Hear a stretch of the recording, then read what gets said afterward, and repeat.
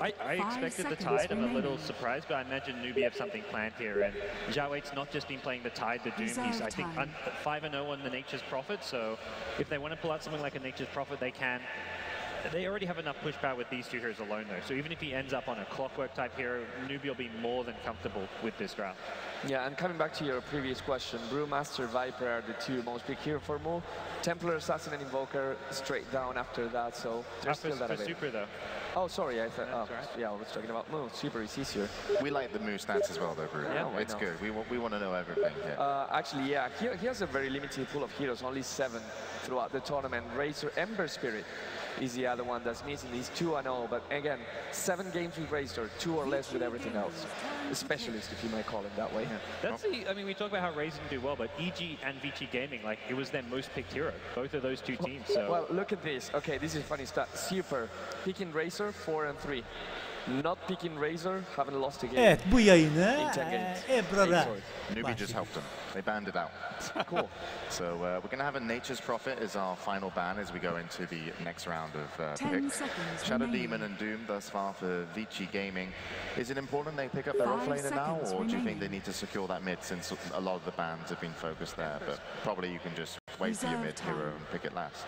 I think there are more choices for me than there are for offlaners right now. If you want to make an offlaner, yeah, you just get it right now. Because for me, you can go elsewhere. Again, it depends. Super, apparently a specialist. Because Razor is removed, he can probably go wherever he wants right now. That's the relief of having your best hero banned, if you want to look at that. I think Vici Gaming has left Faceless Void in the pool because they saw Newbie play with Xiaowei's Faceless Void the other day, and to be honest, he didn't really do that much with the Chronosphere. He probably could have not crashed the Chronosphere the entire game, and they still would have won. So they're trying to force Newbie into the situation where, like, hey, Faceless Void's an enticing pick, but they kind of want him to pick it even though they know that they're not good with it. But they also have that Shadow Demon, which is a nice counter a lot of the times to a Faceless Void in terms of just if one of your teammates is in a Chrono, you're able to disrupt them, and then that is enough time to kind of make that Chrono, if it's not great and hits kind of like 2 to 3 people, save what could be the target that they're looking to kill. So I definitely think maybe, yeah, you're right, they kind of almost want them to pick Void, and maybe the Shadow Demon in the first pick, as that is also going to go in their favor as a defensive hero. But it might come back to bite them, though, because they had picked the Weaver as their 3rd pick, and Weaver's very susceptible to Faceless Void. And one interesting thing about these two teams is they like to push a lot, but they don't actually like Pugna. I don't think either of them picked up Pugna during the group stages. I think Vici Gaming did. Oh, they did? Once or twice. But the TA picked one of Mu's best heroes, and Vici Gaming, to me, have 2 styles. It's when they put Mu on a hero like TA, Queen of Pain, and he kind of plays a more carry-style mid-hero, or they put him on the tempo control, like Alcimus, the Dragon Knight, these kind of initiators. But the fact they picked the TA means Jiawei, I don't think he's on a Faceless Void. I think he's going to be playing the Centaur, the Clockwork, these type of kind of off-lane initiators that the team's lacking right now. But Mu on TA is a good way to go. And one of you guys called it. They got their Leshrac there, so we're going to have a little bit of a roaming duo with the Shadow Demon and Leshrac. What does that need to do for the team of Vici? Get first blood. That seems to work well for them. Get to their T1 tower early in their safe lane. That's probably even more important because Vici, they just take that down and then start moving around the map, smoking commit a lot. TA is pretty vulnerable to that too, generally. Refraction will save you against ganks, but not versus a Leshrac. So Ben, I was meaning to ask you, there are sometimes, metagame changes a lot, right? So there are sometimes that priorities change as well. Some teams choose to relinquish their tier 1 towers. Let's not defend them, let's secure that we can make a trade-off somewhere else, like getting a Roshan, like getting a kill. Tier 1 towers are a liability, while some other teams just like defend their towers and make sure that all of them are alive until the end. What do you think is best to do right now? I think T1 tower, you can pretty much just let go. The T2, you have to defend that T2 though. There's just no question about it. And yeah, T1, I think Vici's actually pretty good about defending most of their T1s though. They usually actually don't go for trades like that, as far as I can tell. Or if they do, they have such a far superior pushing lineup that the other team will always lose out in that aspect.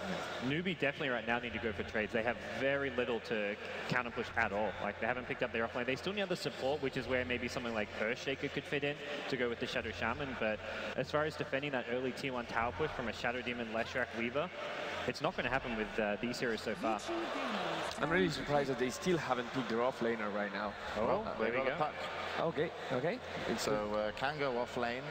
can clear waves somewhat, but really you want to keep him getting a lot of XP and you want to get that blink dagger. So it's kind of adds more to the team fight than maybe the saving of the tier 1 towers, and really whether the puck's going to be online by the time the fight comes their way. That's you know, to be written. It's all about controlling that Weaver as well, because if you look at the other hero, TA with the slow trap does nothing to the Shukuchi, and even Shadow Shaman, if you cannot pop the Hex right away, you have to only rely on Shackle to stop that Weaver. So putting that Dream Coil right there, make sure that there's no such much free mobility for that hero that can cause so much trouble 30 minutes into the game.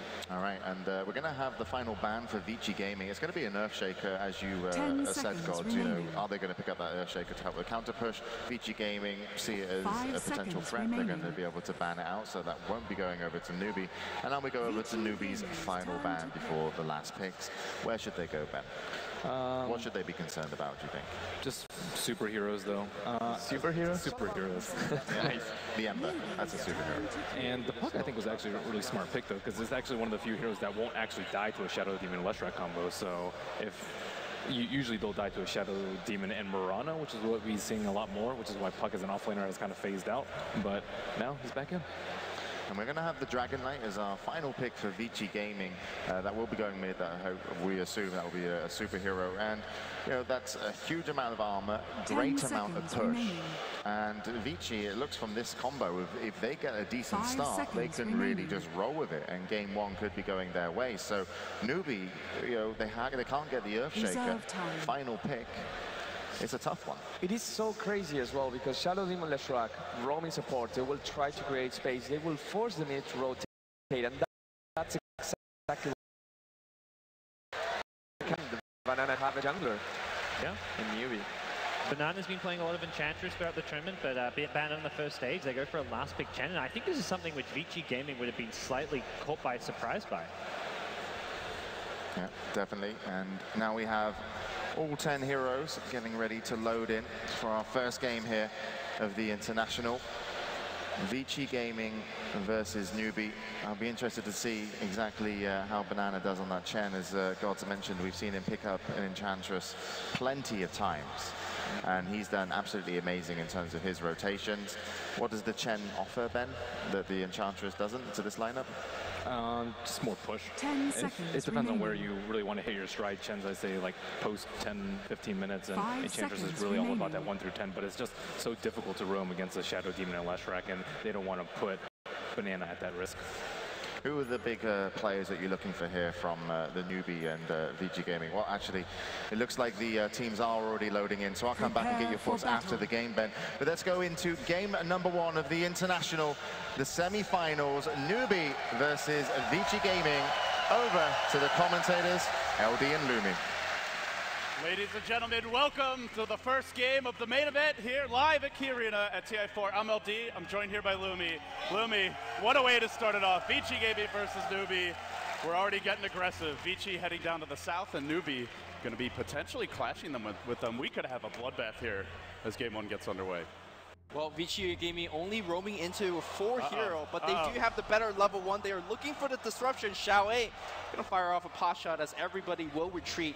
Yeah, Howard already skilled the R, so no mini stun to getting close, and generally we will see that on a level. They actually want to come right back in there. I'm not sure whether you want to take the fight. Disruption's going to fly up. We're going to see Smurf. It's going to fly out. Moon's going to get hit, but he did get the refraction off First Blood on the back line. It's going to go towards Banana, and it looks like that's going to be it for the fight. On the run. The chase continues. No Lucid Beam yet, and he'll be forced to tango through here. So Vici Gaming off the bat. The chase continues. One more right click. Do they have it? Hal's a little bit faster, but the Sakuchi will cool down, and Sylar can make his way out.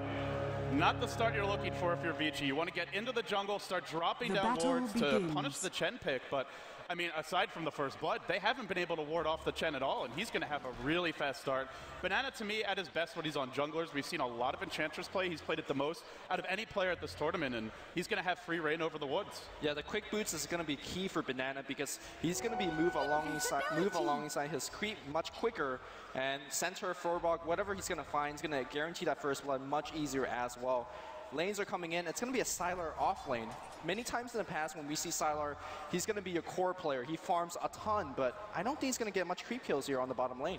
Well, certainly not after the way the lane started. They do have an extra sentry available on Sangshan, and The thing to remember when you're looking at this off-lane Weaver is Sakuchi is a really long cooldown at the early levels. So if you use it and you get caught by a Shackles, you could be in trouble. But Vici, I think the team that uses dual roam the most effectively in all of TI thus far, and they're already at it again, heading towards the bottom rune. They want to try and turn around this slow start. Will they find anyone? Banana, meanwhile, marches towards mid with a Centaur. And they will drop down an Observer on the high ground. They're going to get some vision here in a second of Song Sheng, but can they get in close? Sylar is waiting, still only level 1. He really doesn't add much to this gank, but it looks like they'll go for it anyway. They head towards the Shaman. They do get revealed. And now Song Sheng claritying up. They'll tango through and they commit to Hao, but it's an air ball from Vici. And now a lot of wasted time for them. Well, meanwhile, you see the Chen, Banana happily farming the woods. They'll hit level 2 here. And there's really no pressure on these lanes. TA, often a hero we see teams try to gank early before the refraction gets leveled up, before the traps come out. But well, with that failed gank, Mu gets a little bit extra breathing room. I'm very surprised that Vici chose to lane the way they did, because I believe that Weaver beats a puck fairly easily in a 1v1, but on the top lane, you can see that Xiao is pretty much dominating the ROTK, at least in the harass war. Last hit, they're pretty even as well. I think regardless, if he had Xiao up top, he would have actually farmed better and also push Xiao out of the lane. So fairly interesting laning, and you can see that it's not really working out here for Vici Gaming. The thing that's really hurting the Doom as well is there's actually a Radiant Observer Ward blocking the big camp. So if RTK, if this orb hits, Xiao might commit, and he walks right back in. No, he pops the Scorched Earth. That should be enough with the Stout Shield. Xiao's really going to have to dive deep for this one, and he won't find the opening in the end. But this Observer Ward, Lumi, it means the Doom has to abandon the lane if he wants to go to creep, and that is one of the reasons why we see Xiao off to a great start here top. Yeah, Xiao will continue to have that great start because he's going to hit that level 6 very quickly. Look towards him actually leveling up Raining Shift, and maybe prioritize that once he hits level 6, 7, or 8, because, well, you want to use that spell to gank Sylar on the bottom lane. He's still only level 2, and might be in a little bit of trouble now as we do see Satyr Tormentor coming in, just doing harass. You know, I'm really concerned for Vici Gaming because to me they're arguably the team that's most reliant on having a good laning stage in this tournament. And the reason they did so well is they had it. FY Fenrir, every smoke gank connected. They were picking a lot of Skywrath Mage, a lot of aggressive supports, and it just felt like they never missed. But not only do they give up the first blood, the first gank's not going their way, and their supports aren't getting levels. You look towards the jungle, there's no stacks here, something that Doom can take advantage of later on. Even a hero like Dragon Knight can with the Breathe Fire spam, but, well, it looks like they're going to go for another jump. They've got a smoke on Fenrir. Boots and Bottle now heading towards mid. Do they go bottom again? It's just such a hard lane to gank at this stage. Sylar only level 2. He just doesn't bring much. I think ganking mid's going to be much easier, even though you have to deal with refraction. You do have DK giving you that secondary stun, but they go bottom again. They're going to make their way in soon, it appears. Yep. Still waiting. Now the smoke, not spotted out by the Radiant, but there's backup inbound. It's Banana. Dire Observer Ward has spotted this rotation, and with him on the lane, they really just can't fight into it. You've got Luna Aura, 3 ranged heroes, and a creep. You're just not going to win that fight. They've got to hope that the Chen leaves the lane, but if these 3 stay together, then Vici Gaming supports really can't do anything. They have no lightning here to stop the push. There's no shadow poison, and Weaver's not the best counter pusher. You see he gets zapped twice, and Sylar loose and beamed as well. He's got to be salved up. It's more wasted time for Vici. They just seem to have no answers for this early game push, but they'll try and turn it now with a stun off the mark. Fenrir just a little bit too late, and now the turn may come. One right click, nearly chunking Fenrir down a quarter of his HP pool. Meanwhile, top lane, there's a bit of a dive from Xiao Wei. He's going to commit to this one. RTK caught out. It's not your first blood, but it's your first 1v1 kill of the main event here at Key Arena. And, well, this lane is really, really not going his way. Getting a 1v1 kill is so huge because not only you get the golden level advantage, you also put pressure on the enemy supports. You force them to rotate and help that lane. If you look over to Xiao Wei, he's got that phase boots. Not exactly your standard boots upgrade for a puck, but it's going to allow him to dominate that lane much harder. It's the snowball boots. It's the boots you get when you're ahead, and you just keep on crushing your lane. Yeah. Well, RTK, again, this also goes back to not having a creep. You imagine having the HP regen creep right now, the Satyr, you get some extra armor from the Wildkin, and the lane's a lot more sustainable, but this ward has really opened up this top lane, and now RTK, well, he's still going to have Doom quickly, but really needs to go and help out these other lanes right now. Your Dragon Knight holding his own mid, but with the start the supports have had, they might be playing 2v5 through the mid game. Pretty much. I mean, if you look over their Fenrir and FY, they don't have boots. They're moving very slow. They have used 2 Smoke of Deceit already. Should they want to burn that last smoke, that's fine, but I'm not really sure whether they're going to get a gank. I think what they're really waiting for is Super to hit level 6 on the mid lane so he can actually initiate with his ranged Dragon Tail. But there's no point in Diabolic Edict, though. We often see this from Leshrax. With the start they've had, maybe he's thinking, I just need something to deal with the push that we know will come from the Chen and the Luna soon enough. But the result is they have nothing really to burn through Refraction. They're going to have to do it with the good old-fashioned way, with some pure right clicks, and well, that's not going to be very quick. Yeah, I think the early game storyline that we've been painting is that Newbie very far ahead thanks to the laning stage, but how will Vici recover, especially with the heroes that is quite weak during the mid game? Sylar not going to do much on his mid game hero. Doom, well, you really need like a big item, whether it's a mech or a blink dagger. Sometimes we even see Doom going Midas, and that's not going to help you against push it from Newbie. So how will Vici Gaming recover? Bottom lane, they found Sylar. They started off with the Lucid Beam. They get in close with the Shackles, and they will zap him down. Great initiation, and now the smoke. This is going to be Vici Gaming's last smoke for some time. 4 minutes going down on that. They're even bringing in Super. He's going to haste through, and this is the time to turn it. And they go straight for Hao. He's got the Eclipse. Can they burst him down quick? He's thinking about it. Not going to go for yet, though. Just from the Chen, and now they catch him in with the Shackles on the retreat out. Hao gets the kill. He sticks around, but not long enough to get killed off. Now the trade. They look for Fenrir. Can they wipe the whole lane? No, not quite, but top lane, meanwhile, there's a Doom onto Xiaoyin. He's run down by ROTK. They get some redemption here, but it still comes at a heavy cost, losing another core in the Dragon Knight. I think the key gank is that is Hao survived with like 10 health running away and dropping that huge Eclipse. That Shackle range looks so far, but hard gank, they didn't make it work, so another kind of knock against Vici Gaming. How will they recover during this early to mid-game phase?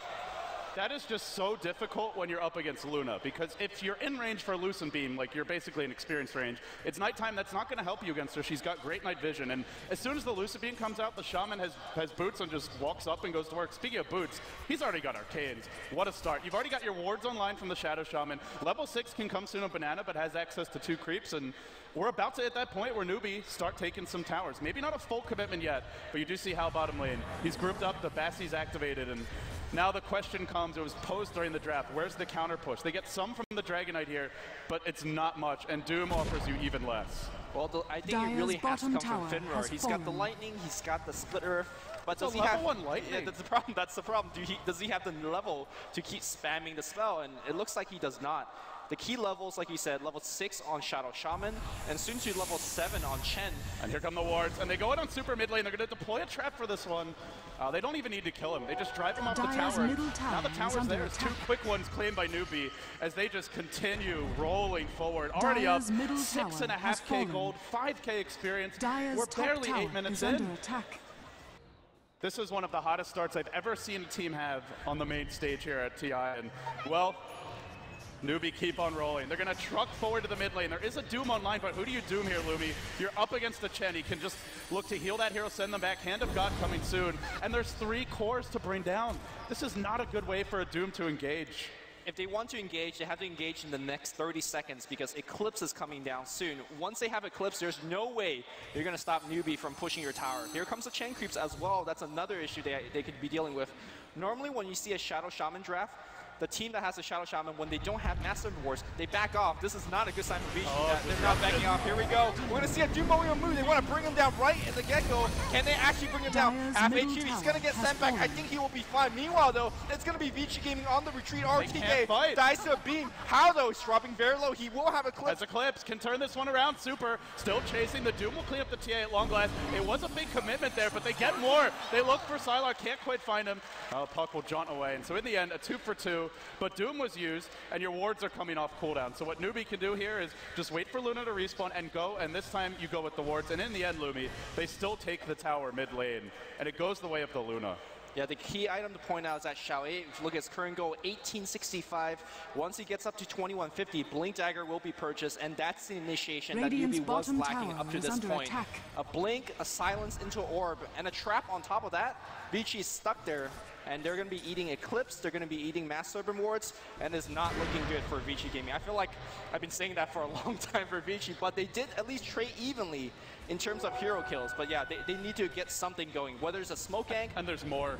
There's more than just that. The mech's now online, and Newbie go towards top. They're going to bring 4 here. And this really reminds me a lot of, well, classic LGD. At one point it was, well, lose the lanes and still win the game. But that was really at TI3. You go back to TI2 and they just won from the laning stage. They just take over the opponent's lanes, bring in an early mech from Xiao and on the Nature's Prophet and go from there. But, well, it comes this time for Banana on the Chen. And the momentum begins top. Systematically, Newbie just taking tower after tower. And where's the reply from Vici? They don't really counter-push. They've got Dragon Knight, but without his ult, you've only got 1 point in Edict from Fenrir. This will probably be a trade for them, and considering the way the game's going, I think a trade is great, but it's going to be a two-tower push from Newbie. Yeah, they're not stopping. A trade for now is good, but you're right. Massive Rewards will be committed for the next push. Heck, if Massive Reward is saved because nobody defends the tier 2 tower top for Vici Gaming, then Newbie could start looking, maybe even thinking about high ground, maybe taking that Roshan. But looks like we're going to see a fight very soon. And they're running a tri-core with a Chen backing them up. And I really want to emphasize this. You have a Doom. You Doom one hero, normally they're out of the fight. That's not the case against the Chen. If you Doom the Chen, then the tri-core just goes on you, and they're very farmed already. And if you don't Doom him, then he sends back, Hands of God heals, whatever it takes to keep them alive. So really I'd say you had at least 4 Doom targets. And frankly, they've held the wards. They might just be going for it now. I think they are. They're setting up a tornado that's going to apply a bit of slow. Here comes a Mass Servant Ward. You got to focus these down, but they can't quite. The puck orbing forward. Now a Lucent Beam. Now the Blake in. Xiao Wei's going to go. He drops the coil. Super's still alive, though. He lives through this for the time being. Nice defensive disruption. But Leshrac, the first man down. Newbie still in full force. The wards all kept healthy. And they just begin plinking, chipping, chunking away on this tier 3 top. Double tornado going out on the high ground right now. Another Blake, another kill. They're wiping him. Newbie crushed through. This is going to be the first lane of racks if there's no buybacks, and they don't even have it. DK's 50 gold short. You're doomed 250. Newbie are just running a freight train right through Vici Gaming land. Fenrir is too afraid to walk up there. He needs to drop the lightning. He needs to drop his AoE spells to repel the push, but every time he comes up, the puck, you're worried about him. You have to worry about the Cyanide trap. Well, now you have to worry about big creeps in your base, because when you lose the racks, you have to deal with a lot more. And I mean, I think Sylar, what can he do at this point? His hero is just out of the game at this point, right? Yeah, whether he was a Weaver, the other big hero I thought they might go for in the draft was the Morphling, because they pick up the Shadow Demon and the Doom, which in some ways protects the Morphling pick, but it wouldn't have mattered. The Morphling wouldn't be doing anything in this situation either, and it really goes how Vici Gaming normally play. They draft almost exclusively heavy roaming supports, and they almost always connect on those ganks. That's how they did so well in the group stage, but if you can dodge those ganks, or better yet, get a first blood, and then just push at them with 3 or 4 with a level advantage, this kind of draft just has no plan B. The only thing I could see Vici Gaming even looking for at this point is just finding pickoffs with the Doom, but how are you going to do that? There's no blink up on him. Your Shadow Demon and Leshrac are basically food for any of the cores on Newbie, even the Shaman.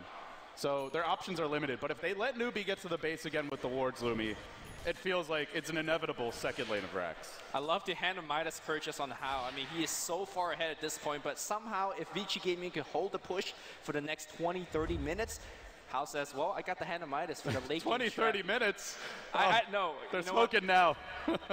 Maybe this game will end in the next 5, if that. But here comes that smoke. The Blink Dagger is going to be key here. I think it just takes one more good fight. You have one good fight, and they have some traps laid down here. They've got the vision. Xiao Wei pounds to pop, and he will go in with the coil now. And actually finds FY, but the ward's deployed on top of everyone. And they attack from the high ground. A great split earth. Will it be enough to turn this one? Sylar caught out. He just melts. Super's got to retreat as well. The swarm continues to tick. And, well, it is doing a little bit to Sangsheng. Kept alive for now, but only for now. Directorate out to prove something. GG. You know, coming into this match, Lumi, I felt Xiao Wei had underperformed, as well as Newbie played in those 3 games in the bubble race. His individual play was not the Xiao Wei we're used to seeing, but in this game, he was the director. He not only won his lane, the calls were perfect, the movements were everything you could ever ask for, and there was just no answer. Yeah, he missed the last stream core, but it didn't matter at that point. He did miss the last one. Trap was so good. And that was one of our quickest win at the TI4. Now, loser of this match doesn't go home, but they're not going to be happy with that start. It's they'll have a chance to reset here. And with that being said, we're going to hand it back to the analysts. Guys, what do you think of this Newbie team? Thank you, LD and Lumi.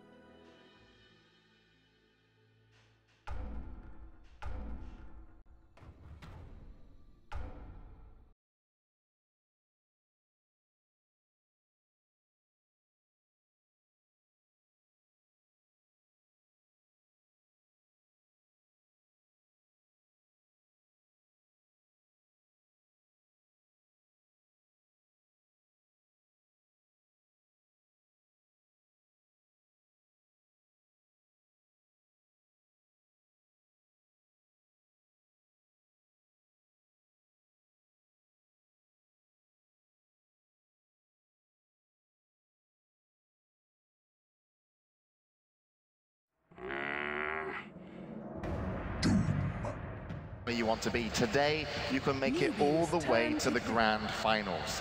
And here we go into the bans and picks, and Vici Gaming are going to get their Doom. Yeah, but this time they did ban the Shadow Shaman. They didn't want to give that away. If you look at what Newbie picked before, it was not only the Doom, it was also the Chen that came later. Right now, they may be feeling, okay, that Chen was really good. Want to try that again? What do you think, Odds? I don't think they'll be picking up early on in the draft. I think they need to kind of put everything else together first, and then the Chen comes later. So to me, you look more towards the rest of the heroes that will fill in the pieces, the offlaner, the supports, apart from the Chen. I think that just gives away too much about what your strategy is going to be for the next game. Fair enough. And this is a Tide Hunter hero that we haven't seen. I think it was banned on the previous game. It's going to be showing here for people that... Actually, for people that maybe are tuning in for the first time in Dota, there's also another stream showing called Dota Noobs that are explaining this draft and all the games in a much more simple way. Yeah, it's fantastic. A lot of good feedback from that. So if you're new to Dota, when you get into the Dota client, you can actually just select the commentary, and you can do the hashtag new to Dota, I think it is. Yep. And yeah, you can get everything explained to you. I listen to it. It is good, isn't it? It helps. That's how you got to 5.6 yeah, game. That's how I got to 5.6. So we're going to have Tide and the Luna again. So Tide's been a huge hero this tournament, Melini. Yeah, Tidehunter was actually picked in the most recent series by Newbie versus IG, and Xiaowei actually didn't even get a kill that game. He was 0-4-6, and teams have a couple ways of dealing with the Tidehunter. Usually it's a Chronosphere or the Doom, though, in this day and age. So curious to see if they're going to go for Skywrath Mage also with the silence is pretty good against Tidehunter. I almost think like Doom's enough, though, just because if you can remove that Ravage for the duration of a team fight, you normally end up potentially winning the team fight more often than not, because that Ravage is, you know, you rely on it so much when you pick a Tide. It's like you often can pick around it like this is our big team fight ultimate. So, you know, even with Luna, who does have a big ultimate with the Eclipse, it's not like guaranteed damage. It's not safe. It's not a stun. You know, Luna needs time to be able to right-click. But Tide does buy you that. If you get a good Ravage off, that's enough time for Luna to be able to put out some significant damage. So it's a good combo, certainly for Newbie. And as we go back, it's now going to be Vici to pick up their second hero, Ancient Apparition. Yeah, and that's another hero that created a lot of team fight and anti-team fight. If you pop that ultimate inside the Chronosphere, inside a Magnus RP, even though Magnus is not a hero that we see so often, but any kind of hero that can hold people together, then you are at a huge advantage right now. And if you look at Tidehunter, Luna, Newbie wants to team fight, Vici Gaming should play, well, if you're going to team fight, you're going to team fight at a bad condition. Yeah. And you mentioned the Faceless Void, the Chronosphere. I think that's a hero we could see come out later on in the draft, since it was on the game 2 as well as game 3 when Newbie beat IG, winning both of those 2 games. Even though Xiaowei didn't play it amazingly well, still has the potential to come out here in game number 2. I think for Vici Gaming, they're going to be looking to go for a much more kind of safer draft here. Run the supports in the safe lane, put Doom in the off lane. That's really where they got caught out in game 1. I wonder if Vici's going to take a page from Newbie's book and run the Doom and the Spectre. It was something that we saw. What they did was Spectre Haunt, and then they doomed the Tide, and if you have Blink, it doesn't matter because you have vision of them. And this might even be an evolved strat with Ancient Apparition in the mix for more global presence. That could work as well. And something I'm concerned about if I'm Newbie, Sunshine and Banana, they will have to do a top-notch work in stacking, because we have Tidehunter, we have Luna, 2 heroes that are really good by themselves, but they rely a lot and they get their advantage by farming those Ancients, farming those big stacks. So if Sunshine and Banana are not moving around, you're not really taking advantage of these 2 heroes. I mean, I'm okay if Tidehunter just gets the Ancient stacks, especially early on, because Tidehunter can farm that so much faster. And Luna's, you know, as long as you've got a safe map, you have so many camps, you know, in terms of you should be able to be like, you know, constantly farming your lane when it's safe, heading into the jungle. If you've got some life still, going to make it maybe a little bit easier. So certainly we're going to see that Tidehunter, take advantage of the Ancients on the dire side for Newbie. A lot of talk was made about FY and Fenrir not getting too much accomplished last game, but as is Super too. Super, he usually doesn't like win his lane, but that time of period immediately after lane phase, he usually takes control of the map and gets a couple of kills, takes down the tower. So I would like to see Super on a more active hero than Dragon Knight. Newbie's third pick this Viper, and again, they want to kind of try and punish a bad early game for Vici Gaming. If for whatever reason, Vici Gaming struggle in the early game, they line up with Viper, Luna. They've got this scary team fight, but they've also got this ability to push down towers. Viper goes for the fast mech. Luna has the aura to help with the push, and that's where Vici Gaming have to come out strong here in game 2. Otherwise, we risk a repeat of game 1. Yeah, and with Viper, Viper's not a great Doom target, so it's another kind of trouble for that Doom, but also puts a lot, more emphasis on that Doom potentially getting his ulti, the Doom up on the Tide. Do you really want to throw on a Luna or a Viper, Ben? Is that something that you would consider? Probably Doom the Viper if he's a mech carrier. We'll have to see if that's the case. And Newbie, they're really looking to win that mid lane, though. If you ban out Razor and you pick Viper, there's almost no hero that can at least get even CS with Viper, I'd say, in a strict one-on-one matchup. Of course, there's going to be support interference, but your go-to one-on-ones will usually get absolutely destroyed by Viper. Yeah, again, Super, not many of his preferred heroes left in the pool, so maybe we see an Ember Spirit in the 3rd or 4th pick, but it's tough. Super's heroes are taken out. Nature's Prophet, 3rd pick, and this means Vici Gaming are going to be mixing up things as far as their lanes go, because normally Doom's in the off lane, but maybe they're going to lean towards like a greedier jungle Doom here. Yeah. We've also seen a couple of safe lane Dooms when they predict that they can go against an off laner, and that actually allows for a really fast mech if you get the Doom in the safe lane. We don't often see a safe lane Doom kind of rush that blink, but Nature's Prophet and Doom in the same lineup for Vici Gaming. These are, two heroes that ROTK plays. 5 seconds remaining. You don't know which one he's necessarily going to pick up.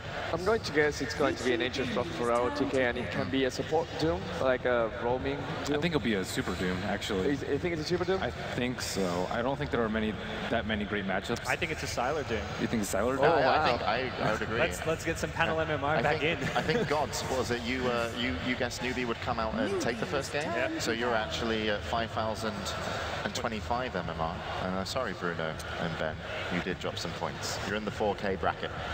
Damn it. Already. Welcome back. Vici Gaming get a Vengeful Spirit with their extra Brutal, so a lot of ganking potential here, but I think more than anything they'll want to just try and focus on shutting out the offlaner first and then rotating towards the mid lane. And Newbie, they still are open to getting a Mirana here. I mean, you saw the Shadow Demon Leshrac. Didn't work so well for Vici Gaming. Newbie can still bring them. And sometimes it's nice to show the other team, okay, I can play your strat and beat you with it, but Mirana is still a pick. And as a support, it can work. IG does it a lot. Chuan, amazing with that hero. Maybe one of Sunshine or Banana can surprise us with that pick as well. So it looks like Vici, or Newbie, thinks the same way that you guys do. They think it's going to be a Sylar for Doom, and we'll ban out the DK instead. Still focusing down those mid heroes. Last ban coming, it was a Jakiro, I believe the ban was. And Newbie move on to their final pick for their other support. It does feel like Newbie have gotten in Vici Gaming's head. Like banning a hero like Jakiro, for one thing, this hero is like 0 and 5 in the tournament. Not that that's really relevant when you look at this game on its own, but it shows Vici Gaming are just paranoid about some kind of cheesy push strat coming their way from Newbie. They're just worried that they lose the early game, they lose the game right off the bat, like that what happened in game 1. So Vici Gaming may be a bit rattled here. And Newbie has a lot of time to think about these because they still haven't used pretty much any of the research time. So they can think about this last pick perfectly. As you mentioned, Gods, they do seem like they're in the head of Vici Gaming in terms of the ban. So Newbie get plenty of time for their last pick. Just looking for a final support. And they've already got Tide very safe on the lane. Viper pretty hard to kill mid. And just one more support. But it doesn't seem like they have too much kind of like obvious synergy and combos. It's very much like these are some very strong cores. Shadow Demon, you normally want Shadow Demon to roam. So what would you end up picking, Ben, if you're Mirana, most likely. Chen's pretty good too. Just like a hero that can actually take care of Shadow Demon. Oh, what about Bat Rider? Okay. We have seen a support Bat Rider before, I think. Could it be a support Tide Hunter as well? It could be a support Tide Hunter. Empire actually ran support Bat Rider, and the other team stacked a lot, and he actually just, I think it was versus EG maybe? I don't remember which team it was, but he just went into the opponent's jungle and just stole their big stacks, and they stacked for the Bat Rider. So it was actually a very cool pick. That's pretty good. Vici Gaming is going to look at that and it's going to probably be a little bit confused. But if you look at the lineup right now, they have Vengeful Spirit with Aurora is going to help Doom and Nature's the Ember Spirit. They might go for late then, guys. Yeah, definitely. It's a hard one to kind of hold if you're Vici. You really need to get a decent start. We'll see what they can do here, as we're going to be getting ready to go into game number 2 here. Newbie versus Vici, and Super will be picking up that Ember. It's a tough one for Super. I think there's a lot on him to perform. We'll see what Zhao Wei, he's going to pick up the Batrider, can do. But let's get the thoughts of our commentators as they're going to take us into game number 2, Newbie versus Vici Gaming. And with that, guys, we're back underway for game number 2 of Vici versus Newbie. There we go. We've got some sound in the house. Newbie, Lumi, they made a great run in the bubble race, and here, with a win here, if they take this, they're into the winner bracket finals. They get to sit back, watch DK versus EG, but Vici, they've got to want some revenge after the way that game 1 went. It felt like Newbie never stopped their reign of terror, and it's continuing right now. They're 1 game away, like we said, and this is a very explosive draft coming out from Newbie. We haven't seen too much of Tai support, and looks like we are going to see it today, as Shang will be selecting that hero. The question a lot of time when it comes down to Shadow Demon as a support is, how much roaming are you going to do? How much kills are you going to get? But Tai Hunter early on with Gush is okay in terms of setting up a little bit of ganking, but not exactly the best ganker in the game. We've actually seen this level of greed really backfire in the past, I would say, historically, for the Chinese teams. IG, to me, was the first team to really do it, where Batrider was let through. They went for it as a 4th pick. I believe it was versus the old Zenith when Ice was drafting through them. It was the game where he did the no ban strat. And what happened was, you go for a greedy support like a Tide or a Bat, and they just punish you in the laning stage. You're too inactive until you get your ultimate or your Blink Dagger in the case of the Bat, and that's how they took advantage of it with the old Zenith. Let's see if something similar can happen here. I do like going for the Ember as the last pick. To me, he's a hero that if you know he's coming early, you can punish him with an early Orchid carrier, a Doom pick potentially, but when you get him this late in the draft, you look at Newbie, what do they really have for an Ember? If he gets farmed, there's just nothing. There's a lasso, and that's really about it. I think the key factor, like you mentioned, is if he gets farmed, and his lane enemy is going to be Viper, which traditionally beats a lot of melee heroes, including Ember. The harass is going to come in strong. So I think if you're Ember Spirit, if you want to win the lane, you really got to holler at your supports. Fenrir, FY, I need some help mid. And don't forget Sylar. This is a Nature's Prophet getting farmed, hopefully anyway, if you're Vici. And you know there's going to be a more inactive laning support, I think it's fair to say, generally in the Tide Hunter. He doesn't have the best killing potential at the early levels, just Gush, and not too much burst damage. So if Sylar gets his early start, he can come in, potentially get cold feet from FY, and if that happens, it will be a dead Viper. But with that being said, the lanes are underway, and we get into it. Super mid, up against Moo. On the Viper. As you mentioned, if left 1v1, the Ember generally struggles here, but he is starting Poor Man's Shield. He's been pulled some regen, so about as ideal of an item build as you can get to deal with that harassment. Some good early game scouting coming out from Newbie here. They did see that invisibility ring gets taken. You can see that Banana is hanging back a little bit on the mid lane, protecting that Viper. With that said, Xiaowei is now rotating up top. I believe they started this game with Xiaowei going bottom and placing a ward, so they scouted out the lane, and they now has a lane that they are a little bit more favorable in. It is somewhat dangerous to go offensive trialing against the Ancient Apparition, though. Chilling Touch almost allows you to win essentially any kind of trialing versus trialing engagement with that kind of burst damage output from Chilling Touch. And we see after the way that game 1 went that Vici Gaming don't want to get too committed to these ganks. They might go for a movement here soon. For the time being, they're just going to head towards Banana, drop a Sentry, and see if there's any dire vision. And there is some, but it's actually back here. So it's a double Sentry drop, and they get absolutely nothing. In good news, though, there hasn't been too much emphasis on blocking off this jungle. So something that the Doom can turn towards later on if he has trouble. For now, getting a lot out of the offlane, actually, and something that Nature's Prophet can eventually abandon the lane and give it to his support. But for the time being, very passive start, which to me is something Vici Gaming are absolutely fine with. You've got 3 cores that don't do too much in the laning stage, and already your Ember actually 5-0. He's having a pretty good time despite that tough 1v1 matchup. Yeah, I think the trial lane's going to be the place where we're going to see the first blood. I did talk about the early game Gush a little bit earlier. It's not exactly the most spammable spell, but if you consider the fact that everybody gets plus damage from Luna's aura, everybody will hit quite hard, considering the fact that there's also probably 2 Shadow Demon created illusions. But there's still Chilling Touch, though. I mean, to me, that's the trump card here. If FY gets it off, you're just not winning that match. You've got 3 ranged heroes with Chilling Touch. Yeah, and the thing is, you don't run offensive trial lane to farm there. They really will need to start looking for kills, and so far, we haven't seen any initiation coming out from Banana. We haven't seen any roams come out from the Newbie support. So I think if this goes on, Newbie is going to start losing the lane, because Vici, if they're pulling creeps, they're going to get the better experience, they're going to get the better farm. this is a concern for Newbie. The other thing that the analysts talked about, which we're not seeing, is the ancient stacking and farming. Something Luna can do decently, but really the Tidehunter excels at it. And that's one of the main reasons why we see him pick. No, Super taking some harassment with it. Will drop the chains retreat, but top lane. They try to spot out RTK, but this is where your support Tide just can't do anything. But yeah, to return to my point, what we generally just, when the Tide gets picked, you farm Ancient. So that's one of the big reasons why this hero is so strong. You can farm a quad stack once you get level 7 or so. And, well, they're not going to have that extra farm accelerator this game. And that means that we have to look towards the Bat, the Viper, and even the Luna to do more than what they normally would. Bat Rider, exactly. It's a smoke. Vici Gaming are heading bottom. Oh, they're gonna and now how he does have the high move speed here on Luna, 380 to be exact, and he is scouting. You can see him just moving through the woods, trying to break a smoke. He really expects this rotation to come, but he just made a pass, and maybe it was a bit too early. He hugs the right tree line. This is where you want to be in case that stun comes through, and in the end, Dire's the bottom smoke about to tower dispel. They'll have to go now, forever hold their peace, and they just can't get a range for the Sprout.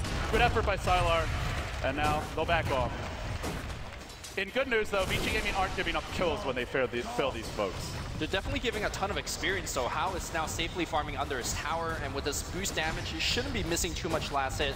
Sure, they're losing a ton of health on that tier 1 tower, but I really doubt it. Looks like TV's going to come in after the disruption. They're going to go right on FY. FY, though, he's really going to get blown up under tower. They want a little bit more. FY gets on the first blood. They want Venmore as well. That's 2 stacks so far, and the Fiend's going to come in soon. That's going to be yet another kill. Dire's Newbie, again. Meanwhile, at the top, Rune moves on the chase. He's found Super here. Wanted to go for Rune and Moo, running him down quickly. The poison attacks continue to play through. It's not quite enough, but man, he's committed. Super's trying to bait him in close.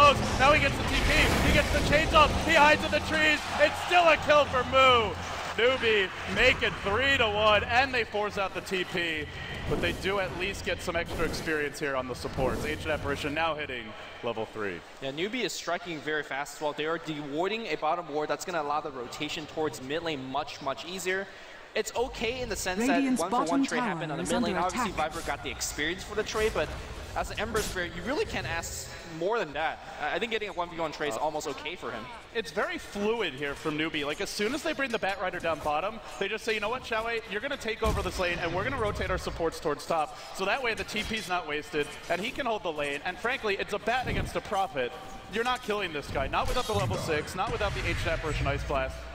It's just a very efficient set of movements from Newbie. Not just that initial TP, but the follow-up decision-making wastes as little time as possible. And we were talking about support Tide not doing much, but once he gets level 6, that all changes. And already, he's up to level 4, off to a pretty good start here, Sangshan is. So for now, Vici Gaming starts to push through the bottom lane. They've got the Prophet ultimate, no Ancient Apparition ult just yet, and they will catch Xiaowei TPing in, just can't get in range for the stun. No boots on Fenrir. They'll summon the Trance, and they may get the tier 1, but will there be a rotation? No Eclipse ready, How not going to be able to TP in for that. And it looks like they'll get, nope, they dive. They go for Xiaowei, and they will find the kill. He got a little greedy, does hold the tower for now, but those are the kinds of kills you don't want to be giving up. When these supports were level starved, this can bring them right back into the game. Yeah, simple mistake from Xiaowei, something he'll think about over a dinner, but definitely don't want to be giving those free kills. He's hoping Vici are his dinner. he's going to have a Hobbit lunch and then another one later on. Newbie, go for the tower deny, they don't get it though. Dire's and now they find bottom Sangshan. Where's that fallen. rotation? Nobody coming in. No, they're just going to back off. No mana here, and they'll just retreat. But they get closer to level 6 on FY, and to me, Vici Gaming are the kind of lineup that can have a mediocre laning stage and still just crush the mid game. You've got Ember with minimal lockdown to deal with him, really only the lasso, Ravage I suppose. And that's the kind of game where an Ember can run free, and he's actually not farming very well, 16-2, but he has a good comeback here in the woods. So let's see if that happens. Meanwhile in the jungle, here's Doom. Fishing, he gets lassoed. Is there follow for this? He's got a War Stomp as well. If they get in too close, he can really punish them. And goes for the stuff, connects on 2. Now the follow-up's there, and they might find the return kills, but they do lose the Doom to start it. Ember zipping in and out of the fight, but tanks an Eclipse to the face! Oh, that's gonna leave a mark. Newbie, more heroes at the point of attack, and that's a 2 core for 1 trade, not what you're looking for. You can see that in this game and the game previously. How is the carry player that loves to get involved in the early game? A teleportation drops Eclipse and basically wipes out just everybody on VG Gaming. Now the gank from Doom is not bad per se, because every time your Doom comes off cooldown, you really want to be ganking with it. And he's getting a ton more experience as a result. But Ember Spirit dies once again. And this is, like you said, a hero that really needs to do a lot in the mid game. And these deaths don't really help him. He's not farming well, like you said. And that's mostly due to the denies on Viper. If you look at him, he's got 20 denies on the mid lane. The experience as well as the farm disparity on the mid lane is just massive. We've still got a very explosive lineup here from VG Gaming. I think that was the term you used earlier as the draft ended. And I want to emphasize this. Even though the laning stage has not been great for them by any means, they get their Ancient Apparition ult now. The Prophet ult cooling down in 25.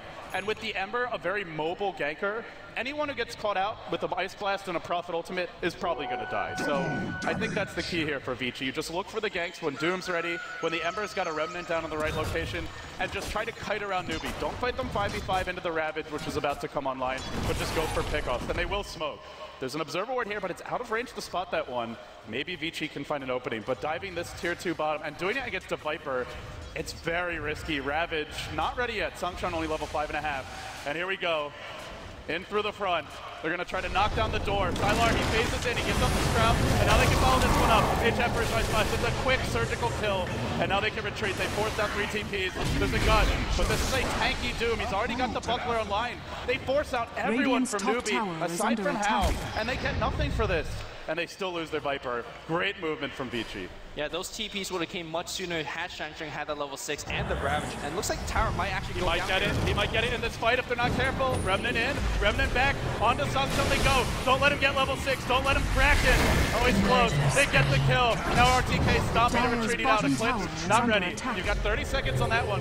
Super trying to retreat out though. The poison stacking up. Takes elusive beam. Viper in through the front. TP's on top of the spot and takes another Ice Blast. It's going to be another Denver move. He shatters, but maybe it comes with a trade. FY retreating out. They get more. They're looking for some additional kills. It's 3 dead, 4 dead. It's a wipe, and that's a dieback as well. They've lost everyone. The Ember, 2 deaths to his name. And suddenly the Luna is going to be hitting level 10 very soon. If you look at gold to Xiaowei, he buys the Blink Dagger. When it rains, it pours here. Newbie is going to get a ton of gold, a ton of experience. And not only that, all of these teleport scroll that was committed earlier, that was not going to do much, suddenly all paid off for Newbie. So Newbie off to a beautiful start. I think they're going to get a tier 1 tower out of that as well. If you look at the Batrider, he's pulling the creeps into the jungle to accelerate their push. What a smart play coming out from Xiaowei. It really feels that VG just overstayed their welcome. Apparition ult will come in. But they had used to. They get a clean kill on the Viper, and they force 3 TPs. You can just back at that point. You don't have to commit for that one. The tower didn't even take damage, and they're really not the best pushing lineup at this stage. The Venge doesn't even have a... She's got no points in Wave of Terror. Does have 2 in the Aura, but that's about it. That and Treant. So I think you just back after that one, and they didn't do it. And well, Newbie were ready to punish it. And I need to point out, Libby, that was before Ravage came online. Yeah, now they've got it. I think that's the point. Vici decided to make a very, very big, aggressive move because they realized Ravage isn't on, and the timing window of that Ravage becoming online is getting smaller and smaller. So I think what they really want to do is a big play and then just stabilize from that point on. But that big play turned against them. Ravage now on the side of Newbie. And obviously we mentioned the Batrider, the Eclipse almost hitting level 11 on Hao. So it's looking really, really bad. Also Hao, if you look at him, he's not afraid at all. Normally at this point, Luna likes to get BKBs or drums. He's going for a straight Midas. He's looking to stabilize his income and go for the late win. Yeah, it actually reminds me a lot of how Vici Gaming like to play. Normally they run more of like a 4 protect 1, and you've got Sylar as the single core. And when that happens, he generally plays a bit greedier just to give them a late game option. But here we go, Newbie smoked up, moving towards the mid lane. Simultaneously, Vici Gaming prepared for a movement of their own. Do they have a smoke?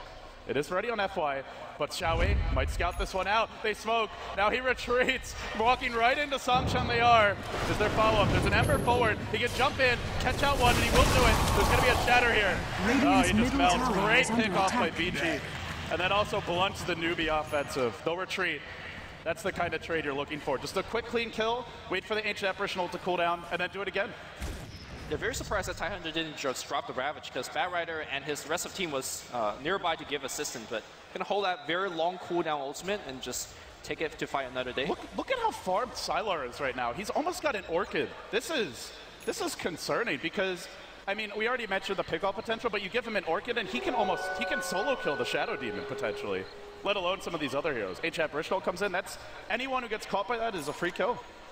I think the silence is going to be fairly important, but at the same time, I think Newbie is very well equipped to deal with that Orchid. Disruption should be able, obviously if you don't silence the Shadow Demon, Disruption could help out his ally, you have Mech coming in from the Viper very soon, and eventually there is going to be a Black King Bar and Luna. All of these ways could indirectly or directly deal with that Orchid silence. You say eventually, and I agree if they get them, but we're going to have a fight now. Vici move in, Newbie smoked up for this, and they want to get the jump with Ravage. It's Xiao Wei who goes in first, and he'll pull Sylar in, but he gets caught by the chase. In back to Doom, now the Doom on the move. Forced to retreat out, will dive him. A few more right clicks to finish him up. But on the south side of the fight, there's chaos as Samchung unleashes the Ravage, brings down 3, looking for a bit more with the poison, they'll find it. It's 4 again. Vici just keep on getting punished. Now Hao running, they can't finish the job. He's too fast, and they're looking to run him down. They'll stack up the poison. It's already level 4. RTK may die to this. The chase, 3 stacks of poison. You just TP out, there's no stuns. Well,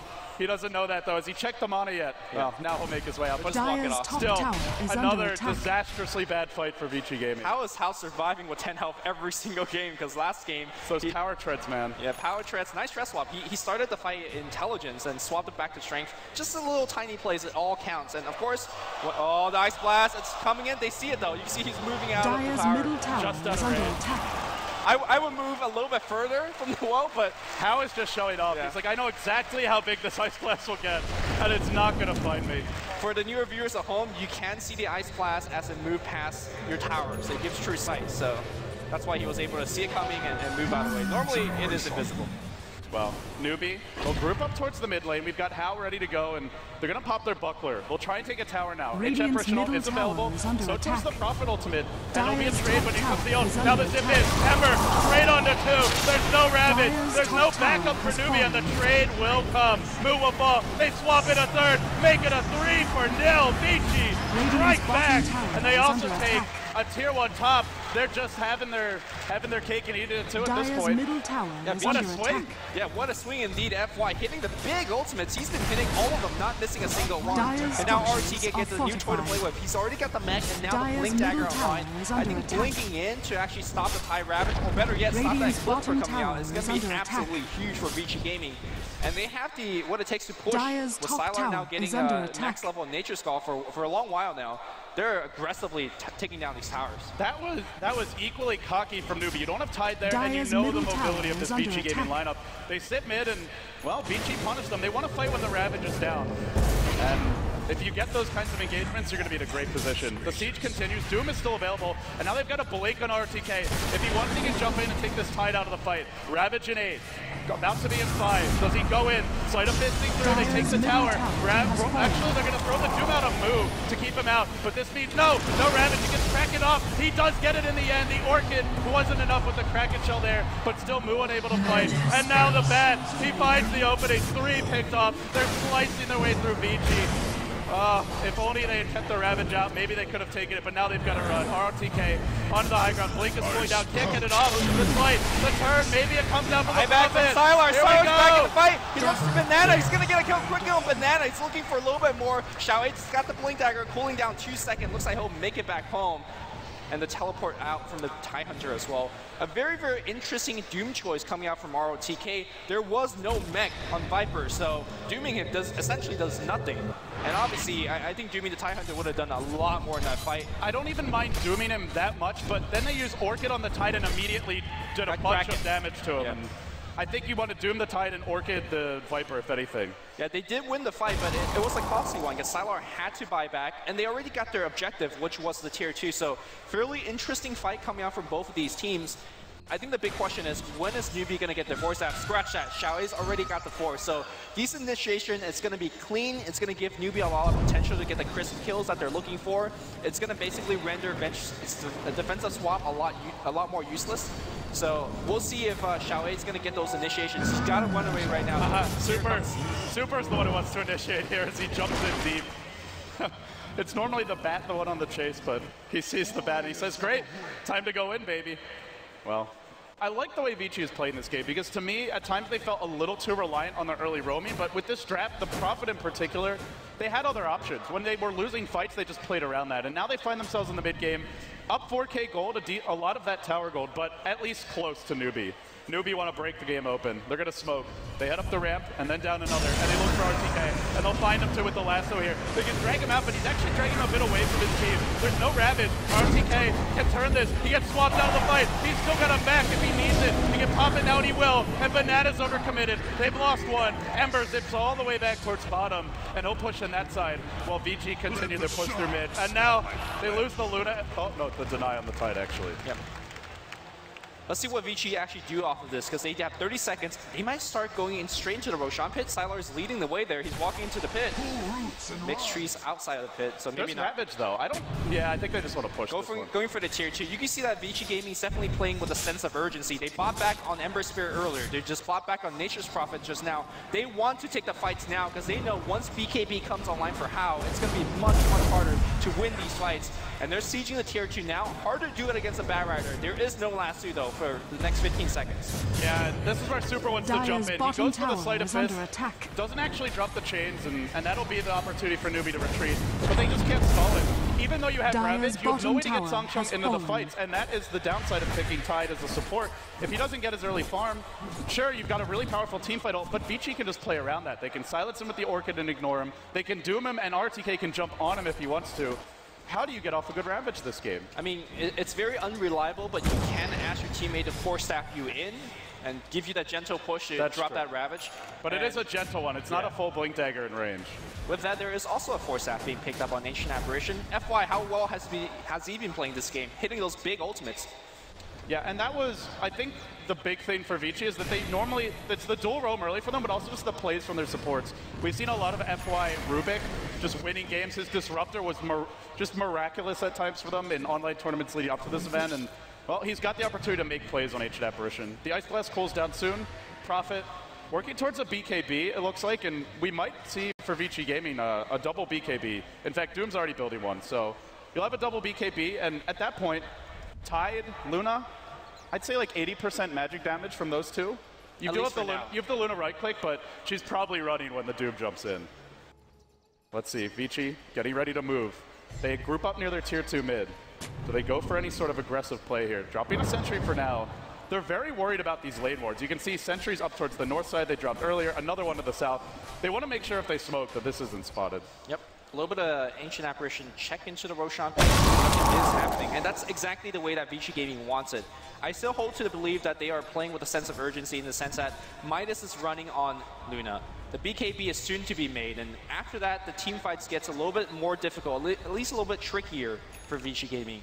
With that said, though, their late game is not bad at all. Battle Fury is almost going to be online on Super. They have Enjara, they have Doom with the crit. Exactly. And the damage are as well. An Ancient Apparition is no joke if you get landing 3 or 4-man ultimate on the end game. And obviously, Prophet is one of the best late game hero because of how mobile he is throughout the map.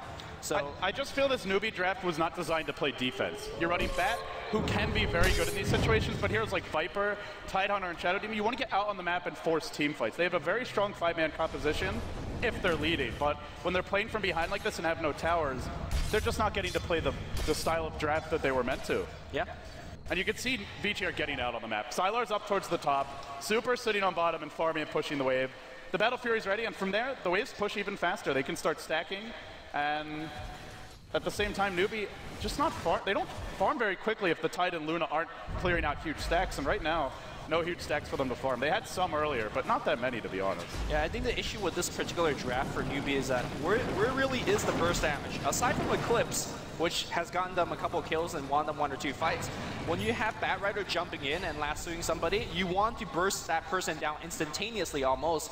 We see all those, for example, in that mid-tier 1 tower fight, the Bat Rider was able to find the Doom, he was able to lasso away from the tower, but they just can't bring him down with the burst damage. And that allowed the rest of the team to come in, that allowed the mech to be fired off. So I think Newbie, realizing this, they really need to take smarter engagements and rely on that Ravage, rely on that Eclipse.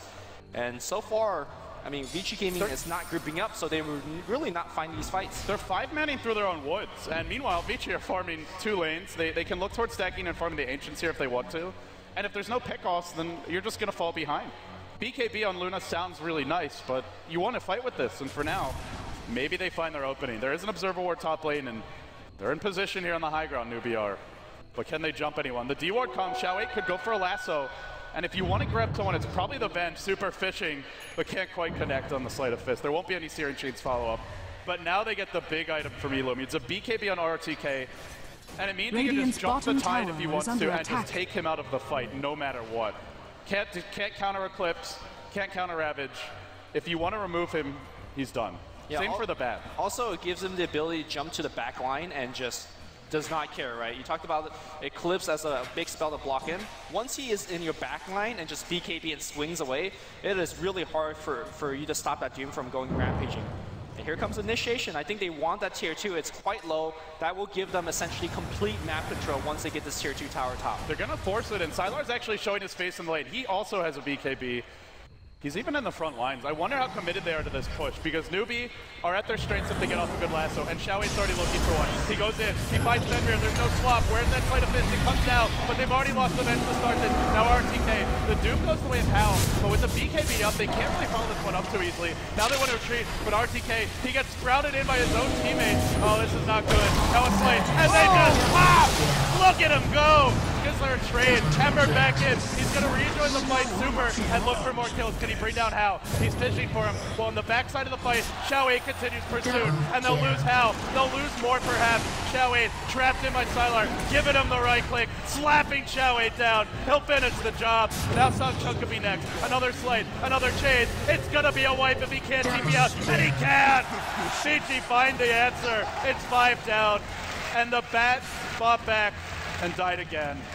It's a game full of team wipe. It's a game full of diebacks is what we call it. And it's a game of Vici Gaming taking down all of the towers. If you look at on their side of the map, they haven't lost a single tower yet. Vici Gaming, we talked about Newbie's explosive start. You talked about Vici's explosive start. It's really Vici driving the game with a safe lane profit, not exactly something we see very, very often. Talk to me how big about that quick orchid. You talked about the silence coming in, but I think it's the fact that he's got the BKB. He could teleport in the middle of the fight and just keep right-clicking away. And you really don't want to be focusing Nature's Prophet in these fights. You've got two of the, Ancient Apparition, just scouting towards the pit it looks like, but not going to find anything important there. But yeah, you look at this draft and you want to be focusing the Ember, ideally. And if you go for the supports, well, Disruption. Just wanted to avoid a little bit of damage from the Ice Blast. Yeah, we'll be fine. So, I mean, overall, it's not the hero you want to be focusing. And even if you lasso, if he gets off BKB, there's really not much right click. Yeah. And even if you kill Sylar, he can buy back. And that's the biggest problem of all. You commit too much on him, then he rejoins the fight, and you can just right-click everyone down. I mean, that team fight, at least at the start of it, went really well for Newbie because Hal was able to use his Eclipse and BKB at the start of the fight, and the Doom still went onto him. They're moving in bottom, and they're looking for Xiao 8. He's got a 4-step ready. I'll use it, along with the Blink to get out. Yeah, so Newbie started that fight quite well, and they still lost it handily. I'm not sure whether that target sprout on the BKB Doom was a bait, because Ice Blast really, again, hit on target. Here comes the Roshan, it's scouted out, but they need to really stop this Roshan. It's too late, they gotta go right now if they want to commit to this. And the Roche will the Blink, it's not in time, the Ember gets the Aegis, and they get the Roche kill. And now they look for more, there's a Spirit on the high ground, and they jump in. They're just driving Newbie out. They sprout up Hal, he didn't BKB for this, now he gets moved. He's gonna crack, no, defensively disrupted. They'll buy some time, but how much? Not enough. Banana dropping low.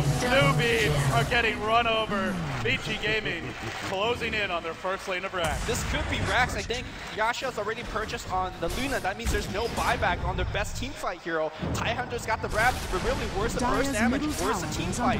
And Vici Gaming, they're not waiting for the buyback to come through. They are just winning the game now. Yeah, come ravage us, they say. If you want to ravage, you're walking into 5. We're going to chain you. We're going to burst you down. The Ancient Apparition ult is nearly ready.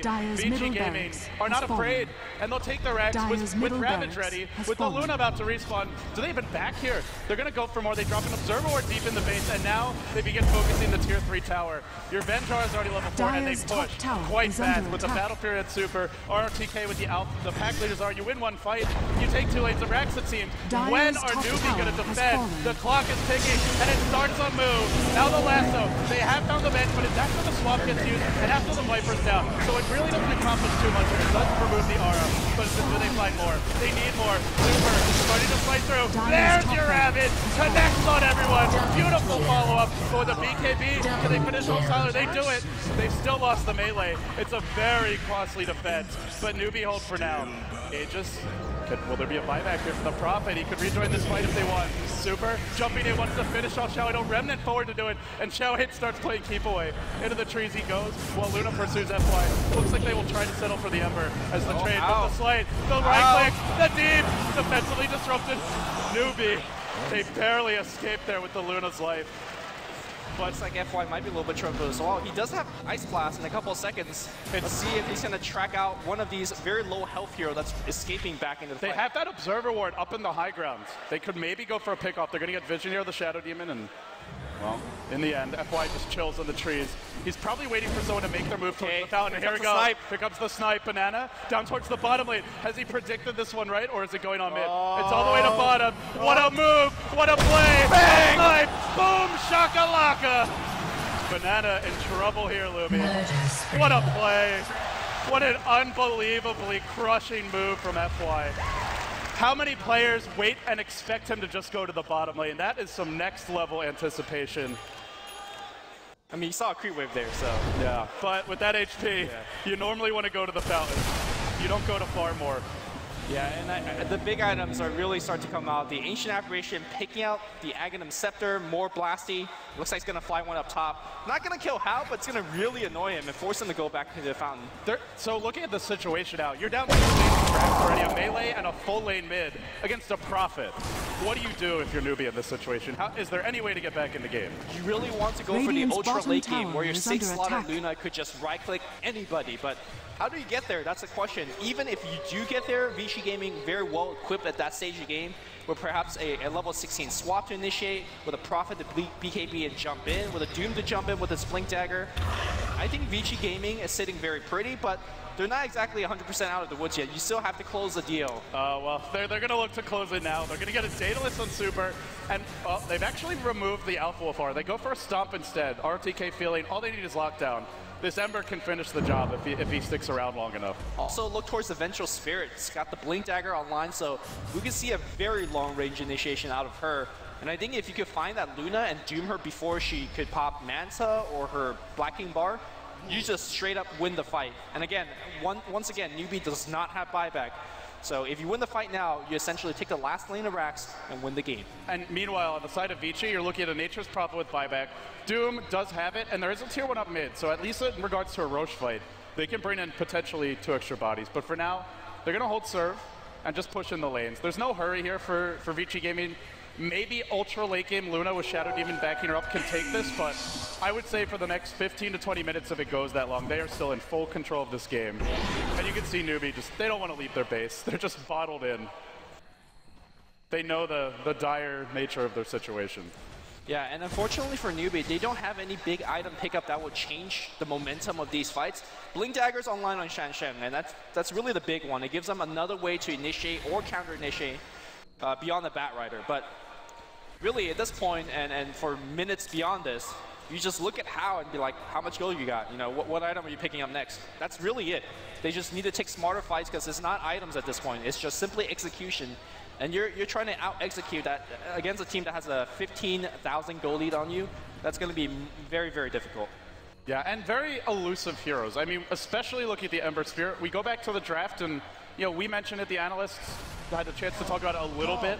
There's just not much to do with Ember this game. They pick the Doom early, and that means the best answer for Ember is already gone. And then the only reliable initiation is your lasso, which is searching bottom lane, Xiao 8.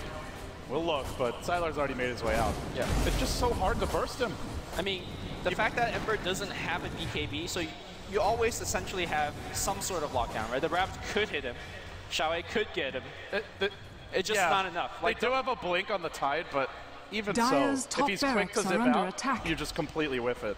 Or if he's not quick to zip out, you also have the Venge to back him up, the mech from the Doom. So, yes, in theory, there's a way to deal with Banana, he's gonna get popped top lane.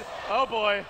This one's not quite out of it, but he's not happy. He could disrupt, but there's an really delaying the inevitable. There's an eggs. Oh no. Disruption. Find him a little time. This can actually be quite close. Do they finish that? Okay. Very close. Meanwhile, the Frill fight, they find Moo. Well, their Shadow Demon's out of it. They're going to lose the Viper under the shadow of the Tier 4 tower. Hal committing fully with an Eclipse, but not finishing anyone off. Now being focused and kited. There's your Ravage. A beautiful one from Song, but there's no follow-up whatsoever. No chance. VG Gaming crushed through, and they'll force the game 3. I have never really seen an Asian Aberration take over the game like the way you did. Those Ice Blasts on the mid game was really what gave them this lead. Ice Blast on the mid lane, get 2 kills, get a tower. Ice Blast on top, win a team fight. And really, FY, to me, the MVP player of this game. And I think his most impressive play was actually that snipe bottom. It wasn't the key play necessarily, but it shows the level icing of player. on the cake. It was the icing on the cake, it really was. Well, we are very impressed with FY. Let's see if the analysts and James think the same. Back to you guys. I don't know if you know.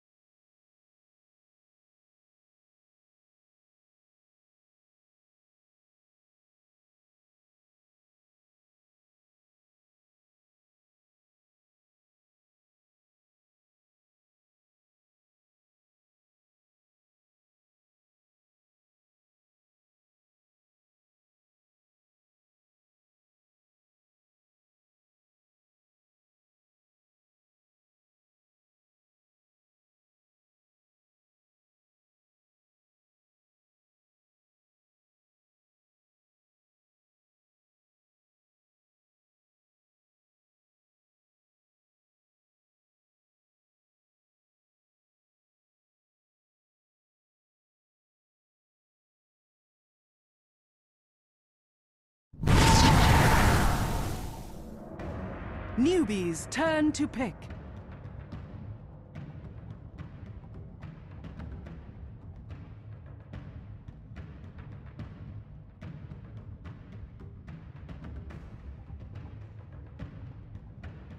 See that banned because it makes a big difference. You know, even dooming a Viper that doesn't have a mech, it's okay. You know, you've taken out one hero essentially, and then you can play the rest out, and Doom can do a huge amount of damage. So we'll have to see what they're going to go in for, because we're going to go into the final game here of the first series of the International, Vici versus Newbie. 10 seconds remaining.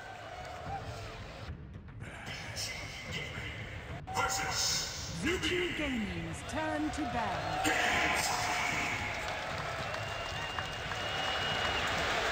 All right then, bans and picks, and we already have the bans out, and actually we're wrong, Ben.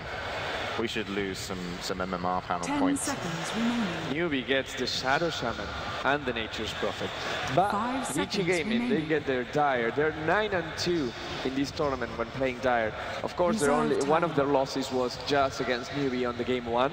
But that's where they feel comfortable. Roshan has not been a key factor in either of these two games. There was not even a Roshan at game 1.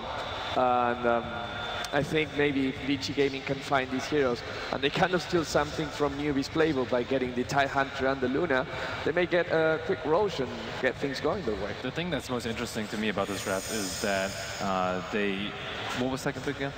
They actually picked Nature's Prophet over the Doombringer, which is, I mean, why? They lost to Nature's Prophet last game, but was it really the hero? Yeah, and also Doom can be banned out in this phase of bans, so I'm looking for Vici to ban out Doom. I think both players have their offlaners, though. Yeah, I agree with Ben. I think unlikely we see a safe lane Prophet. I mean, sure, we've had Siladot last game, but it's not something Newbie normally pull out. Xiaowe's played it 5 times this tournament, hasn't lost yet, so 10 seconds kind of want to maybe stick with what's worked if you're Newbie. So are either of these looking to run position 1 Dooms? That's a possibility. Doom has ran in many different roles here, but I think you're most scared of the offlane Doom, which is where it may not be banned out. Vici Gaming going to worry more about the Templar Assassin, some of these heroes that Mu likes to play. Similar story from Newbie, I feel, ban out the superheroes. That's where putting him on these heroes where he wasn't comfortable back in game 1 worked out well. The Ember Spirit is still in the pool, and I think we may be seeing an Ember Spirit pick somewhere in this second pick stage. I think it's going to be Newbie, because if Newbie is banning the Ember Spirit right now, it means that they're taking it. You cannot. I think it's a good hero for Hao or Mu. They both play it really well. Yeah, yeah, that is correct. So there's going to be, this is Vici Gaming's dilemma now.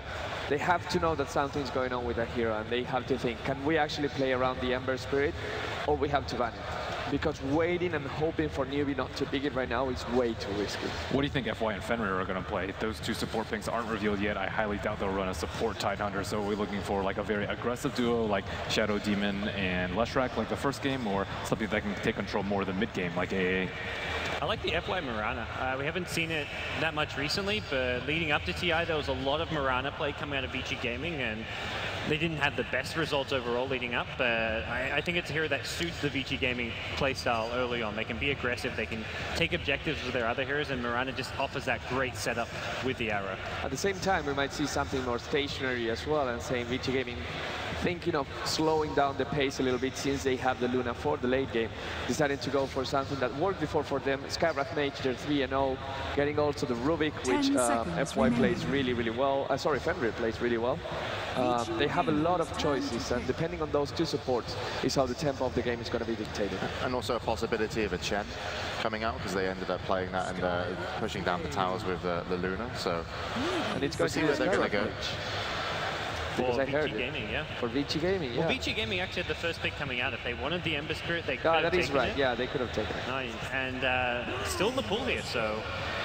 And now it's the Brewmaster. That's a good pick. Brewmaster's a really good hero to have in these kind of pushing lineups, especially with the Shadow Shaman. Into Skywrath Mage, though? Because Skywrath Mage with the Silence is one of the greatest counters in terms. It's definitely a counter, but Brewmaster just synergizes with Newbie's lineup. So they're worried, I think their focus is more on, like, let's make our lineup a good, well-oiled machine that we can just take towers objective by objective. Brewmaster may have to mix up his build, go for a BKB first over the Aghanim Scepter, but once he gets to that point, it's really hard to defend towers against this guy. 5 seconds. I mean, Brewmaster's huge on health. So even if you do get silenced, there's a possibility that you'll still be able to get your ultimate off. But what do you think of their pick, Ben, for the Brewmaster? I think Brewmaster's decent. It really does come down to Skywrath Mage play. A good Skywrath will beat out a good Brewmaster, and you just have to be in that right positioning, and you have to be so quick with that Ancient Seal. I've seen a couple of players, they like blink in, and Skywrath Mage expects an Ancient Seal, and that's immediately a fight loss for Brewmaster and his team. So I wouldn't say either team necessarily has that advantage. A blink Brewmaster can also easily take over the game before Luna gets BKB, before Tidehunter gets blink. All right, and we also now have for Vici Gaming Sand King to play with the Skywrath Mage, and that's huge in terms of being able to roam and get kills, because Sand King, in terms of Burrow Strike, not a huge amount of range, but when you have the slow from Skywrath Mage, that Sand King can get onto targets. Is this a dangerous duo, do you guys believe? It's a dangerous duo for that, as well as the fact, hey, if Nubia playing safe, playing keep away, Sand King, one of the best kind of jungle farmers there is. You get some stacks, you sandstorm it up, you can get like a 12 to 15 minute blink dagger. And it does offer that kind of versatility with the Sand King if you're not finding kills, or if you want to just play a more slow-paced game anyways. 10 seconds remaining.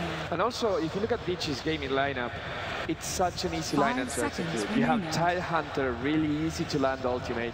You have Sand King Epicenter that synergizes very well with that. Luna Eclipse, if any of these two big ultimates come, the Eclipse is going to land. Skywrath Mage, there's a lot of potential for magical damage coming out of Vici Gaming just as level 6. And even though they don't have the best pushing lineup of all time, just by killing the enemy, they can go and push their towers by themselves. The Earthshaker in this game is going to have a really difficult time. I view him kind of as a combo breaker, as in Newbie's lineup. You have to be able to stop Sand King Impale into Skywrath Mage Mystic Flare. If you don't get a Fissure Stun in like 1 or 2 seconds, you're probably going to lose the fight. And on top of that, you have Ravage and Eclipse. That's also very scary dual ultimate combo. So look for that Earthshaker. He's going to be all about keeping the Brewmaster alive, I feel. Like, Brewmaster blinks in just to make sure he doesn't get burst down, caught by the Ancient Seal. That Fissure is going to be the key spell. They go again for the Ember Spirit, though. This is so good. They could have banned it out. They banned the Alchemist instead. You know what hero we haven't seen that would be kind of maybe could work in Newbie's lineup as a carry is Husker. Well, yeah. All the magic damage against Skywrath Mage and also Sand King. Dude, it can work. It can work. I will give you that. I'm not sure we're going to see that hero. I'm just next level. This is I TI5 thought you were going to stuff. say something like Invoker or something. Like, it hasn't been enough like Invoker. Dude, I'm telling you, Husker. Nick Husker mid. TI5 finals, Husker versus Spirit Breaker mid. No, dude, versus Skywrath Mage, you don't fear it. Yeah. You know, Sand King Ultimate, it's, yeah, it's a lot of magic damage on their team, and it's, you know, very good at playing against magic damage. But, of course, I don't expect to see it. No one's really been running it so far as tournament, but we'll see where Newbie are going to go. Ben? I think they need BKBs. If they don't get BKBs versus Vici's lineup, they're done for in team fights. And I can't really think of a good tanky hero. They can also go for something like a Bristleback. What about a Lifestealer? Lifestealer is pretty good. He traditionally doesn't do terribly well versus Skywrath Mage, though. They also really like the Weaver, but... There you go. Give me some MMR. Oh, you can have your MMR round now, which is who do you think is going to win and why? Vici Gaming, Newbie, the lineups are there. Vici Gaming, easier to execute lineup. They have momentum as well. All right, for 25 MMR. Gods. I'm going to go with Newbie. I think they've drafted a lot to their comfort zone. The Life's still one of Hal's best heroes, and Moo and the Brewmaster, so I think this is a comeback game for Newbie. I think Vici Gaming, their 5-man is really, really strong, and once they get BKB, Blinks, I think it's over. She Newbie as well? No, Vici. No, Vici, sorry. Okay, yeah. All right, well, you guys are split. I'm not going to put my predictions in, but instead, send it over to the commentators. It's the final game of this series, the first semi-finals here. Winner will move on into the winner bracket finals. One stage away from the grand finals, over to LD and Lumi. Guys, welcome back. It's time now for Game 3, our deciding match. The winner, as James mentioned, straight into the winner bracket finals with a shot to be in the grand finals by the time today ends. And that would be, then you get to sit back and just relax, Lumi. You get to watch, evaluate all the other teams, and you have the advantage of knowledge and study going into the final day. I don't know. I'm not sure. I'm not a pro player, obviously. You lose momentum, though. Yeah. If you win the next best of 3, like if you DK or EG and then you go into the next one, you feel that like you're warmed up, your momentum. I know this is not really have to do anything with this game, but I'm not sure if that's good or not. Yeah, it's that age-old question of rest and preparation versus momentum. Yeah, we'll see. in the moment, but yeah, and excitement. But with that being said, we're not going to see any aggression early on here. No bloodbath as the game begins. Just a pretty defensive spread from both teams. Your Nature's Prophet for Newbie. One of Xiao8's classic heroes, off to his old trick, scouting the jungle early, trying to suss out these lanes. And as I look at this draft for Newbie, the thing that I'm most concerned about is if Sand King gets a fast Blink Dagger. You're looking at Fenrir on Sand King, really good Sand King game. A lot of heroes that if you just jump them, the Ember can follow up, the Skywrath can follow up, easy kills. And, well, this camp has not been blocked. Something we occasionally see teams do is go aggressive into the enemy woods, try and take this out of the equation. These two camps, very easy for the Nature's Prophet to shut down, and that means, well, if Fenrir wants to just be stacking the woods and farming, he definitely will be able to. Yep. Want to take a moment and echo what Merlini has brought up earlier. This is definitely a Black King Bar game for Team Newbie, even for heroes that normally don't really get it. Like Brewmaster, you want Blink, you want Arcane Aghanim Scepters. These are all great pickups, but I think Black King Bar might be his secondary item of choice after Blink Dagger, because you blink in, you get silenced by Ancient Seal, teamfight loss, like he brought up. So Black King Bar gonna be the go-to item for a lot of these Newbie heroes. None of them are going to get it early on, though. Nature's Prophet, it's not going to be your first item. Brewmaster, you'll want to get the Blink Arcades as well. As there's a little bit of pressure here on mid from Super, but that'll be where it ends. And even a hero like Lifesteal, he has Magic Immunity from Rage, but if you get Ancient Sealed, you're not getting it off. And frankly, BKB on that hero is extremely uncommon and really, it hurts your late game damage potential as well. So I don't know. They might want BKBs, but they're just not the kind of lineup that builds them early. Yeah. Now, obviously, Lifesteal does have the built-in BKB of sorts. Yeah, unless you get Silence first, then you're screwed. And they have no real defensive supports. I guess they have Earthshaker. Yeah, it's pretty good. They cool. have Earthshaker, but that's really where it ends if he's not in position. Yeah, I think we're starting.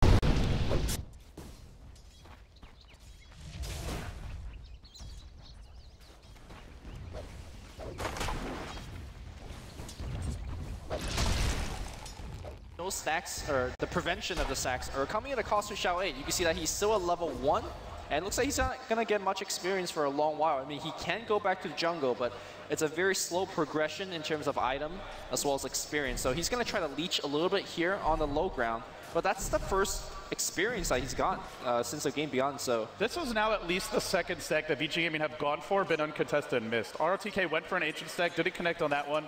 We also saw a medium camp stack at the 2-minute mark attempted by one of the supports of VG, and both of those failed. So a lineup that can use stacks, I mean, we've been talking about it a lot, but it's really important for their economy and just not getting them off. Maybe ROTK will start having, you know, second thoughts like, hey, is that camp warded? Because I've stacked so many times and I missed. He walked in, at 53. He actually missed, didn't move forward enough, didn't aggro. Then he goes in with an Anchor Smash, and the stubborn Ancient Thunderhide just stood there. Didn't even move out of the camp. Sometimes they get a little buggy. Yeah.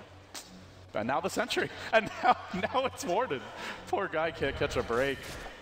He does have his own counter sentry, but he has to get in there and start hitting it. So look, I guess we should run through our other lanes quickly since we're not seeing too much other action. And mid lane right now going very well for the Brewmaster. Super's also struggling there. The only hero who's farming well currently is your Luna.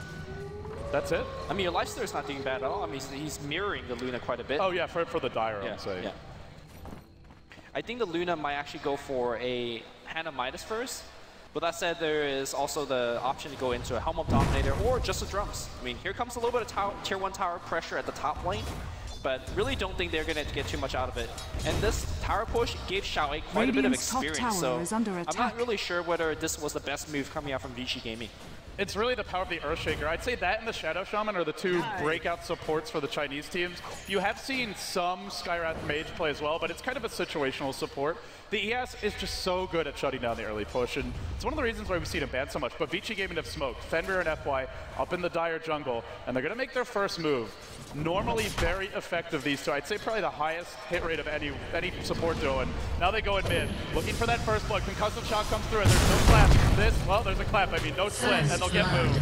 Down he goes. Great start, his third trade. Super not level 6 either, and he slowed down. Hal looks for the trade, and he will find it here on the Ember Spirit. So they get a core, but they do force out that rotation early, and the first blood still looking pretty good here. Once again, one of the few carries in the left in TI4 that makes that type of TP. Hal going to the mid lane, getting a kill, and sure, he has to waltz his way back, but meanwhile, you have Banana getting the critical experience that he needs, so I think that was an excellent teleport. Sure, you lost your Brewmaster, but Brewmaster is not exactly the most farm-oriented mid lane there is. Once you get your Blink, you're pretty much set. Obviously, you want BKB and Aghanims after, but he gets to do what he needs to do. We're not still having a lot of trouble mid lane. We're not looking at a Shadow Fiend here or anything, where you really want to get your farm and your last hits up as quickly as possible. And now they have split, so if Vici want to go in again on Moo, they're going to have the Ancient Seal time just perfectly with the chain stun, so he can't get anything off. But for the time being, I think we look towards the mid game now and say both teams can catch up very quickly. Fenrir's got his level 3. He's actually leveled up Burrow Strike on, meanwhile, Super getting aggressive. There's a fissure block, but there's a remnant to get away from this. So there's really no point in pursuing further. The trans keep on bothering Fenrir. He's still sitting top, and it's still only a double stack. I mean, Sand King can catch up. There's no question about that, but it's only if this Prophet ever leaves this damn top lane. What a pesky player Xiaowei's been. Playing that lane extremely well. He's got 1,000 gold. Look towards him upgrading that phase boots. Definitely the boot choice as of late. Well, if you're going for at least a laning Nature's Prophet. He's running all the way back for now. He's really worried about a potential smoke gank coming around from the side, and you actually look at his vision right now, and he doesn't see much. So he retreats all the way, and then he'll head back into the lane middle tower now that he sees Super rotating in. Yeah, and the smoke gank party's coming to the top lane now. Moo does not have a Blink Dagger, so he kind of have to just walk his way in. But they have Fissure, though. That's the setup. You Fissure, and you walk in and clap, and you just go for the ultimate. Let's see if it's going to happen. They're going to look to go, and Super not the one you really want. You'd like to get somebody else here. The Fissure only connect out Sylar. Can they get it close to follow this one up? There's a rage from Hal, and he continues pursuit. But now Super can zip once. He can zip again if he needs to. Newbie have committed a lot into this one. While Vici are bringing in the tide. ROTK making a long journey from bottom lane, but he doesn't actually have his Ravage yet. He's only level 4. A good time for Newbie to fight if they can, but they don't get the openings. And immediately, Xiaowei's going to back off. Unfortunately for Hal, he only had a level 2 of that open wounds, and the cast range of that spell is quite short. And now everybody for Newbie has teleported top, but they don't necessarily have what it takes to push down the tower. I think Profit, because there's no Ravage, and the Sand King's dirt poor. How do you fight into this if you're VG? You got a point. They don't have the long-range AoE crowd clearing, so there's that. And there is Eclipse, but there's Prophet Trance to tank that. Newbie, sitting on a Brewmaster split, if they want to be safe, could just pop it if Vici try to defend, but you can already see Vici say, we're not ready to fight, we need more levels, and we're going to have to sack this tower. And losing this tower, Lumi, we talked a lot about the stacks, it means these camps aren't safe. Newbie can come and ward them, they can drop Observers to get some vision, and with the Prophet and Lifestealer, you can go and gank anybody who's off farming those. Just get some dust and say goodbye to your Sand King. Yeah, not only is the map control important, that puts Banana as well as Moo much closer to that Blink Dagger, and we talked about how key those items are for them. Banana's still seeking that level 6. There's a Sprout, RTK's been caught out, and he TPs immediately. Good reactions there, not cracking under the pressure. There was a Hex, but it wasn't in rage, and, well, it doesn't cost Newbie too much, but I think the main thing right now for Vici is you've got to get Ravage online, and you have to farm Fenrir. They're trying to do it now, but it's only a double stack. We're 9 minutes in. You can see Sand King's nearly completing their Blink Dagger if left uncontested. But Xiaowei, he's been the MVP so far for me this game. Yeah, Sand King without Blink, I mean, we could spend a bit of a time as maybe a gank comes up top and talk about how the pings. They really don't have the initiation. The Fissure a little bit off there again. In lane though, it looks like Open Wound's gonna fly out. Super, can he zip it out? He does. How important is that blink for Sand King? We keep talking about the stacks, but for a newer player at home, why do you need blink on that hero? Well, if you're a new player at home, there is the noob stream as well, yep. which really goes through those basics in detail. But Sand King has a really good stun. Blink Dagger allows you to line that one up perfectly. So it gives you a longer initiation range and an instant stun, as Burrow Strike is pretty much as soon as you cast it, it goes off. So effectively, you can jump heroes from around the map. It also sets up your epicenter, which does a ton of damage. Super, again with the chains mid. And I still am a bit worried for Newbie if they can't do anything to Super. If Vici Gaming can just hold towers, get the blink up on the Sand King, and get Ravage online, you are looking towards a very strong team fight composition late game. Merlini talked a lot about this, that it's really hard to fight into them until you get BKBs. And I mean, we're looking at a Brew who's still trying to find the blink from out of lane. On Amber, they got split just for the Skywrath. And now the rotation comes. They will get the kill here, but now Vici looks to turn this. Still no Ravage though. RTK is still really low level. Yeah, their scout, the Wind Panda coming through, but they're still smoked. On an initial value, split for the support trade might not be it, but here comes the engagement. It's going to be zipping here from Super. He's looking for the change. Sprout's going to be there. Super might be a little bit trouble. Burrow Strike's going to come through. Moose dropping fast, and that's going to be the kill. Shantos is kind of stuck there, though, and here comes the open wounds from Hao. He's right-clicking very quickly. Super goes down. It looks like there's a teleport back in from FY. He's looking to set something up. Hao is silent. Something he's so tanky. They need a Burrow. They're going to find it, but it comes at the cost of the Sand King. Hao retreating. He's low. Not dead yet with the drums here. He's got extra HP to live through this one. And now Sylar's going to back it out. But meanwhile, Banana, mid lane. You're going to see a lot more of this from your Shadow Shaman player. He's going to take a tier 1 mid all on his own. And if things ever get dire for Newbie, they could just resort to these types of trades. Love this Shadow Shaman play. Yeah, what a great trade here for Newbie. They got 2 tier 1 towers, a 1-for-2 hero trade. He actually used the illusions as well to draw the creep wave off the lane so that the push is even stronger. Really, really clever. What a player. Yeah, Newbie shot up quite a bit in terms of the goal lead. Now sitting at a 4,500 goal lead and is looking to secure the map control. And again, with those towers going down, the jungle opens up. And if you're Mr. Sand King, you better get that Blink Dagger soon. They really need it as well against Lifestealer to be. Like that fight, they end up stunning him, but it took way too long to get close to him. By that time, with the drum charges going off, it's too much commitment, and he's going to turn on you. And that's without the Shadow Shaman even there. Imagine if he's there for that fight, drops the wards. Vici Gaming, they're definitely on the back foot, and that's where you just have to get your level 6 if you're ROTK. Get Ravage online. Blink Dagger's a nice luxury item at this point. Hate to say it, but the main thing is at least having a chance in these team fights. Moo's already got his, and they're just bullying the towers down. Yeah. You can see that by the way that Newbie is itemizing. They are definitely not playing for the late game. Basically with the picks and their items, they're playing for mid game. Look over to Nature's Prophet. It's just straight into a Necro Book. We don't see this build too often anymore. Most Nature's Prophet either go for the Rat Dota with the Blink Dagger and Maelstrom, or go for the late game with Midas. But this is, we're going for straight towers. Oh, Sanshung's wormed his way through the trees here. He can go in with the Fissure, and they might be able to burst Super down in time with the right clicks. They can't quite do it. Meanwhile, Banana's invis, and he's scouting through the trees. The Prophet ult splashing through. Are they going to commit to this one? The wards are ready, and he can get the jump here. RTK just clipped level 6, but the wards get deployed, and now you got to fight through them if you want to engage. Vici just aren't confident, and now they get caught. They were indecisive, they pay. Sylar, though, with the turn from the Ravage, it connects on everyone. The Epi comes through, canceled out by the dunk as they all retreat. They get off the Epi, but it just doesn't do a whole lot. Now they lose Banana. It's 3 down. Luna's buff back, rejoins the fight. They're looking for 4. They've got it, and now it's 5. It's Hal down 2. Vici, hold strong, defend the tier 2 bottom, and wipe Newbie off the map. And to me, that was all Mr. FY playing on the Skywrath Mage. When the Brewmaster blinked in, the silence was instantaneous. And like we brought up over the analysts and also in the game commentary, once you silence the Brewmaster, he is done. And we just saw how the team fight could quickly turn. Vici has to fight through a Mass Serpent Ward, and they still won that 5-5 to what, 5-3, 5-2? That was just brutal. They did buy back as well on the Luna, and it was a fairly expensive defense in that sense, because you go late game right now, your Ember isn't farming exceptionally well. I actually think that's okay. It's still worth it. I think the buyback on Luna might be even... Oh, absolutely.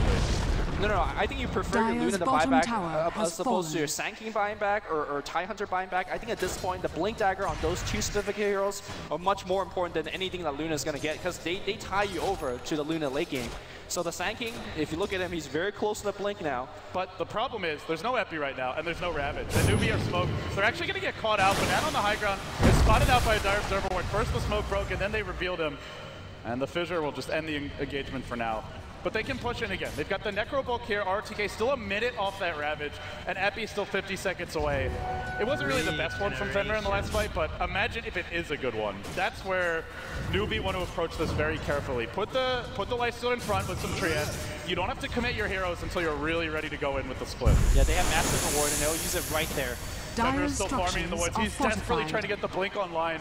Songchung's not coming for this just yet, but that just tells you how urgent the Blink is. He's farming it while the tier 2 is just melting in. Super will jump in, and they silence Hao. Now the Hellfire Rage on an FY releases his Ion Cannon, blows him up. But this time, there is a Brewmaster split, and they will lose the tier 2 mid lane.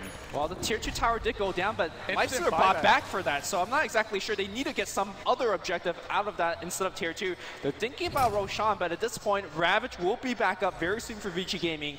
And Newbie has nothing. One of the, I think, key mistake coming out from Hao so far in this series. You know, Hao actually had an interview after the bubble race, and he said that the buyback, he bought back in the game versus Titan, game number 2, and he said that was an impulsive mistake for me, looking back on it. They still ended up winning the series. This might be the same. It's really their best late game option is Hao right now. Your Prophet's going for a Necro 3. It's not really a hard carry type of Prophet, and well, that buyback there is going to cost him pretty much, he would have had a complete armlet without it. So, meanwhile, it also gives Vici Gaming a little bit of comfort. They're going to smoke up in their woods. If they get a kill, they might be able to find the Blink Dagger on the Sand Cane, but, well, you're not finding Xiao 8 up here. That is an extremely low percentage gank, and he smells it out. He's going to go bottom lane, pops the Treants, pops the book, and then TP's out instantly, pushing these lanes out and buying his team some time. And that missed smoke gank, you can see the advantage of having all your outer towers still alive at this point in the game. It's really hard for the enemy team to poke into your jungle and find a gank when there's these beacons of protection around your team. And that's going to give, for example, the Earthshaker a ton of time to go up to his own Blink Dagger. We've seen some big Echo Slam, but we need bigger ones. And looks like, I think we heard it invest, yes. It was an invest into Banana. Looks like the gank path is going to the bottom lane. Nobody expects the gank right in front of your own tier 3 tower. But it's a 16-minute Blink Dagger on Shaman. This is so fast from Banana. Oh, Stuber's running straight into it. He's dead. Oh, gets caught out. He can't do anything. Oh, he can! What is the shadow? Then he zips back in. What? Then he zips out. And Hal's like, wait, what are you doing here? He makes it away. That was a free kill, Mr. Banana. That's something to think about over dinner. If that is a Lion Hex there, I feel like they get that kill. Because it's just a little bit short on the Shaman level 1, and he played it too fine, too close to the edge. But that's really costly. Now you've revealed your Blink Dagger, you've used up Infest. And yeah, it's a big commitment for nothing. And Ember will keep on farming. Still, you look at Vici Gaming's position, they're down 8,000 gold, and they are trapped in their base, at least for the time being. I suppose. I think Vici is... Newbie have the map control, but it feels only for now. Like, there's not much to gank Super, aside from that Blink Hex. We'll see. Armlet coming soon on Hao. Xiao 8 push out the top lane, and Newbie just kind of resetting. They'll wait for Infest to cool down here. They may even look towards the BKB on move. But we talked a lot about BKBs on this Newbie squad, and Lumi, I gotta say, there's no BKBs in sight. Still plenty of time for the supports of Vici Gaming, FY and Fenrir, to have huge impact. Blink Dagger now complete on Fenrir. He can buy that one, and he will. They're getting close to a Bucklord RTK, and I'm just all eyes on FY and Fenrir. I feel like a good fight from them can just completely crush Newbie. Yeah, I mean, essentially every single team fight for Vici Gaming, they're starting out 5v4 because of what FY could bring to the table. With that said, though, that last team fight, despite starting out 5v4, they still lost it. And, I mean, also a big part of is Moog getting a little bit bigger and bigger. I wonder who's going to go in and essentially be the suicidal bait for Newbie. Because somebody has to die, right? I think you let the Shaman go in. You infest the Lifestealer, that way it can't be silenced. You blink, drop the wards, maybe get a Hex off, and then you're just done. So Shaman, blink in, drop the ward, and sayonara? Yeah. Maybe you could go with a Fissure if Songchung can get in close enough for that. And he does have a blink now, but you really don't want to commit your Panda first. If he gets silenced, the fight's over. So you go with someone who's a little bit less easy to deal with. And once Lifestealer rages, Vici can't do anything to him. So infesting him to start the fight guarantees you get that rage off. Yep, here comes yet another smoke gank. There's a lane ward bottom. They may have seen these heroes move into the lane before this rotation even began. Well, I think these Vichy heroes are just protecting Super, making sure that he gets the tower. I think if you're a newbie, they're actually going to go straight into. They're going to engage into this, and it's Moo in front. Let's see how quick that silence is. FY down to the low ground. He's actually separated a bit from his team. It's Silo they spot out, and Silo they won. They get the split up. The fight's over for Vici. Fenrir will retreat. They'll sack Sylar, but they're going to find more. Now a burrow forward onto Banana. Fenrir trying to cover his team's retreat as well, but he gets sprouted. Blink's going down. Now he gets fissured. He's held in position by the shackles, and he will fall. FY, next. It's too many down. It's 3 that have fallen. They only got the Shaman. It does deny the wards into the pit. But Nubia are still going to go for the well, bottom looks like they were backstab on the tower. Super going to get the tower last hit, or deny, excuse me. Yeah, Moo actually denied that one. Yeah, well played. And he made it out. Let's see, 5-Act on Sand King, not available. Tidehunter, not really in position to fight this. And no TP, they're just going to sack the Roche. Exactly what Newbie wants. They want to have to go for the steal. Oh, this is so bold. Will he find the opening, Super? Oh, wait, now he's gone in. Okay. Now he's been caught. No, he gets echoed. He gets completely focus fired. He's out of spirits. He's stuck in there. He's going to be dead. He dipped to the right and then back into the pit. It just took too long to get there. You see that both teams are making very, very big mistakes, I want to say. Having that extra spirit, I think, is what cost him a shot at stealing that, because it meant he went all the way to the right and then back into the pit. Well, I mean, you're still going into the pit without a ticket out, right? Yeah, but if you get the Aegis, maybe it's worth it. I suppose, but there's hexes and fissures. He didn't get the steal. He gives essentially a free kill to a team that really needs those kills. If you look over to Newbie, again, they don't have things like Hannah Midas. They don't have a Prophet that's going big. They're going for support items. Xiao Ace going back for a mech. They're going for nothing but team fight items, so they live off of those kills. And giving those freebies is not exactly the game plan for Vici Gaming. The other thing is the BKBs are being worked on now. Moo's picked up an Ogre Club, and that's really the key one. Lifestealer getting one is kind of unnecessary. He's already got Aegis, can start the fight from an infested position. But with the BKB on the Brew, at that point, he can just jump in and go. And as long as he BKBs first, all you can do is try and run the hell away. Well, as items goes, a small thing to point out, both Tidehunter as well as Luna is carrying a set of Tango. Generally don't see it in such late game, but it's a way to eat out of that Sprout initiation from Xiaowei. Yeah. If you have the slot for it, it's nice to have. Yeah, and at this point, well, he doesn't have a TP for RTK. I imagine we'll see one soon, but he mostly knows he's going to be playing near the base, so he can afford a slot for the Tangos if he does. Teleport skill not exactly the highest priority right now for Vici Gaming. But it does seem the way Newbie are itemizing, they don't want this to go super late. They know the power that an Ember can provide if he gets his Battle Fury. There's a lot of AoE that goes with him, and so Super doesn't have to go in first. The Sand King and Tide do that. He just sits back and tries to cleave them, and Newbie want to just end the game before it gets to that point. They start pushing through top. They've got wards on Banana, and I think we may see them reserve the wards and even try and force high ground. You do have Aegis, you've got triple blink, and Banana not dropping them yet. But to me, this is a high ground giveaway, and if you're Vici, you know it's coming. You can try and counter push, but they do not counter push nearly fast enough to force Newbie back. If Vici loses the fight on their high ground, they straight up lose the racks. Buyback check real fast. There's not much. Like, Luna has a buyback, but you really can't allow her to buy back. And she might just sell an item and finish her BKB because she definitely needs that magical immunity for the next fight. And they will pull up the wards here. Slowly they try to work their way through. But now Hal jumps in. Focus on Super as he zips away. He's got a Remnant in position very far back and will make it out. But they can just wait for Rage to cool down, keep the wards on the high ground, and just chill. They don't have to overcommit for this push. And as long as they're sitting back, Vici are forced to go in. Then you can get a Fissure to start it, you can get a Blink Clap to begin the fight, and they're all at full HP. Vici want to go while the tower's up, but they haven't committed yet. Now Sylar's going to pay the price. Gets caught up by an open wound. Nothing to stop the lifesteal except the mech, except some time. He doesn't have it. He will fall. Now the turn. They do silence move. He gets caught. No split. Maybe, just maybe, Vici can hold this. With an epi, they bring down the lifestealer, but the Brew will buy back. He says, now I'm coming again, baby, and you got nothing to stop me from getting off this ultimate. Super tries to live. There's an echo. There's a slam dunk from Songchum. And Newbie still losing quite a few. How and Xiao are low. They get cleaned up by the right click. The Ember's fighting his opening. That's 3 dead. That's 4 dead. Can Moon do it alone? He bought back for this. Don't forget, it's already one team wiped down. And the chase goes through. Even if they kill FY Luby, they are not getting a rack. They are just really overcommitting for this engagement. You can see the Brewmaster's running back. There's a tornado, and looks like the Earth Panda is going to be where he goes back. Can he blink away? That's a question. The last clave hits him. He's going to be stunned. There's nothing he can make it out of there, and that's yet another kill that they're giving away. That was a dieback kill. That is 7 deaths. That's an Aegis, 5 deaths, and a buyback and a death again. It's 7 lives that Newbie just threw away, and all they got was a tier 3. I think if you're Newbie, you just say, run it back. There's just no way to go for the late game after losing a fight that badly. You drop a massive reward and you just hope for the best. With that said, they did get the tier 3 the Rax tower, sorry, the range Rax very low on the top. So the next massive reward usage will definitely get that.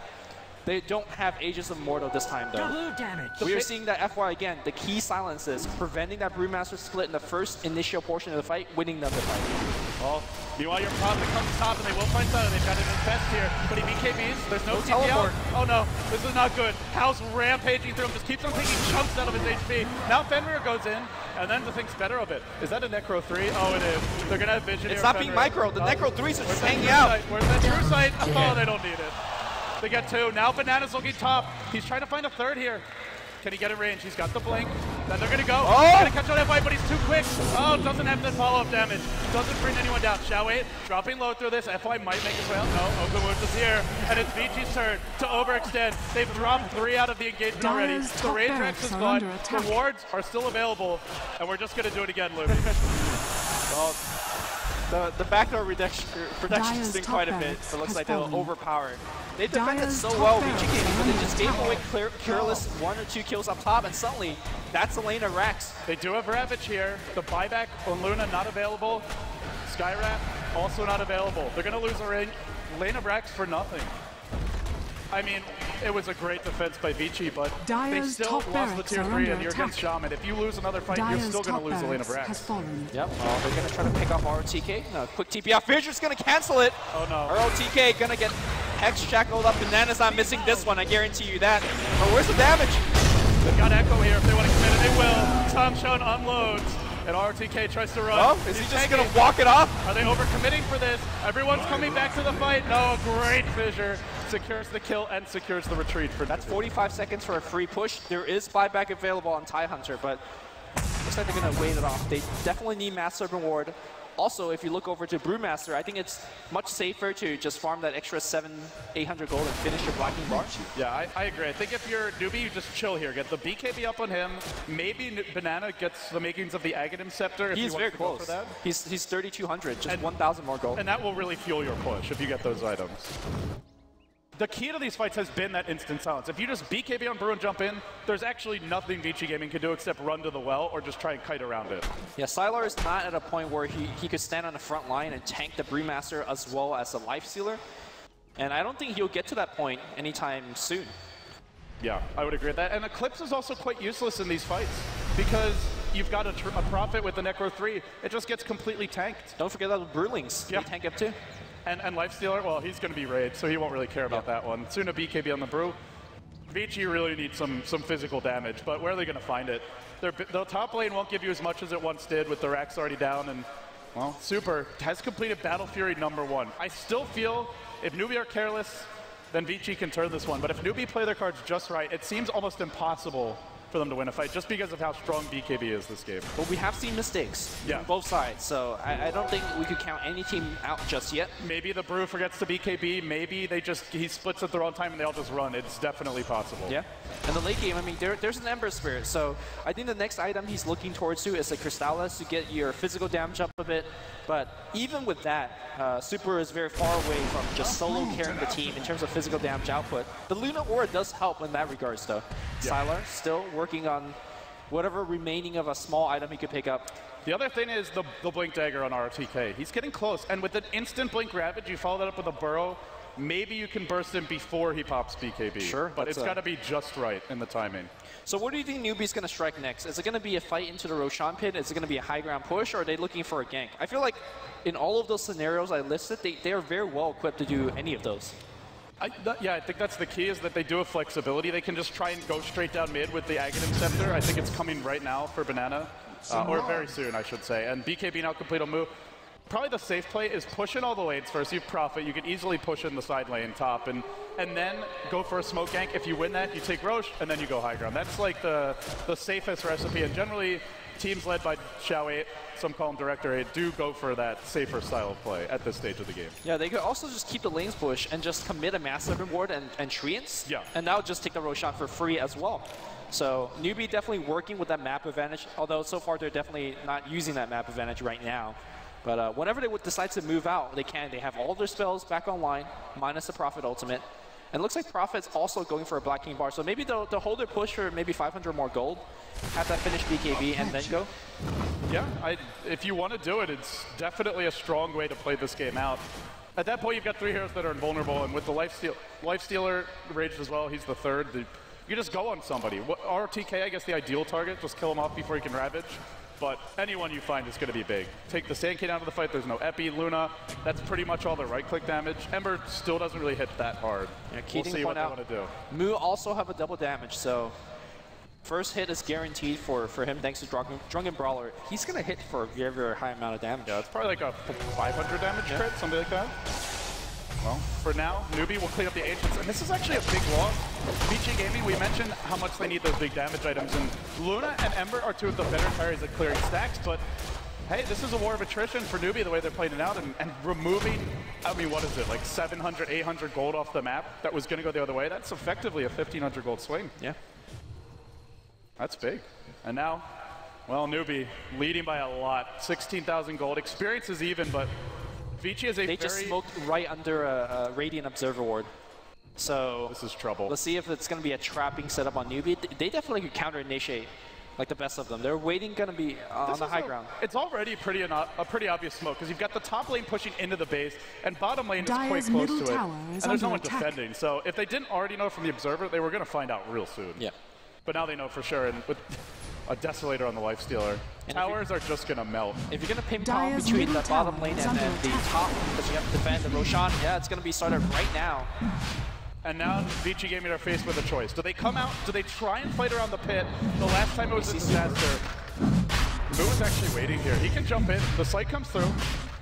As long as Vici aren't committing to this, though, I think Newbie are just fine to take it. No, maybe not. They just want to go back in. Yeah, I mean, do you risk that Roche by Illumi, or do you just sack it and defend high ground with 5x? Because they're going to have to make a choice, and if they want to go, they got to go right freaking now. ROTK super in through the front. That Observer Ward's still there. All these sentries don't spot it. The slight's too late. Can't even get the Roche last hit. And Newbie inching closer to that winner bracket finals berth and a guaranteed top 3 finish after starting out, what was it, 10th, 11th on day 1. It was not good. It is unbelievable how low they started and how high they're going to be in if they win this game. What you play for right now, if you're Vici Gaming, is somehow kill the Brewmaster, because there's Lifestealer carrying the Aegis. I think you just have to Ravage the Brewmaster and just burst him down with Mystic Flare and perhaps Epicenter, and before he can activate his blocking bar. It's a lot to ask for. It's a lot of pressure as well, because if you're just a split second late or moves too quick, he BKBs. Then the fight's over. Yeah. You've wasted your Ravage, he gets off the split, and GG. So I agree with you. They got to go for that, but man, beads of sweat rolling off your face as that one happens. I mean, it's just up to ROTK. If ROTK finds him with a Ravage, with Ancient Steel and Mystic Flare, that's a ton of damage output. They do have the damage if they do it perfectly, but it's got to be absolutely perfect. And there's Earthshaker to counter-initiate. You're still probably fighting into the wards, which finally Banana completes the eggs. Very decent eggs timing, 32 minutes in. If they just even getting these wards down is going to be a big problem for Vici at that point. Also, something to be said about Vici is look towards them trying to fight outside the base.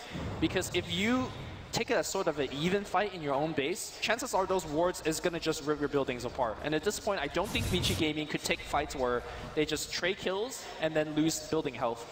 They need to actually go out, and I think that's why they decided to smoke and look for kills earlier in the game. They need to go outside the base. Yeah, this is generally where you'd really like to have a gem if you're Vici. And we'd see most teams would go for one at this point, but they're just too gold starved, honestly. Like, you could buy one, but then you're maybe not having buyback on a key support hero. You're likely to lose it at some point if it's not your tankiest, most difficult to kill hero. I mean, everyone is honestly killable, aside from Luna, but as soon as they get a Bastion Lifestealer, even she can't guarantee TP out. So, yeah, without the gem, I mean, this Observer Ward is single-handedly keeping Vici from getting anything accomplished on the map. I would say that Shansheng is going to be much harder to kill now that he has a Black King bar. Oh, that's an ES BKB. We very rarely see this item picked up on Earthshaker. There's a lot of other things you can go for. There's things like Force Staff if you want more damage, Ags and Veil, but it shows you how well Newbie understands the Vici gaming lineup. Magic community trumps everything they throw at you. It's only if Ember or Luna gets really big, and they're not big yet. They can just 4-man BKB rage and just run in. All of Newbie, or sorry, all of Vici, at least the cores, are holding for buyback. I'm not sure whether you want to hold for buyback now. I think if you lose a fight, you're done. Burrow Strike's going to come through. They want to burst out Hal, but he's got the Aegis. He's just right-clicking Sylar.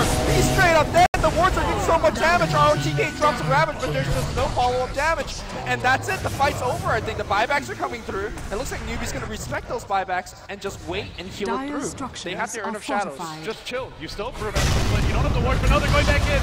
Numb on Super. Gets brought low. The Scarface ult was there, but it's just not enough damage. There's too much follow-up. They're too tanky now. It's a triple for Hal, and FY is being pursued out by Sunshung.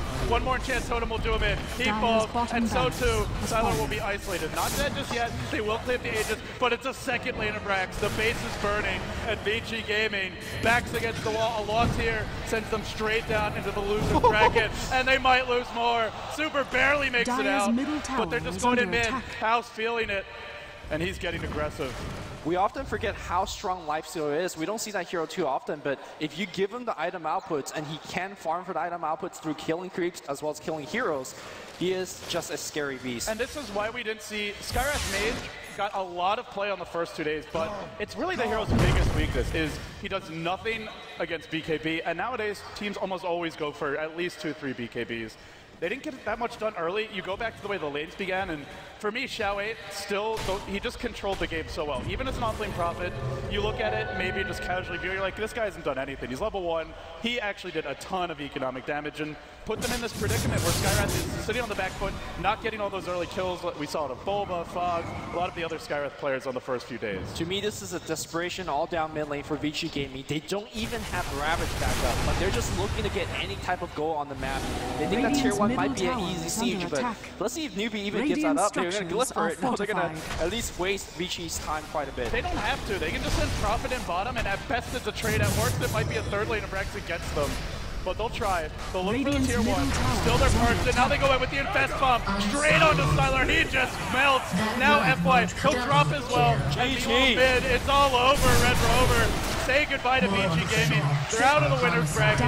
They'll still have a shot. But now, a really, really rough shot of it.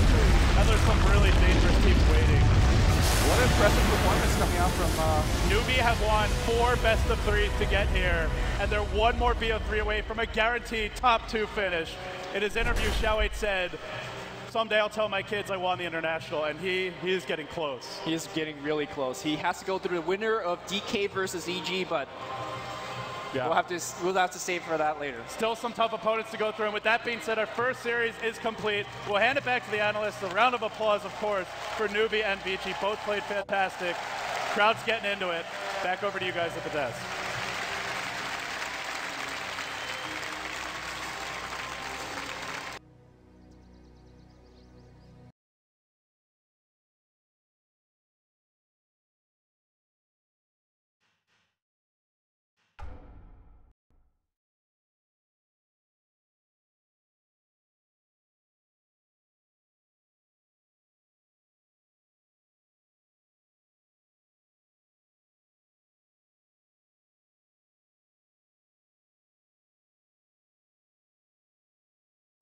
Yarım saat sonra görüşmek üzere.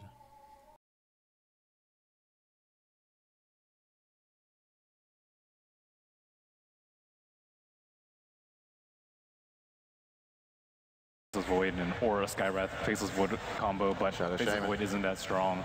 And yeah, I would still say first pick's way stronger, and you don't have to ban Lycan either if you're first pick. And okay, I guess we have our TZs and at least EG win with straight away. EG are actually 5-1, so they have a good reason. The Shadow Shaman gets picked up first by DK, and currently the 100% win rate hero. We'll see what it can bring to this game. But again, you have quite a bit of a durable hero, I would say, with Razor.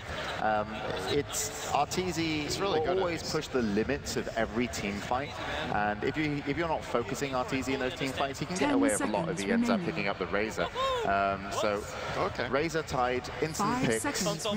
EG, they must be happy with that. Yes, absolutely. They're getting the heroes they want. At the same time, I'm kind of sad to see RTZ playing Razor so much because he's one of those players like Dandy. They can create plays by themselves, and Razor, not much for mobility. Death Prophet. This combo, DK, like 4-0, 5 every time I see him do this, they just get wins. I've seen them down like 10, 15 kills, like losing lanes, and they somehow just brute force their way through your base using this Death Prophet plus Shadow Shaman. It's really tough to fight into. Are you ready for the Omni? Yeah, it's an incredibly strong combo, and getting that Shadow Shaman opened up a lot of options to pulling a core with it. Death Prophet, with the Shadow Shaman, those tier 1 towers will eventually go down. How do you pick, how do you ban now? Oh, they have how do you pick against this to be able to defend your towers and stop the momentum? Well, this is similar to what I think Vici ran against IG2, Shadow Shaman, Death Prophet. You just simply can't fight into those two ultimates, so you usually have to get the jump on them. Well, if they play a support tide, then they should offlane on doing Death Prophet before she gets her ultimate off, but usually they'll just pop it preemptively. Who cares if it's like last 15 seconds in a fight as opposed to like 17, as long as you have it already down. Timing isn't of the utmost importance, so... The most important thing about getting Shadow Shaman and Death Prophet is that these two heroes, together with Pugna, are the heroes that bring push that cannot be stopped by spells. If you get Eidolons, if you get Nature's Prophet, Treants, you can always wave spam them so that you can stop them. But the Exorcism Spirits will not stop unless you kill the Death Prophet. And the wards, you have to kill them by right-clicking them. And even things like Luna's Glaives don't work on wards. I always have a feeling when you're up against a Shadow Shaman Death Prophet or something that wants to push into your towers, you need to be able to initiate on them in your favor. And it almost feels like your safe lane farmer, could need like a Blink Dagger and actually just lead the charge. And that kind of opens up, maybe a safe lane centaur as an option. It's tough to do, but it's definitely a hard draft now, I would say, for Evil Geniuses PvP. So it'll be interesting to see where he goes as we take the final ban of Evil Geniuses. And it's really difficult to, you can't even counter it with BKBs is the big problem. Usually like, oh, okay, we're BKB, we have 10 seconds, we can do whatever we want. But these two heroes, if you have pop BKB and nothing else, you'll die. Yeah. But DK, I feel they're very tough right now because they will. They're on the dire side. Like, just throw that out there. I love our life. It's an Ursa pick. As long as that Ursa is getting farmed, you want to kill the Death Prophet as quickly as possible, even through the ultimate. And Ursa, if he can get on a target, that will shut someone down in the team fight. So you do still feel that if you get a Ghost Scepter on the Death Prophet, she's going to be pretty safe from the Razor and the Ursa. Even Armor's, good. You still drain. Decide to if you want to tank up in another way. So Void going to be banned out for Evil Geniuses. They don't want to sit in a chrono while the Death Prophet goes to work. And now we go over to DK for their pick. And I'm sure they're slightly surprised that the Ursa coming in here. I think they kind of want to try to get a good counter initiate. Like if Ursa goes in, and you need a good way to deal with him. And that's where something like an Earthshaker is your kind of secondary support. Fits well with the Shadow Shaman. You don't want to really reveal too much about what you want to do here. You can go for that backup plan of getting burning a hard carry, but I think after this Ursa pick, you want to just try and play it safe, play it stable for now. Okay, now I really want to see the Earthshaker just like Newbie had in the previous game, because you look at the Ursa, you look at the Razor, are heroes that rely on sticking next to you. They want the static link to get max duration. Ursa needs to hit you. Earthshaker with some good blocks.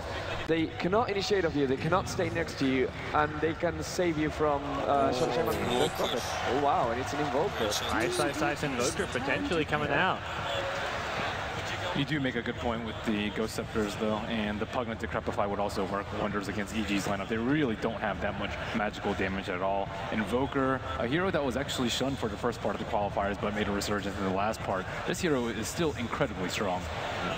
Adds a little bit more to the push as well, if you want to. But yeah, the Earthshaker, I think, is really a good pickup here. It's not only the fact that you want to push towers, it's also when you're done pushing towers, you need to also disengage a lot of the times.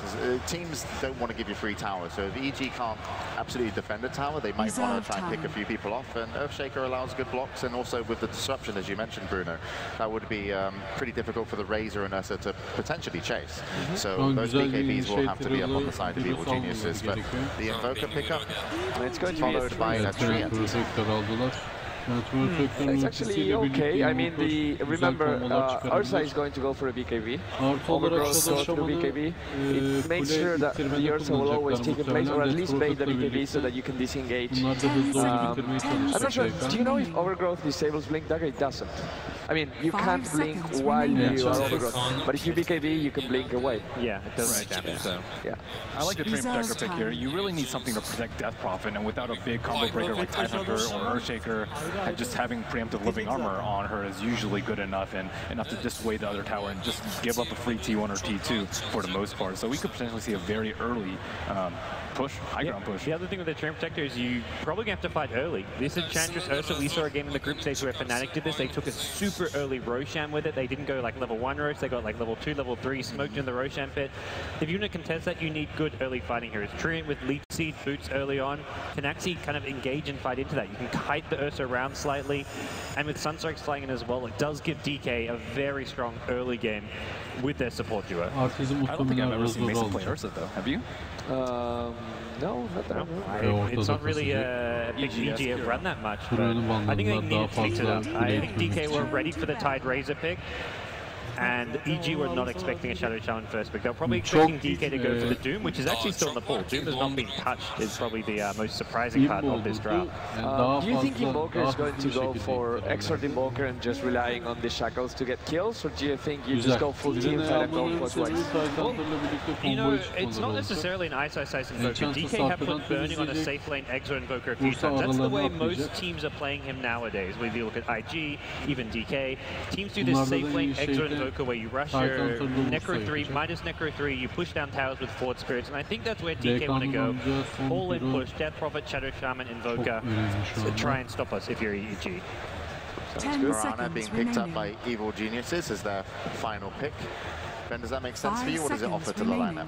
Well, firstly, I don't really know what Mason's going to play, if he's going to play the Mirana or Ursa. If he's most likely playing the Ursa, but Mirana with Enchantress, that's not your ideal roaming duo. Usually you want a Shadow Demon or a Bane. Those are by far the most common partners. You can even use something like Rubik or a Sand King to set up with a stun, but it's just kind of like a support Mirana just thrown in the mix, kind of like we saw that.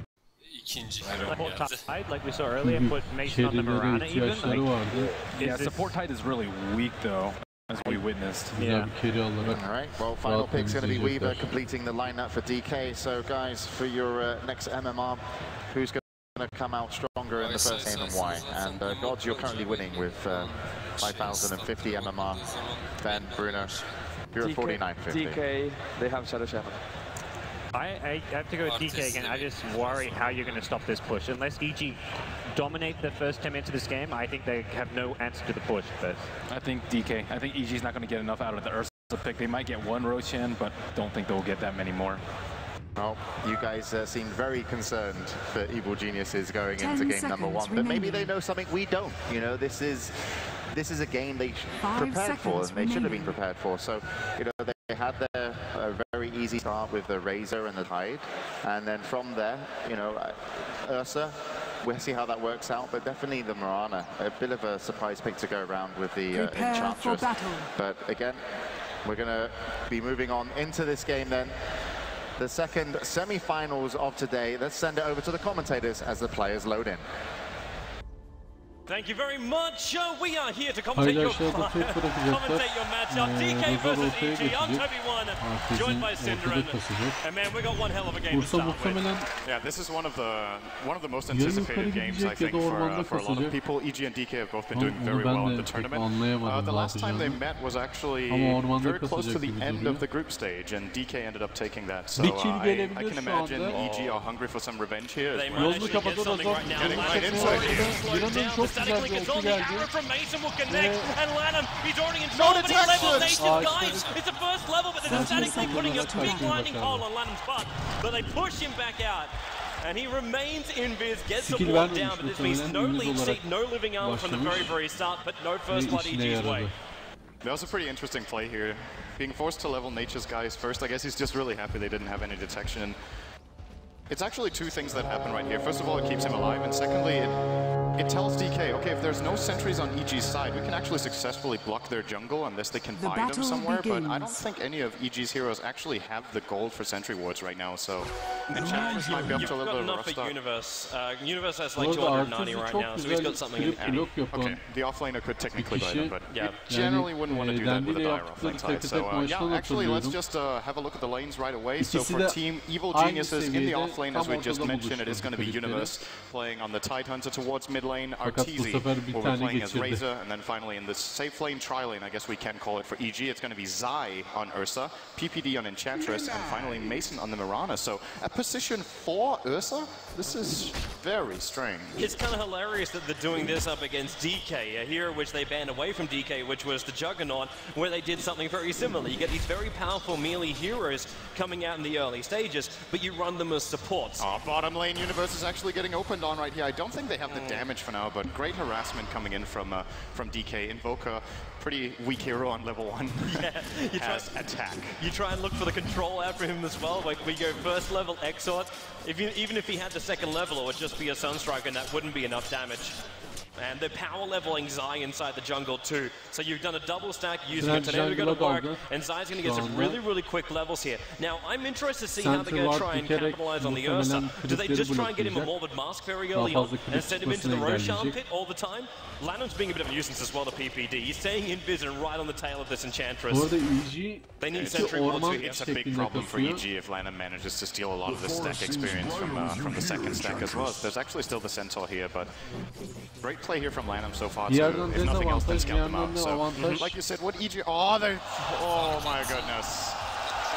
They tried to smoke and it immediately gets countered by Lanham. He's also going to sentry the big camp, so really not the start EG were looking for. They actually wanted to probably go for Roche already since they have 2 Centaurs and the Ursa on level 2, and they might still try for it, but Lanham spotting out the smoke there might know they're up to something. It's going to be really difficult to do this. Like, you don't have lifesteal. As you said, like 2 Centaurs, so you can split the attack damage between them. But at the same time, actually, don't know who from DK is going to look for this. You could invoke Sunstrike from Ice Ice Ice and then have a bit of a look inside the pit. That's one way to do it. But are you really going to go down there and contest what is technically the 2 supports of EG from going for Roshan? I guess not. I mean, the one hero that could really get a lot of work done right here would be the Weaver, just sneaking in and spotting it out, maybe even stealing the Aegis, but look at that DK are not ready for this. It's going to be a Roshan 2.5 minutes in for Team Evil Geniuses, and now level 4 Ursa. And my concern with this is, if you're playing a position 4 Ursa, which I think I've never seen in a competitive game before, or at least it's very, very rare, and you're playing against a pushing lineup, if this kind of Roshan does not work out for you, like the panel said, who's going to actually stop the push lineup that DK are running? But if they get a head start like this with a very farmed Ursa, he could very quickly get maybe a blink BKB and just run in and try to counter out the Death Prophet. Even more beyond that, like you're actually power leveling technically at Enchantress, so you're going to bring Impetus to the light of day a lot earlier than you normally would. And what are you really trading off here? You have Mason, who's having a rather difficult time up on top lane up against Burning, because Burning is like he's 19 for 6 right now up against a Mason who's 8 for 0. And Mason, he's taking so much harassment of Jackson, maybe a little bit too much right now. He's still got Leap available, but the attack's coming in. Feels it coming and backs himself away from the sun. And that would have actually been a kill. It would have dealt 10 more damage than he had in health. So Mason with a very clutch dodge there. So avoids the first blood, and like you said, it's going pretty well for EG, of course, because of the Roshan, but the Mirana not getting too much. Still, when you have an Ursa who's farming the jungle, I guess you're not too concerned about your position 1 hero being sacrificed a little bit. And I guess the most essential thing for EG's lineup, to defend against DK's early push is to get level 6 on the Tidehunter. Whereas for DK, well, what are we looking at? Good farm on Weaver. Mid lane, Mushi is quite a bit to Arteezy. They're making space. Zai and PPD, look at them. They're ready to go. MMY's coming up for a rune check, and PPD's going to slow him down. Zai, he's looking for the first one for EG. There goes your clap, and look and slice it. They have to hold it there for a while, but it won't be enough time for MMY to survive. First blood goes to Evil Geniuses. Zai's going to get harassed by Ice Ice Ice with the Sunstrike. Cold Snap Zai, so low! He's got enough life points. He's still got the Aegis Immortal as well to keep that in mind, but he does not want to burn this early on. I think he's going to be really happy to hold on to that Aegis for now. It might give them the opportunity to actually go for an opening here, knowing that Cold Snap is on cooldown for a little while longer and Ice Ice Ice is generally low on mana. They might try for something in bottom, or they go for a rotation in towards the mid, maybe healing him up here with PPD. Considering you have an Enchantress who is now basically like claimed to the Radiant side jungle, you probably want to try and force something in the bottom lane. Ice Ice Ice, an Invoker, not the greatest counter pusher there in the world, and if he does get close up against the Ursa, maybe just having a spare point up in Wex to have that invis may be useful. But then again, look at Zai. He's walking around with dust. He's prepared to gank up probably Razor or Tree, not Razor, the Weaver or the Tree. Maybe then it would also work up against Ice Ice Ice. Who's being a bit of a nuisance with the Porch Grid. Yeah, the one thing I want to point out, though, is looking at the Golden experience. Generally, if we see teams doing level 1 Roshan, this wasn't level 1, it was 2.5 minutes in, but very early Roshans, you often look at a bigger lead than this. So I think all things considered for DK, they're actually not too far behind. 1500 experience and 750 gold isn't really the end of the world. But it's more about the implications it has in the rest of the game, where you can see EG are actually playing really aggressively here in the mid lane. Arteezy will be draining out a little bit with a link, but they're pressuring the tower. They know they can use the Aegis here on Zai. Question is, what trade-off did DK get? Good harassment on Mason up top from Burning. He's dominating that lane really heavily here. I think DK understand the fact that they can't really take these fights until that Shadow Shaman comes up in higher levels. And of course, on bottom lane too, the fact you've got Universe, he's not level 6 just yet, but got to keep in mind that when that Ravage is up and running, EG really hit a big moment. And now Lanham, he's in trouble. The dust will pop off here from Zai, and Lanham, one more hit from Zai. He's in range and he gets it. 2-0 for the base booting Ursa, who's now up to level 6 as well. 6 minutes. Not too shabby for 4th position. Yeah, the pocket strategy so far is, I guess we have to call this out of EG, or at least part of it is pretty much a pocket strategy here. It's working out wonderfully so far. Zai is getting a lot out of it. PPD almost level 5, which is around the This is going to be bad for Mushi. Arteezy's got a haste rune coming into middle lane, and Mushi can't outrun this, which means all the damage is being given over to Arteezy. That living armor will not protect him from this. One more attack, MMY holds him in with the shackle. Now he is in trouble. He might be able to pick up 2 kills here. Platterfield can't reach on Mushi, but it's Arteezy. Sunstride's coming in with the attack from the tower. It's enough to get a revenge kill in for DK. They go 3-1 now on the board, 7 minutes in. Fortunately for Arteezy there, he actually died to the tower shot before the Sunstrike, so no experience being claimed there by DK. Very important for EG here that Ice does not get that kill. If he gets that, he's up to level 7.5. Instead now he's a little bit short of 7. And they also secure themselves the tower in the mid lane with Enchantress, so... Once again, good move by EG, but not building that big of a lead, actually. I'm still a little bit surprised it's not more than this at this point. I'm kind of okay with this one. They've taken out a tier 1 tower in the middle lane. They were looking for some rotations. Their primary thing here probably wasn't just winning on golden experience, because you know you're still going up against a Dream Protector. So taking a tower straight away. Yeah, they're going to commit Ravage as well. This one he just used Shikuchi. 5 seconds on cooldown for that one now. They see him on the side. Zai really low in line, but he kind of wants the Aegis to go. But yeah, he walks around the tree line and away to safety. Really important from Burning to not get caught there. He is kind of the big farmer for the team right now. What a surprise. Burning having the highest CS. So, let's say EG continue like this and they keep gaining an advantage. My main concern for their lineup is, we talked about how they're going to struggle with dealing with the push. I want to say that's one thing, but the other thing is, what counters do you really have to the Weaver? He's getting great farm. You don't have any sort of significant lockdown apart from if you land an amazing arrow from Mason or the Ravage. There's no other counter to Weaver. That hero kind of goes in my book of heroes you need to counter pick.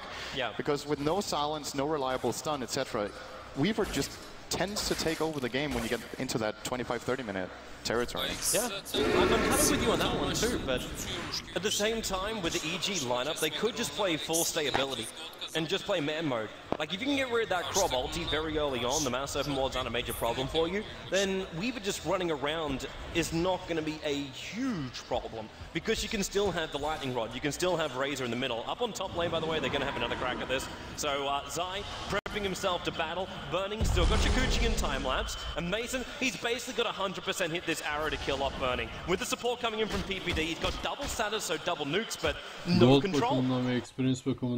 That's pretty much the problem right there. It's just got illustrated. They can't really deal with the Weaver. I'm kind of waiting for like the Blink Dagger from Zai, so then there's something, but like not killing the Weaver, killing Crob or killing someone like that. It's what EG needs to aim to do. I mean, it's great that they've got an early lead, but they need to get some sort of towers out of it. They got the mid-tier 1, which was a great start, but I think they realized that they need to put a little bit more pressure on DK here, since DK are getting the way better farm. So they're trying to push down the top tower a little bit here. Ursa is a pretty good tower pusher with overpower as well as enrage, dealing quite significant damage to the buildings. But he's got living armor. They have to bring it down in one go, and I think they know it as well. But I do not expect EG to get away with this. So they won't. At the end of the day, time wasted, basically. Yeah, Mushi even came up towards the top lane. Maybe this is a little bit more of like a different time wasted. They committed Mushi up towards the top lane, which was never really going to get there. Bottom lane! Universe is going in, he's going to unload the Ravage right here. Easy kill on MMY. Yeah, but that's the only one they're going to get. They actually committed all 3 cores to come down to that bottom lane to get the kill. And all they got was the Shadow Shaman. And this is when DK's lineup can actually start playing a kind of split push style, which when you have a Death Prophet to push out the waves really quickly, a Weaver to push out the waves quickly, and an Invoker with double Forge Spirit coming in soon, EG have a lineup that's like tailored to take these, I don't want to say directly 5-on-5 team fights, but mainly skirmishes where at least 3 heroes are involved. Unless Ursa gets a Blink Dagger, like you said, maybe he can open alone. So the problem is, if DK starts split pushing all the lanes, how are EG going to deal with it with their draft Dire's here? middle tower is under attack. There's not much way apart from like forcing it. That's the only thing you can really do. But do you want to force into that? Well, actually, I think it'll be okay for now, because you're still looking at a Weaver who's going ahead of Midas build. So he's not really going to come online very, very early on. So because of this, in fact now he has the hand of Midas, he's still going to take a little bit more time before he's up and running. So Mushi is doing exactly what he needs to do. Add pressure towards the mid tower and force the attention of evil geniuses towards him and away from the off-lane Weaver. And in addition to that, DK absolutely need to get a level 6 in the Shadow Shaman. I think that's the reason right now that they haven't taken a single tower. We saw it in the previous series, how useful those Mass Serpent wards are.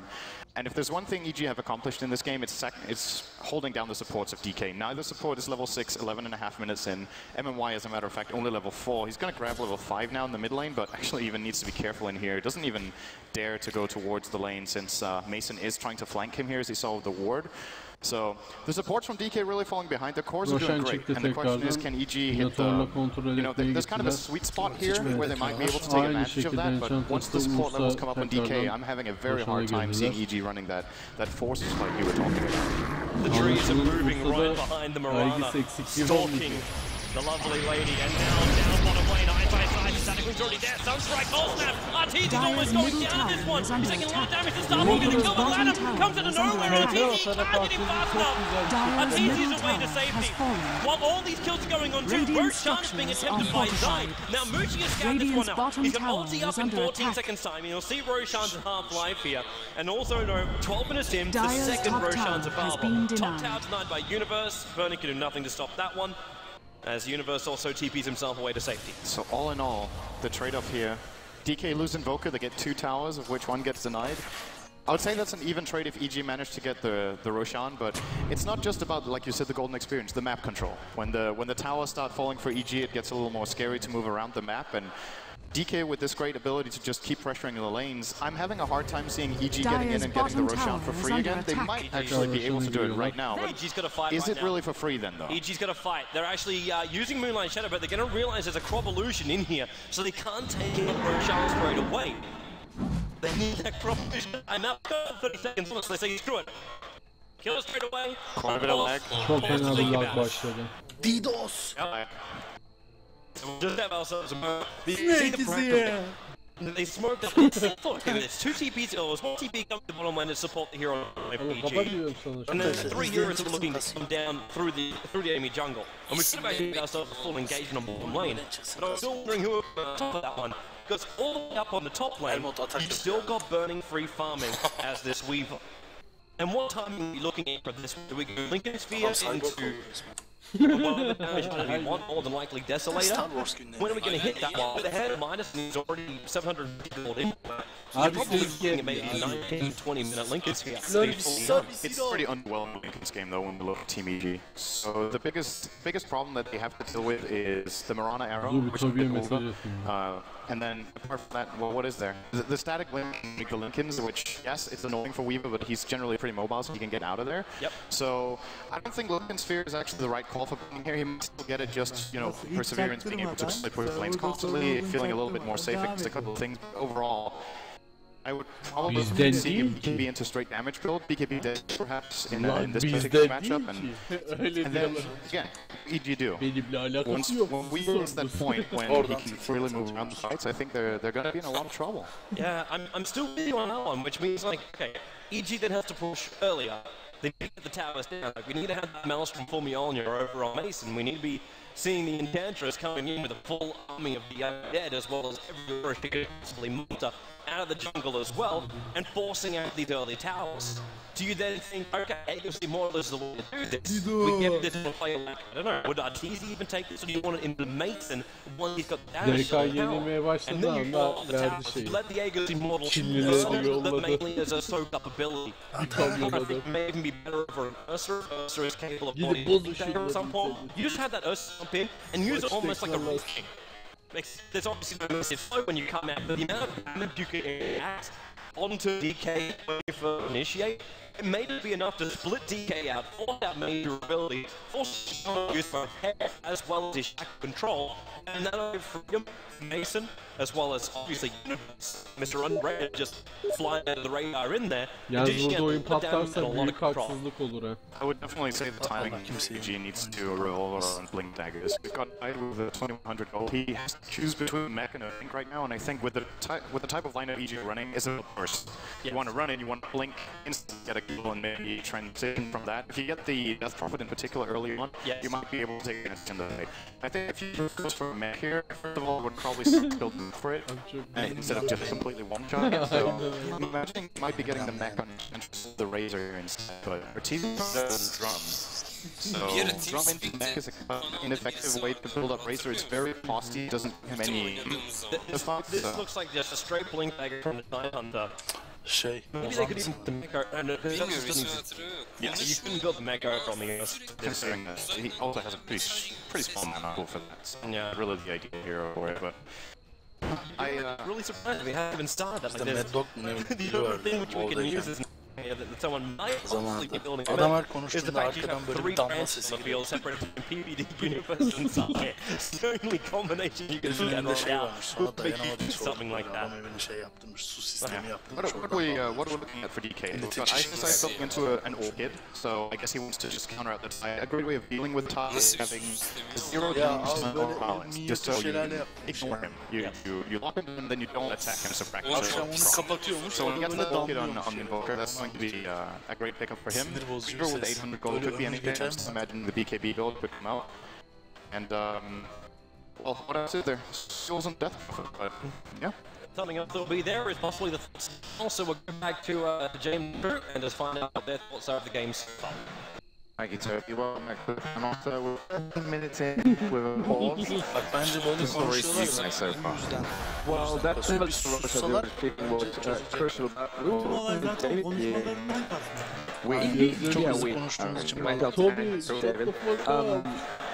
I don't think it is such an advantage.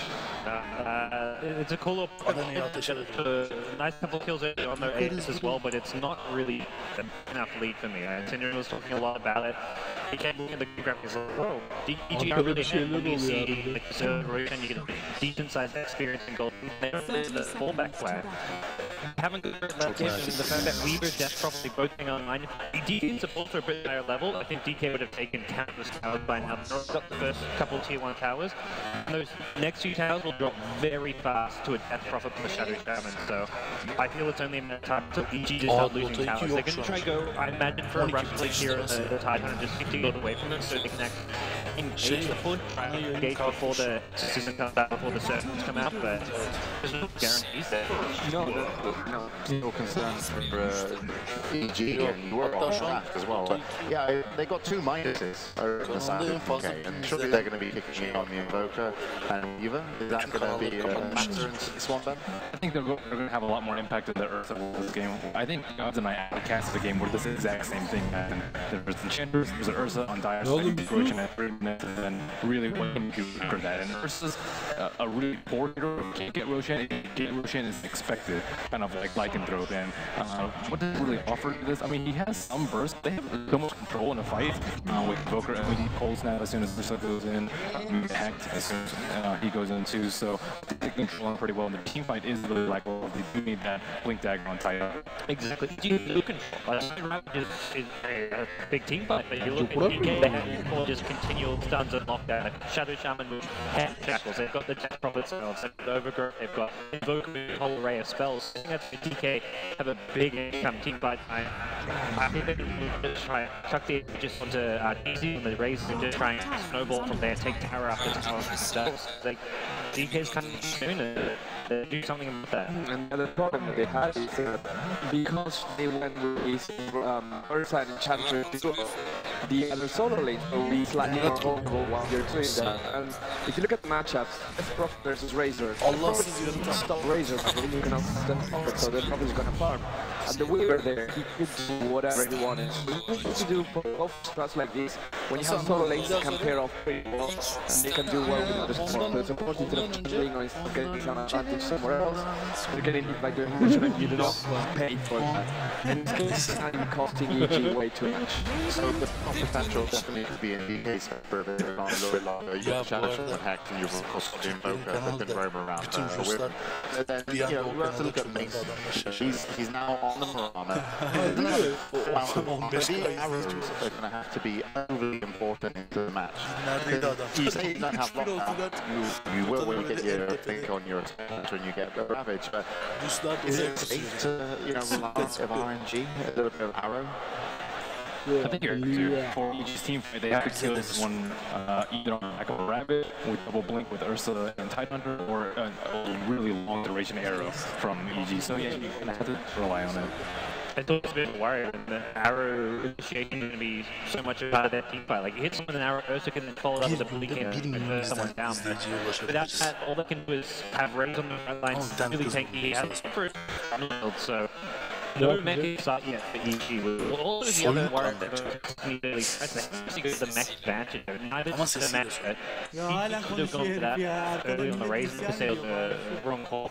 That drum is really nice here, especially because there are lots of dice. The Origin does provide a lot, but it is what something kind of missing in their team fight right now. If EG decide that they need to put on the pressure, you guys, you know, they get tier 2 towers and they've got one tier 1 to get on the top. How ready will DK be by that time? They've got 2 Midas, so I think DK will feel like they're just going to look to stall. Like they've been doing so far, they have burning up health, continuing to push, apply pressure. EG going to commit 5 heroes within ages at a tier 2 tower. You maybe have your Death Prophet there sitting next to Kryptons, but you're not actually looking to engage and take a fight there. Your Beaver's just off.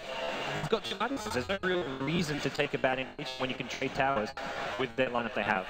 These fights, I'm assuming, we're going to have to go really well for EG when they get to the tier 2 towers, just because they... Yeah, I mean, you have so much follow-up potential again. If the Weaver is there, she will chase you until the end of eternity. Death Prophet, the same. Invoker, Sunstrikes. Well, even DP when she gets her Yules. Right. You know, you normally use it as, you think of DP with Yules, you're like, okay, this is an added amount of survivability. You know, it's great for the mana regen, amazing for the movement speed. And, you know, it can maybe stop the Ursa from locking you down. But even on the chase, if the fight doesn't go well for Evil Geniuses on the tier 2 tower, Death Prophet can potentially be an additional kind of chaser to get a kill, just because you can Yule someone up and then everyone can get in a position. As long as your Shadow Shaman's there with a Hex or a Shackle, that's another kill. So it's going to get really close, I would say, in terms of how this is going to go. Because if EG can take those tier 2 towers and take good engagements, they can still, I think, roll with this. Yeah, I think so as well. And RTZ thinks that they can keep rolling with the game right now because everyone seems to be ready. All right, game still paused, and there's Evil Geniuses that are asking to go. How do you like the new emoticons, guys? They're fantastic, and they're being used by many of the Evil Geniuses team. Right now, you don't get to see it on screen, but if you're watching in Dota TV, I'm sure you can see that. And thank you for everybody for joining us in Dota TV. If you weren't able to get down to the Key Arena, there's over 300,000 people watching this game live, and lots riding on it. That's just going to level up the game pretty much in terms of map control. And as long as their Weaver is free farming, which cannot really be prevented by any single hero on EG, it can be prevented by 2 once Ursa gets a Blink Dagger, then they can burst down Burning. But until that point, he's going to be free farming very nicely in the safe, or sorry, in the off lane. So DK, they'll just be trying to hold their ground for now, and with a Treant Protector, they might just be able to for a bit. Yeah, they might be able to, which means EG's going to force even harder. Talking about the double blink as well as the dual scepter. So EG's got the way to get themselves really into position, but Mushi has got not only the movement speed, the regeneration, but everything else. And you're right, MMY on the top lane, Shackles will start Narteezy, the Toe Strike as well, and Lanham into the lead seat now. Drunk Cup has been popped off, MMY actually going to go down here. Narteezy, he didn't steal any kind of extra damage, he's just the over now, Universe with the Ravage! He keeps Narteezy alive! The one charges came off cooldown in time, and Narteezy actually gets a double kill out of that. Underrated. I think not. Universe, the clutch player there. Great counterplay coming out as well. Universe there. Perfect timing on the Mushi, and again in middle lane, Zai was chasing him down. He started up with the swipes, but he couldn't go into the ultimate. But you can see him trying to keep his distance. In 2 seconds, he can blink back into this one, and he wants to. Mushi, they check the corners, but the wrong one. He TP's out to safety and managed to get a tower as well. This was exactly what EG was looking for. A tower as well as 2 kills at the trade of absolutely nothing. They've got to be feeling happy about this right now. The the score is a little bit misleading in terms of overall goal. It's still a very even game, but EG with those couple of kills as well as Roshan have managed to build themselves a quite significant experience advantage. The graph looks a little bit weird because of the long pause, so yeah, teams weren't playing completely evenly for like 6 or 7 minutes, but well, at this point, 7-1 the score for EG. They're getting a little bit of map pressure out in the bottom lane, but in the top lane, DK are pushing the other way. Man, look how well this is working between Lanham as well as MMY. You have Overgrowth when you got mana for it, which is still short of Arcane Boots for Lanham. Is seeing I've seen this before. Yeah, round 2, but this time there is not going to be a Ravage to save him, but he's really close to his tier 2 tower.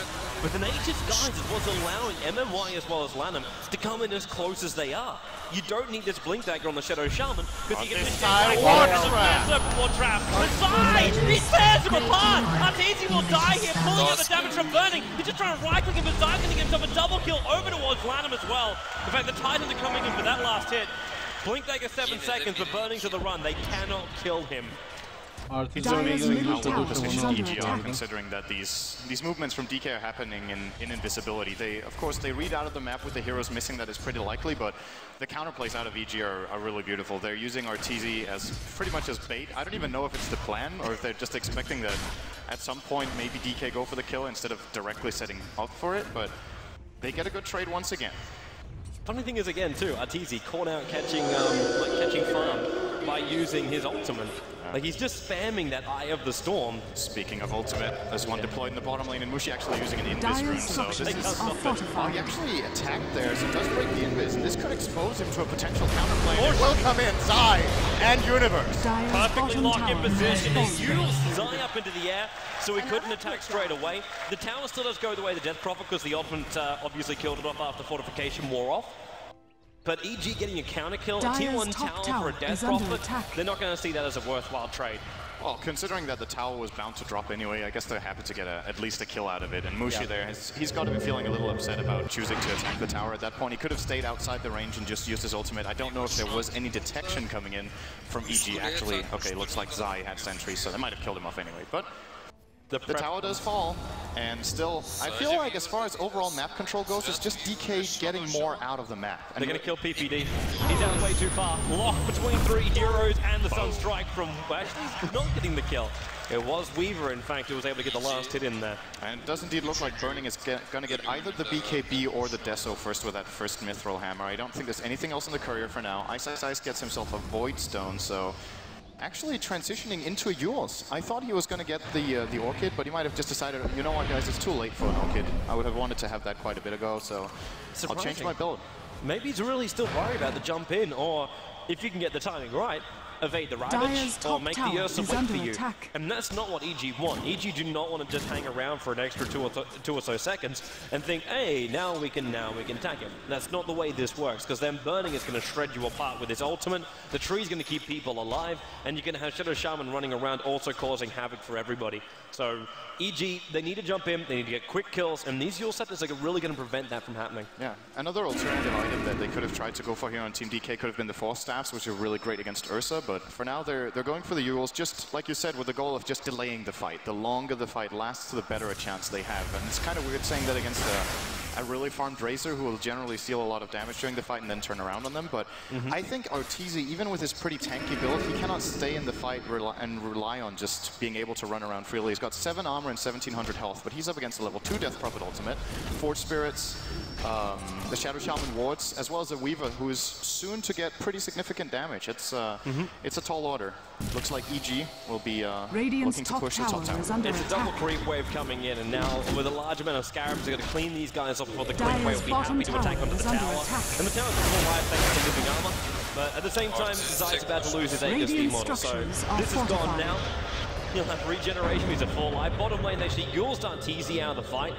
And with the Mana Serpent wards as well as the Crop ulti, the tier 2 tower will go down on the bottom. A bit of a mind game, and he gets it! Delaying the attack on the wards while the other 2 EG heroes tried to delay their attack.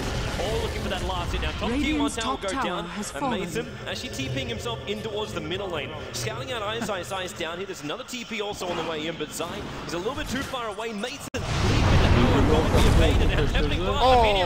both airballing out, but Mason's running back into the flames.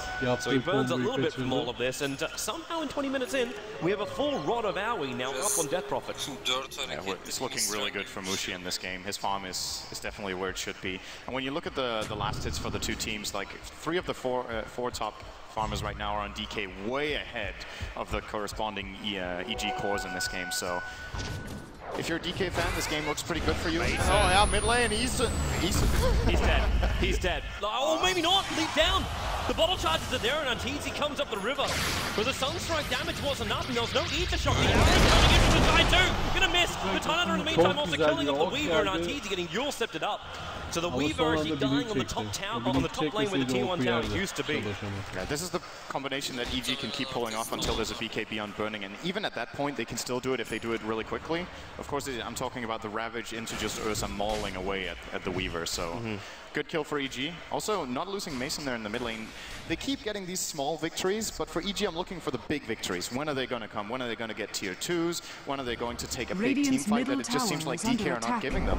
The only advantage EG has is experience, and it's not a small one. It's 7,500 after all, but the way the game is going, levels aren't mattering right now because they're not getting to use their experience in any sort of reasonable fights. Yeah.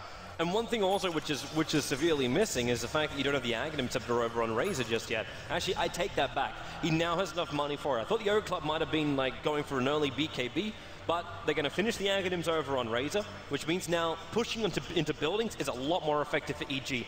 But they must win the fight first. I think the Ag Scepter here is the better. He's going on the Enchantress Meteorite, Deafening Blast, Force Spirit Universe comes in with a mech and PPD. The Force Spirits are not attacking. They stop because of Untouchable. They are so damn slow. Ice gets picked off instead, and PPD is safe. Once again, Universe, the savior for EG. Great arrow from Mason. He's celebrating that in the trees right here. So he's having a blast. Wanted to get up there as fast as possible with the leap to shoot the arrow. Did get stuck, but easily worth it here, getting an Invoker kill. So again, another small victory for EG. They're starting to build up slowly. Where do they go from here? I'm looking at BKBs as the next choice, at least for the Ursa for EG, so he can go in and expect to be able to fight. But even at that point, Treant Protector is a great counter to Ursa. First of all, Ursa has a lot of fast attacks, but you can counter a lot of the damage with living armor on the target. And Overgrowth will go through his BKB, so it's not even certain that Zai will be able to bring down a target should he get in correctly in these fights if Lanham is in the right position. Yeah. We've got double vision coming up from both these teams. So Treant Protector as well as Arteezy are the 2 gem carriers for this game. But Arteezy, a man with 1900 line points and 417 movement speed, rather difficult to kill him off, not to mention his 8 armor. So they're going to be able to see that Weaver, the Treant, the Shadow Shaman. Now Shadow Shaman does need to afford his Blink Dagger, but he already did. He's got 560 gold bonus as well. So MMY is the way to initiate in nicely. But Mushi as well as MMY, like their pushing power is great when you're pushing towers outside the base, but obviously pushing high ground is a whole different affair, and they're going to need a lot more of an advantage before they can do such a thing. But MMY, TP's top tower, and it looks like DK preparing to fight. A blink in, and there goes the man circle. This time over the wall, trapping Universe, gets a Ravage off, MMY, the arrow will kill him off from Arana. First strikes on the way in, Arteezy being pushed back, he will go down, but Mason, huge amount of damage, the gems on the deck, Birdie highlights at the very last moment. They're on the run up, but the Moonlight Shadow giving him protection. Ice has to drop his TP scroll to get that gem out of safety, but now Mushi, he lets the ulti rip, he sees Universe, the arrow connects on Burning, and now there will be support. Mushi's ulti will get the kill. Mason, what about him? He can't leave himself away. Silence as well, he can't move anywhere. Mushi with a double kill. He opens up the doors and lets EG in. You were talking about that tanky Razor, right? Ice is like, who's tank? He pretty much one-shot Arteezy with the combo there. So what's great about the Acceptor is, of course, their ability to take the fights. And I thought maybe he doesn't need the BKB yet, because there's actually not that much disable on DK. I mean, sure, there is the Shadow Shaman with a bit of control, but if they can kite around that or catch him in the Ravage like they did, Razor might be fine. If you get caught by that combo from Ice, you just drop. Look at actually what DK is doing. They're putting both the gems back on the courier. They're sending them both home right now. They don't want to run the risk of giving the gem back over to EG, because then it causes too many problems for their invis place. So what they do in the meantime is just bring the gem out when they feel like doing some deep warding. And the rest of the time, PPD, Shackles, Sunstrike, it won't be enough damage, or maybe it will be with a blink down. Lanham, what's he trying to do? He's trying to protect him, or can't get in range for the lead seat? MMY must be protected now, and Zai, blink dagger, 1 second, he can jump. Oh, now he jumps, gets a double clap and the dust off. Lanham forced to use his ultimate, support's coming in from DK. EG have to back themselves up right now. The lead seat on Zai, the Hex, cancels the TP out. 2 seconds, they got to keep that blink dagger on cooldown. PPD cannot help him. He has to let Zai die. TP's not going to happen. You'll scepter from DK. Gets a Sun Spell on PPD. There's nothing he can do to respond to this apart from death. Very nice series of execution here from DK, just counterplaying every single move from EG. Immediate overgrowth. He got, okay, so he had overpower on. He got one swing off before he got overgrowth there. So quick on the fingers there, Lanham. Very great play. So now the small engages that we've seen EG winning, they're starting to lose now. And if they begin to lose these, I think they start losing full control of the map. And they simply can't afford to take these fights. But on the other hand, the fights they can't afford to take, I think DK are just avoiding them on purpose. They're not giving them any sort of space to look for what they want. Now the third Roshan has spawned, and that could be an opening for EG to perhaps force a fight, because maybe DK don't want to give the cheese Roshan away, but I mean, even then, the problem is, let's imagine EG gets the Rosh with Aegis and Cheese. We still haven't really seen them being able to even come close to a tier 2 for the last 10 minutes. They just don't seem to have a grip on the map. Every time they look for an opening, DK just pull themselves back a little bit. That's a big item for Burning. What do we manage to... That's a big item for Burning. So now he's got the 2 core items I was expecting, perhaps in the opposite order of what I was thinking, but he has them now. He is scary in these fights, and he can pretty much move around exactly as he pleases. There's even more to that. She just got perfect timing as well, right when the Rosh fight is about to begin. I think DK want to try and take this one. They could try and contest it, but they're not fully in position for it just yet. It actually blocks a bit outside. He'll finish the job. Arteezy, the cheese on the deck, picked up there, and Burning running in with the BKB. The arrow must be soaked up by that BKB as well. As Zai jumps out, Iroka Yules himself up into the air, evading the battle, and now the guts are coming from Universe. And it's EG who are getting the upper hand here. Mushi will back up. They got Aegis Cheese. They mop up the Mass Surf Lords as well. And EG, they, for the first time, get a very, very clean fight their way. Yeah, DK weren't in position to go for that at that point, actually. They were kind of forced to go in, and I thought they were going to go for it, but the heroes weren't at the right place at the right time. So Burning tried to open it on his own. I mean, of course, he doesn't die because he pops the BKB, but EG just kite him. They leap away the Mirana. At the same time, Rosh is going down very quickly to the Ursa. They get the Rosh and even a bonus kill on Ice. At the moment Roshan dies, I think DK cannot try to commit into that because they just know the threat of Ravage is there constantly, and Universe was just biding his time, waiting off very much on the offside of the fight, and yeah, EG gets it for free. Now they need to use it. Yes. They really need to use it. But they have almost everything up apart from Moonlight Shadow. So they have everything that could help to win them win the fights. Did we call the Chivas on Mushi by the way? Just quickly before, but good to reiterate. Yeah, so that's another big item, of course, coming the way of DK. Ice did pick up a Blink Dagger a while ago. Haven't really seen him using it too much. They're coming in. They see RTZ and PPD, however. So they're not sure about this. But EG are really flash farming. They just managed to flash farm up the BKB there for RTZ to go with that Aghanim Scepter of his. Because they just kept stacking up the camps and then just mass farming. It's a really good pickup for EG at this point. I'm imagining the Ursa. Actually, no. Zai is not even going for a BKB with that ultimate orb of his. I'm imagining it's... Perhaps it's... What does he want here? Does he want Manta to break the overgrowth, or does he want the Scythe as the opener? It might be the Scythe, but generally on Ursa, we don't see players picking up Scythe. They usually we don't generally see him in 4th position either. No, I mean, like if you're playing a core the Ursa, rules don't really apply in this game. If you're playing a core Ursa, then yeah, you want to get the Abyssal Blade because you're meant to be the big damage and the big controller.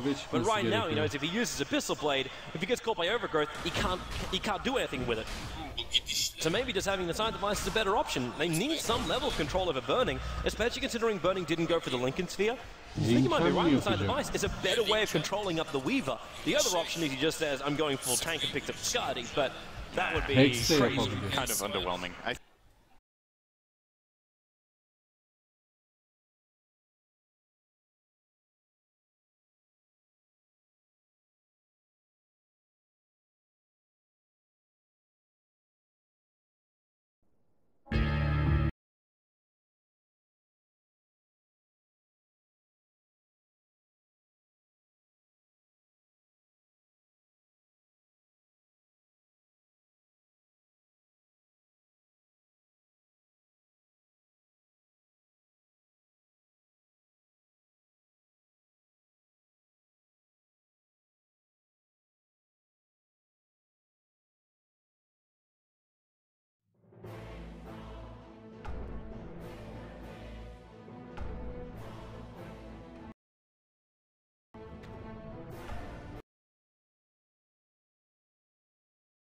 Bence EG takımının da bir tane gem alması gerekiyor.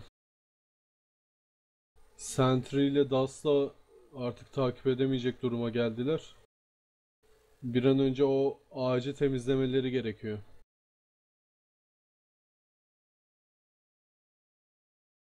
Çünkü ağaç neredeyse bütün takımı invis yapıyor ve o şekilde fightlara dalıyor. Ve bu biraz sıkıntı yaratıyor. Aslında ağaçların etrafından çok güzel bir combo geldi Dire's bottom tower is under attack. The archives of time. Dire's structures are fortified.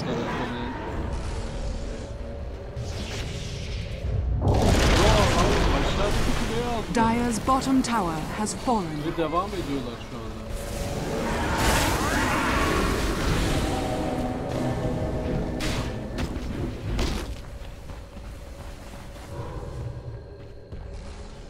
Sacred Shop'taki fight'la ilgilenirlerken Shadow Shaman da alttan girdi.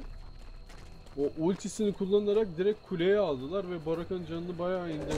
Gerçi Barakan'ın canı dolar biraz. Bir sonraki fight'ı şarj etmezlerse Barakan'ın canı fullenir. Yaklaşık 1,5-2 dakika sonra filan o Barakan'ın canı full duruma gelir. 1 dakika aslında. Invisibility!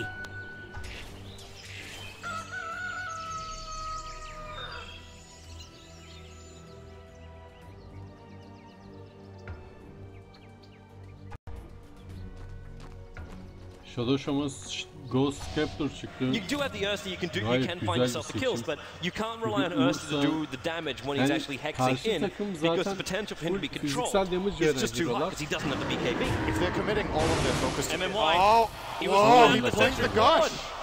Yeah, he blinked before the gush could connect on him. He's in the tree line. Universe has nothing that can stop him here. Oh, Zai almost got in range for the hex there. That was less than half a second away. Pretty long cast range on that, but so quick for him. Managed to catch up. So quick, very fast blink there. And that was when EG wanted to fight. That was the Aegis Immortal now getting fully reclaimed. So all the mana gets to come back the way of Arteezy. And with the boots of travel on TZ, he's going to be on split push duty here, trying to give EG a comeback in terms of map control here by just pushing out the lanes and being able to TP into the fights. But what that effectively means is his actual teamfight impact is being delayed. When he ports in, a lot of his value is just move speed and attack speed from the Midas boots of travel build. So, you know, the whole net worth thing is a little bit misleading for a TZ because as far as actual fighting value goes, he is quite a bit below that 16.5k he's actually showing. Gonna get even harder too, man. Like, Mushi is a bad one. This is the push though. I love this from EG. They have to go for it. They finally managed to reach a tier 2. It's time to strike. Ravage is ready. Universe with both Blink and Force Staff sitting on the back lines. Hex is available on Zai. They actually got DK to also burn their fortification. They're gonna get the tower. Mushi's forcing him back. They smoked up through the bottom. They're gonna really try backdoor regeneration here with Matt. ISS will just try to break the TPs here. Well, Universe will not get out! He's in trouble, but TZ sticks around. The dust will pop. They see Ice. He's going to lose his life with what he just did there. Bottom racks in the meantime. The range is gone. Mushi, arrow from Mason, holding him in position, giving armor. You'll step her up as well. The ulti is doing the work with Mass Servant Boards, and now Lanham! He holds EG there. Mason's coming out. Mushi, he's almost out. He is out! On the bottom lane, the melee rack is still alive. That's the most important one there for EG. Radiant's middle tower. The fact that he also killed off Ice is a nice perk. Great defensive play for EG. I was sure they were going to lose a full lane there. The Razor and Tidehunter were never there to defend, but they managed to hold on the back of a beautiful arrow from Mason, setting up for not a kill on Death Prophet, but at least forcing Mushi out of the base. So they do end up only losing their range barracks there, so great play. And also great play from DK going for it, right? They see the opening, they realize, okay, EG will have to go back now. Ice basically sacrifices himself to stop 2 TPs. And it's kind of a little bit reminiscent of the grand finals from last year, perhaps? With no profit. $1 million Euros? That would be a very cheap item becoming massively expensive. Obviously signed by Hatizi, sold in the store, just like his player cards. 17-9 though is now on the board, and okay, EG are trying to force out the lanes again so they can get some level of advantage. Actually, look at what Mason is building into now. He's finished his BKB, didn't finish up the full Mjolnir, so he's looking to try and survive during these engagements. Still gonna be very careful about the Tree and Protector, but as far as everything else goes, he's kind of okay. But what I'm worried about by building into the BKB is the fact that they cannot kill off Mushi. He actually has the heart coming out in the courier at the moment. He's going to have so many life points, so much armor as well because of the Shiva's card, the disable because of your scepter, he can be taken into safety, and then you've got your Rod of your Atos. So if you want to try and attack and you want to try and hold someone there, you've got this big tanky guy with a whole lot of spirits doing his work for him, and you can't do anything if you turn. 2.8k life points they have to get through on Mushi. They need to have this refresher on Razor. It's kind of like the only way. This is where the problem Oh, Universe! Big Ravage up on top lane. Shadow Shaman's already down. Let him have to let the ulti go. And that's just so they can buy some space. But Mushi, he's coming again. Mason needs to hold him out. He's got the creep wave with him. Fortification is available this time for EG. Mason moving to the side, throwing down the arrow. Zai being pushed back by the deafening blast. Fortification has been used, and Zai able to hide the tree line. 2 seconds until playing Universe back on the front lines. Mushi Altman, 100 life points on the rack. They're going to bring it down now. The counter's going to be there. Mushi TPing out. Do they have a stun? Do they have anything? Nothing is there. They get 2 kills. One on the Shadow Shaman before, and then the Invoker on the bottom lane, but Mushi takes the bottom racks and gets away with it. Meanwhile, ITZ has been trying to apply a bit of pressure in the mid lane. He actually has the gold for a scythe of his own if he wants to get that right now, which might be the call. They need so much control now to deal with DK, since I actually don't even know if the refresher is going to be enough. I think it's more about just controlling the fight for so long that they can take out the other heroes and then end with taking down Mushi. But the reason I raised the question, who do you actually hex, is, well, if they hex the Weaver with the Earth aside, they give so much space to Mushi in the fights. With Ice also having a hex, they can kind of... they got scouted. The burning bug space to come in. Now Roshan almost on the sideline. The Butterfield's keeping burning out, and looks like he's not going to come in. The Claw isn't available to fight. TZ also put his hand of Midas back over on the courier so he could grab the Aegis, the model, and Zai will take the cheese. So that's our 4th Roshan in 37 minutes. 4th consecutive Roshan for EG. And they've taken 1 tier 2 with it. Hey, at least that is how hard this game is for them right now. The Roshan actually gives them an advantage of 150 gold. It's huge, man. But their experience is still hilarious. For everything that's happening on this map, the experience graph as well as the gold graphs, they kind of mean nothing anymore. Everything just comes down to the key items you got during the fight, and if you can bring down the cores of either lineup. And in this case, is can you kill off the Weaver and can you kill off the Crop? Yeah, can you kill off Mason in a moment is also another question here. MMY is looking for it, but Mason actually will back off at the right time here, so not finding that gank. Bottom lane, they found Burning. There's a hack coming in. It's Zai going to work, and Burning getting shredded. He can timeline and BKB himself away, running himself up. Universe forced up. He's still under protection of BKB, so he's going to be okay. Meanwhile, up on the top lane, Mason leaps away on 80 life points, but the last attack comes in with the Shadow Shaman and Lanham going to work. Arteezy, that ultimate hurts a hell of a lot there from Mushi. But they do get the kill over on Mason, and Burning is able to survive. Burning by the skin of his teeth getting out there. This is where I think, you know, an Abyssal on Zai instead of the Hex. They want the Hex to open with, but maybe with an Abyssal there they actually... On Zai, they got on MMY. He dropped down the Mass Circle, just looking to force out the tower. Now it's just going to become food for the Ursa as well as Zai. In fact, they gave all of it over to Zai. They're going to have to get like an AC over on this Ursa at the moment. Oh, and again, Ice with the snipe combo. Finding PPV, Sunstrike into Meteor as well as the Deafening Blast. Easy kill for the Invoker here. Didn't even need to use the Hex. Holding on to that in that kill. Maybe we have to add into the extra, like I was saying Weaver as well as Mushi before, but now maybe we have to add Ice into this mix. That's the thing that's really strange about this game when you look at the actual experience, because when you look at the distribution of levels on the Radiant side, you see two very low level supports, but the three other heroes are so far up and very, very much amongst the top here in the game. So yes, they're 12,000 behind, but I think at this point for DK, it's not about whether your Shadow Shaman is level 11 or level 14. I don't think that's the deal breaker here. It's the fact that your three cores all have their level 3 ultimates. They have great farm on all of them. And arguably Treant it's okay that he's level 12. This hero is he's not built to be level 12. He's not meant to be anything else. He's almost like the bottom lane. Ice is trying for it again. Great damage onto Universe here. Will force step out though. Is there going to be a Sunstrike? Looks like there isn't. Universe will get back to base. He's got Invoke off cooldown now. Damn, he's putting a lot of pressure though on these lanes. He is. He keeps going for the solo kills and forcing rotations. And he's just doing the bottom lane solo. Like he moves back and then lets his Forge Spirits do the pushing work while he farms up the Radiant jungle. It's really, really efficient coming out here from Ice. And like, what is EG meant to do? They try and jump out as a 4-man, 5-man to deal with their own jungle right now, and they can't because of the pressure on the bottom lane. You don't lose a Rax for it, but if you get one hero sniped off, then DK are like, hey, we got 5v4, we're good to go. So, here's what I'm wondering at this point. We've come this far in the game now, 40 minutes in. We were talking about how EG probably wanted to end the game early, but now we're, or not early, but around the mid-game with a kind of draft. They're coming, man. You just finished a BKB over on Zai. You're going to be looking to smoke gank up somebody, and I think they're just coming for the Invoker. I think Ice feels this coming right now. There's too many heroes missing on the map, or maybe they just try the single hero bait again. They actually do. Oh, Mason. He's going to be attacked here, but this also means you got Scythe, you got Blink. It's all on cooldown, and they know they can try and find the Hex! The Hex, it's got to be time. Ice won't get himself out. This one, he will be able to obey the arrow. You'll Scepter up. 5 seconds until Blink, and he goes Invis. Living Armor's protecting him, but they do have the extra vision. It's coming in from the gem on the Enchantress. They bring down the Invoker. But up on top lane, Arteezy is trying to one-man 4. Ravage from Universe into Mushi and Lana, but Mushi's ultimate is still going to work, but Arteezy, he's going to go down. It's only the Aegis the Immortal, however, and Mushi's ultimate has got another third of its duration left. They want to keep pushing in this one. Arrow's on cooldown. Can they find the retreating DK lineup? Lanham is high, and Mushi is running. Still into the cover of Nature's Guides, but they both are.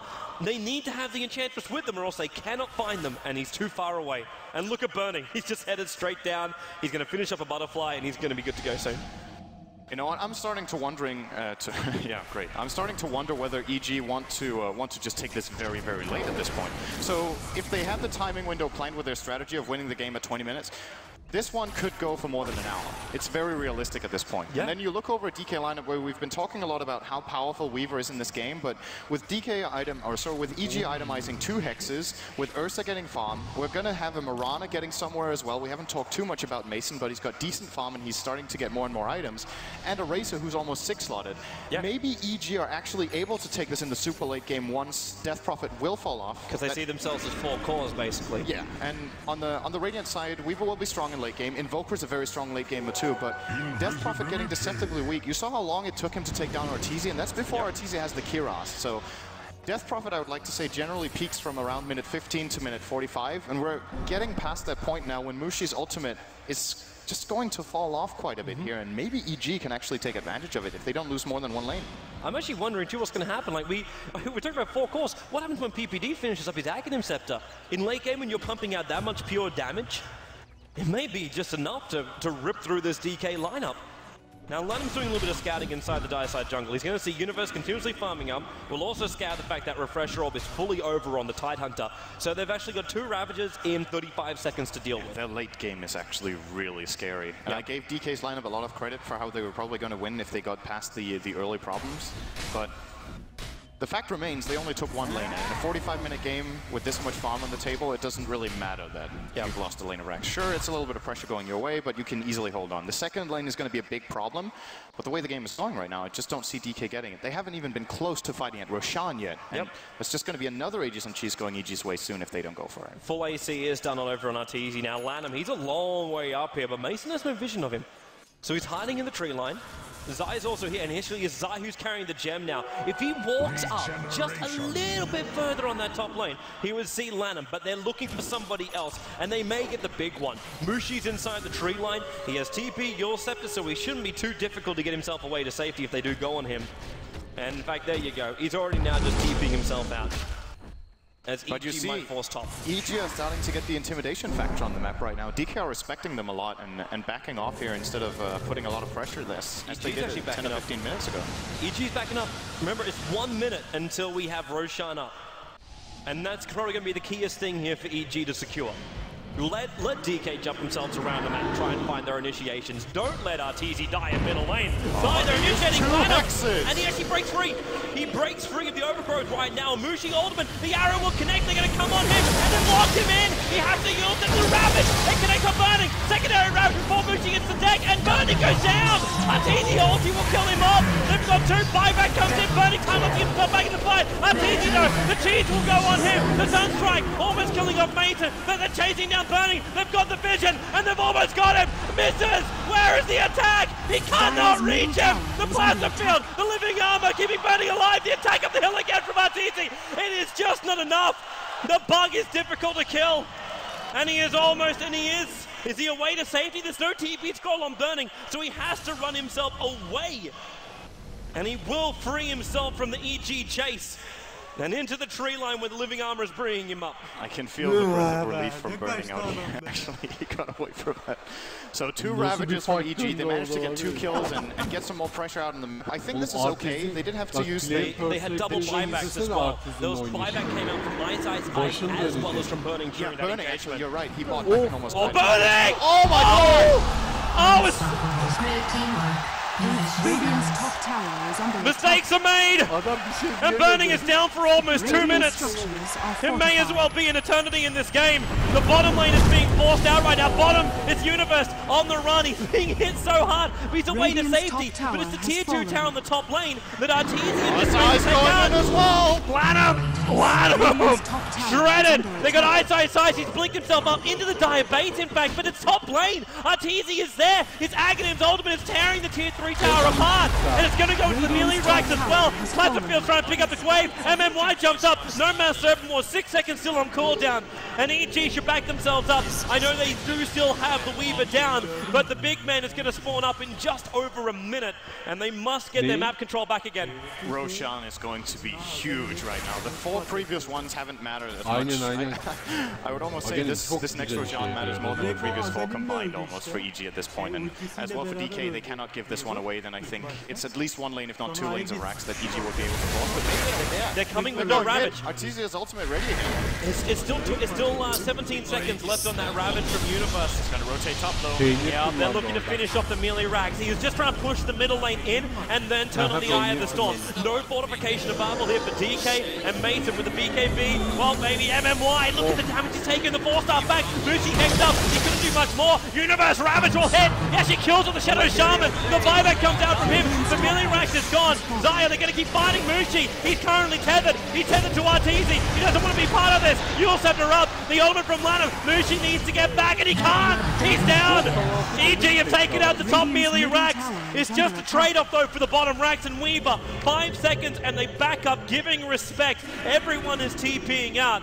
Remember, Roshan is now up, and Weaver is also alive again. And they have the second Ravage still. Universe only used one, and then immediately using the refresher orb to get it ready here and start the refresher orb cooldown to make it start dropping here. This is a very tense moment. DK probably felt like they had pretty good control of the game, especially once Burning picked up the Lincoln Sphere as well as the Butterfly. He would have probably felt pretty safe, right? So there's 2 hexes.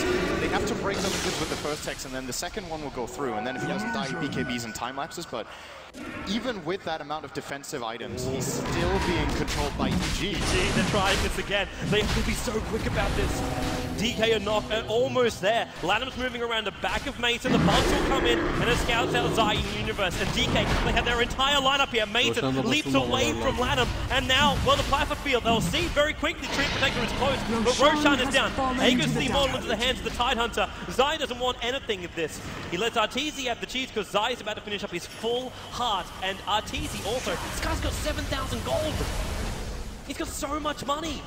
Yeah, getting a refresher orb on Arteezy now I think would be really good. Double Hex, double BKB, and of course the double Eye of the Storm is probably the best item he can get right now, unless if he feels like he needs to become more of a physical damage dealer from another source than his ultimate, which is... The thing about the ultimate is it's not a reliable source of damage because it will always hit the lowest HP target. So if you want to choose your target, you pretty much have to go for some different type of damage item, but it looks like it is indeed going to be the refresher. Immense base pushing power coming out from the Razor at that point. And EG are just looking like they're in complete control of this game. They might have a little bit more trouble killing off Mushi now. Yule Scepter is hard. He's got a Ghost Scepter to back him up as well. So Mushi's just trying to make himself unkillable and get a full duration ultimate off. But I really don't think EG care. Like, if they need to, they can just get someone else to buy up maybe a Diffusal Blade, because the money is just rolling through. And Arteezy, he is starting that refresher off. The Perseverance is over on the Courier right now. Not sure why he isn't buying it, actually. Yeah, I think it's just because he's holding onto the cheese. But he could drop that at any point and take the refresher. Ice is looking for Radiant's a sniper. bottom tower He'll see Arteezy in the mid, but no one is walking up into the Dire jungle at the moment. Yeah, I think DK realized what position they're in right now. They want to try and force the fight in the top lane, but at the same time, they really don't. There's double Ravage on Universe as well as the Aegis, so it's going to be very difficult. And EG just got a tower for free, basically. Zai with the creep wave as well coming in through the bottom. I don't know about you, man, but if I was DK, I would be worried about Ursa actually soloing my racks at this point. Because he's still doing so much damage. You look at how much health he's got behind him. He's got 3.6k life points over on that Ursa. You think about getting through the Razor too, you got 2.7k, and then you're still got to take into account like your unstable current into all of this too. And then you got Tidehunter who's taking away your damage, he's getting great control out. He can almost buy out another item shortly too. I don't know if he's considering finishing up a Shiva's Guard, if he wants to be selling 4-star for something else. But they're chasing down Ice. He got gushed up so he can't blink, but the attack won't come in time. He goes invis, he does still have his blink up, and they can see him though. The Hex is there and he refused to blink himself out. And now the jump is from Universe, he's body blocking or attempting. Will commit the Ravage, and look at the damage from the Ursa. Invoker is torn a new one, and EG may just finish up this top ranks. And Burning is desperately trying to add some pressure down the middle lane to stop this push from coming. But EG, they're going to push him through the top, see if they can just take out another tower. They can get a rank to let the creep wave come in. It's going to be quick though. Like DK they're going all in. They TP'd Mushi mid. They don't have a second. They don't have a plan B. They're going to go for tier 4s. They're coming back. They're coming back right now. They cannot let this base race happen. PPD, the first one to TP himself in, and EG, they are taking no chances here in the winners bracket final. Semi-final. Semi-final. Close. Getting ahead of himself. Well, if they continue playing like this, they could be in the winners bracket final. At least this has been a great performance from them in this game. I mean, to be fair, we were worried, but they've just silenced us completely. He could be in real trouble right now. Moonlight Shadow, he's walked straight up next to him. It's almost worth a straight Ravage, but Arteezy comes in for the Hex. The link is on, and Mushi, are they going to commit Ravage? He's running himself away, but 140, 168 points, 198. There's too much. They're going to actually have enough damage in Arteezy to kill up Mushi. The Ghost is protecting him quickly. Can he evade? He can't silence. Yule Scepter in the Ursa up Mushi. 200 life points. He's taking it around. He's going to TP! Amazing! Unbelievable! This man is on the most wanted list, and EG, they couldn't capture him. A brilliant escape coming out. from Krov. He looked dead to rights right there. But EG, they still are holding some level advantage here. The two Ravages are on cooldown now. This could be the time to strike for DK if they realize. But now with the refresher all picked up here for Arteezy, he is pretty much reaching his peak now. If he is to replace any items, it's in order to build for a late game in which Eye of the Storm is not his main damage source anymore. This is pretty much a fully stacked Razor build. Cannot really get anything more at this point, so apart from a new BKB, of course. But don't worry, they have an extra call. They can take Aegis, they can take cheeses. Yeah. Then again, actually, no, Zai. He's the man who's blinking, and he's the man that needs to hold on to that gem of his. What are we looking at for Mason? So Mason has managed to build up a Mjolnir as well as 5,000 gold at this point. So we're going to see a Mirana probably transitioning into a Daedalus next. And then the physical damage from EG is going to be through the roof. Of course, the synergy between having Eye of the Storm drain all the armor of the targets and then having other heroes deal the physical damage.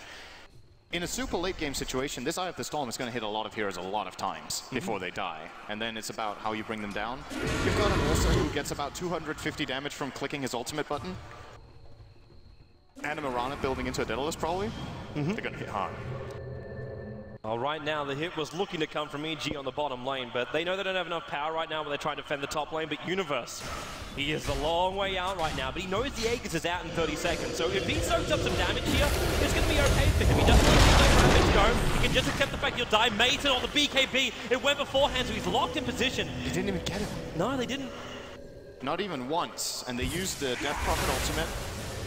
As well as the Overgrowth, this is a big loss of DK and they need to get the hell out of there. Yeah, they're backing out. Mushi actually BT'd himself in, but the Krov ulti is down for a minute and a bit, but it's okay. Roshan potential spawn time is still 2 minutes away, and it really doesn't look like EG is wanting to push into the base until they know they can get a really good trade, which is difficult up against this lineup of DK, or they're able to take out all of DK and then just push up with no one to defend.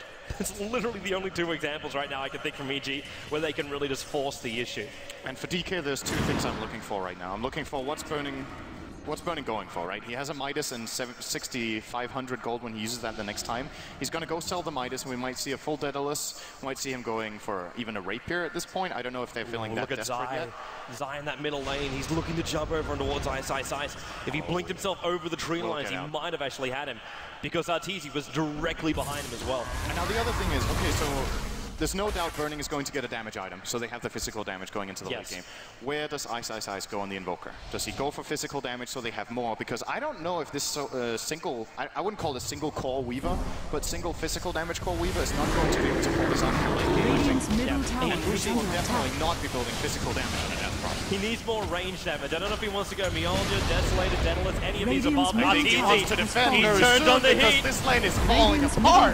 That Arteezy, oh, he's going for T4s. EG are trying to finish this right now, and DK, they must return. The push from Mushi on the bottom lane. He can't. He can't. He's to sell his ghost and revive TP. He can't. He is. He's actually dying in the fountain right now. And trying to come back, but he's too tanky. Mushi is working against himself right now. It's GG. It's over. EG will take game number 1. And here it is. He attempted it. Mushi was too good for himself at the last moment. And EG, it looks very, very shaky for them. They could hold the advantage of experience the entire way, but it didn't look like they had it in the bag. But they do come back. They do come back and they take game number 1. Greeting this awesome crowd here in Seattle. It's the home ground advantage, or the home team really. And DK, I think they can be really sad with that game, Synderen. What a fantastic first game of this winners bracket semi-final number 2. I can't wait to see what they're going to do next. This was an amazing game. EG ya resmen fark.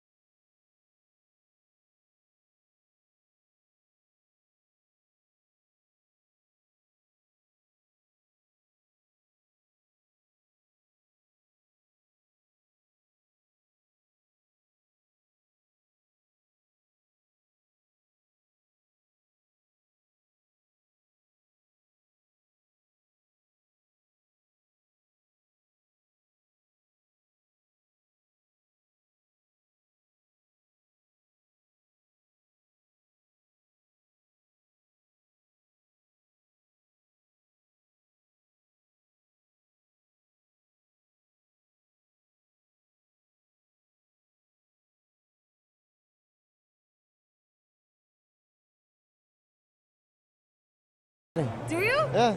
In the game or in life? In life. In life. Everywhere. All the time. In game, out of game. Yeah? Big Daddy. Has it changed your play? Definitely. How so? I'm a bigger daddy now. I'm not going to touch that one. We're trying to find out this rumor I hear that all the players are carrying these really cool autograph cards. Can you show us what those look like? Yes, the autograph cards look like this. And it's pretty simple. Like it even has a guide on the back, 1 to 4. 4 steps on how to get an autograph in game by a player. And it's like every player that came to TI has one, so you could pretty much ask anyone. I mean, you're given 1,000 or whatever it is, so there's a limited amount, so there's something to it, but there's still quite a few. So just grab one, and look at the back, and you take the step 1 to 4. You get an in-game autograph. Does anyone have to do anything special to get it from you, or you just hand them out willy-nilly? They just have to ask nicely. Ask nicely? Yeah. Do they have to say, Big Daddy, I beg of you, please give me an autograph? With that kind of an approach, I think they can easily get 2. Easily. Who do you have your eye on in the tournament this weekend? I'm really excited to see how DK is going to play. Really, really excited. Do you ever get starstruck by any of your fellow players? My fellow players? Yeah. Not really. Not in our community. It's more respect than starstruck, I guess you'd say. So, I mean, maybe a little. I don't know. Me myself, like I still have the people I respect a lot, and in a way look up to, at least the way they play. So, yeah, starstruck's a bit of a big word, but yeah, a lot of respect. So who do you look up to the most in this game? I look up to some of the Navi guys, some of the C9 guys I really love, like they're cool guys, and then just as players, DK really is, like they have a bunch of good players, and I look at most of their games. Any last words of wisdom from Big Daddy? No, not really, just enjoy the event, I mean in a way, just enjoy being here if you're at TI, and yeah, keep watching all the games. Thank you, Big Daddy. It has been a pleasure. Thank you. I'm going to change my name to Big Mama. Mama. Big Mama. Mama. Mama. Big Mama. Thank you, Casey, and for the interview with Big Big Mama, Daddy. not Casey. Oh, sorry, yeah. Well, is it official? Thank you, you know, Casey, you allowed to and just for do the that? interview With with Big Mama. sort of No, form we can change? make it official right now, James. Well, what do you think? Is it official? You know, are you allowed to just do I that? tried. You have to fill out Sorry, some Big sort of Mama. form. We can make it official right now, so, James. What do you you can think? hear from even No Tell. I tried. Sorry, Big Mama. Hear from even No Tell there. That he felt that the DK players individually, the ones that he really looks up to in terms of their skill.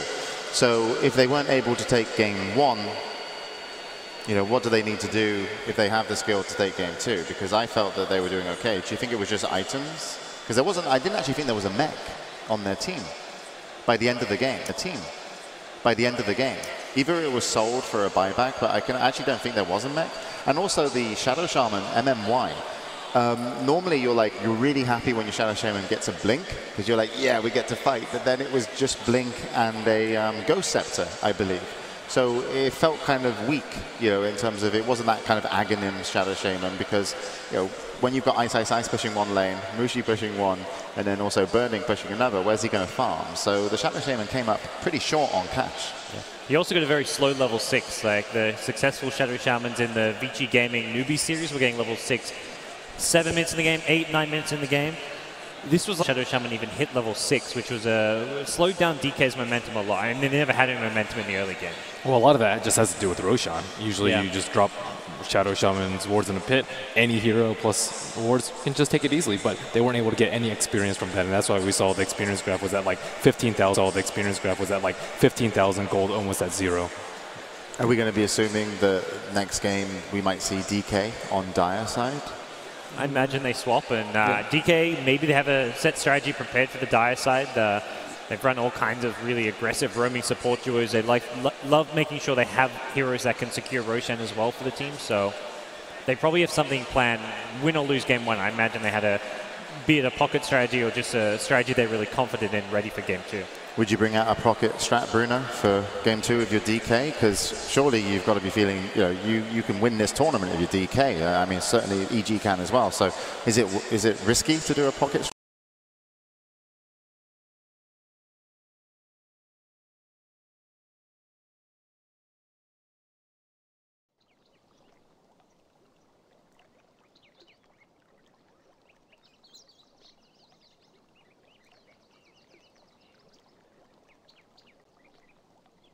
to game number 2 of the semi-finals.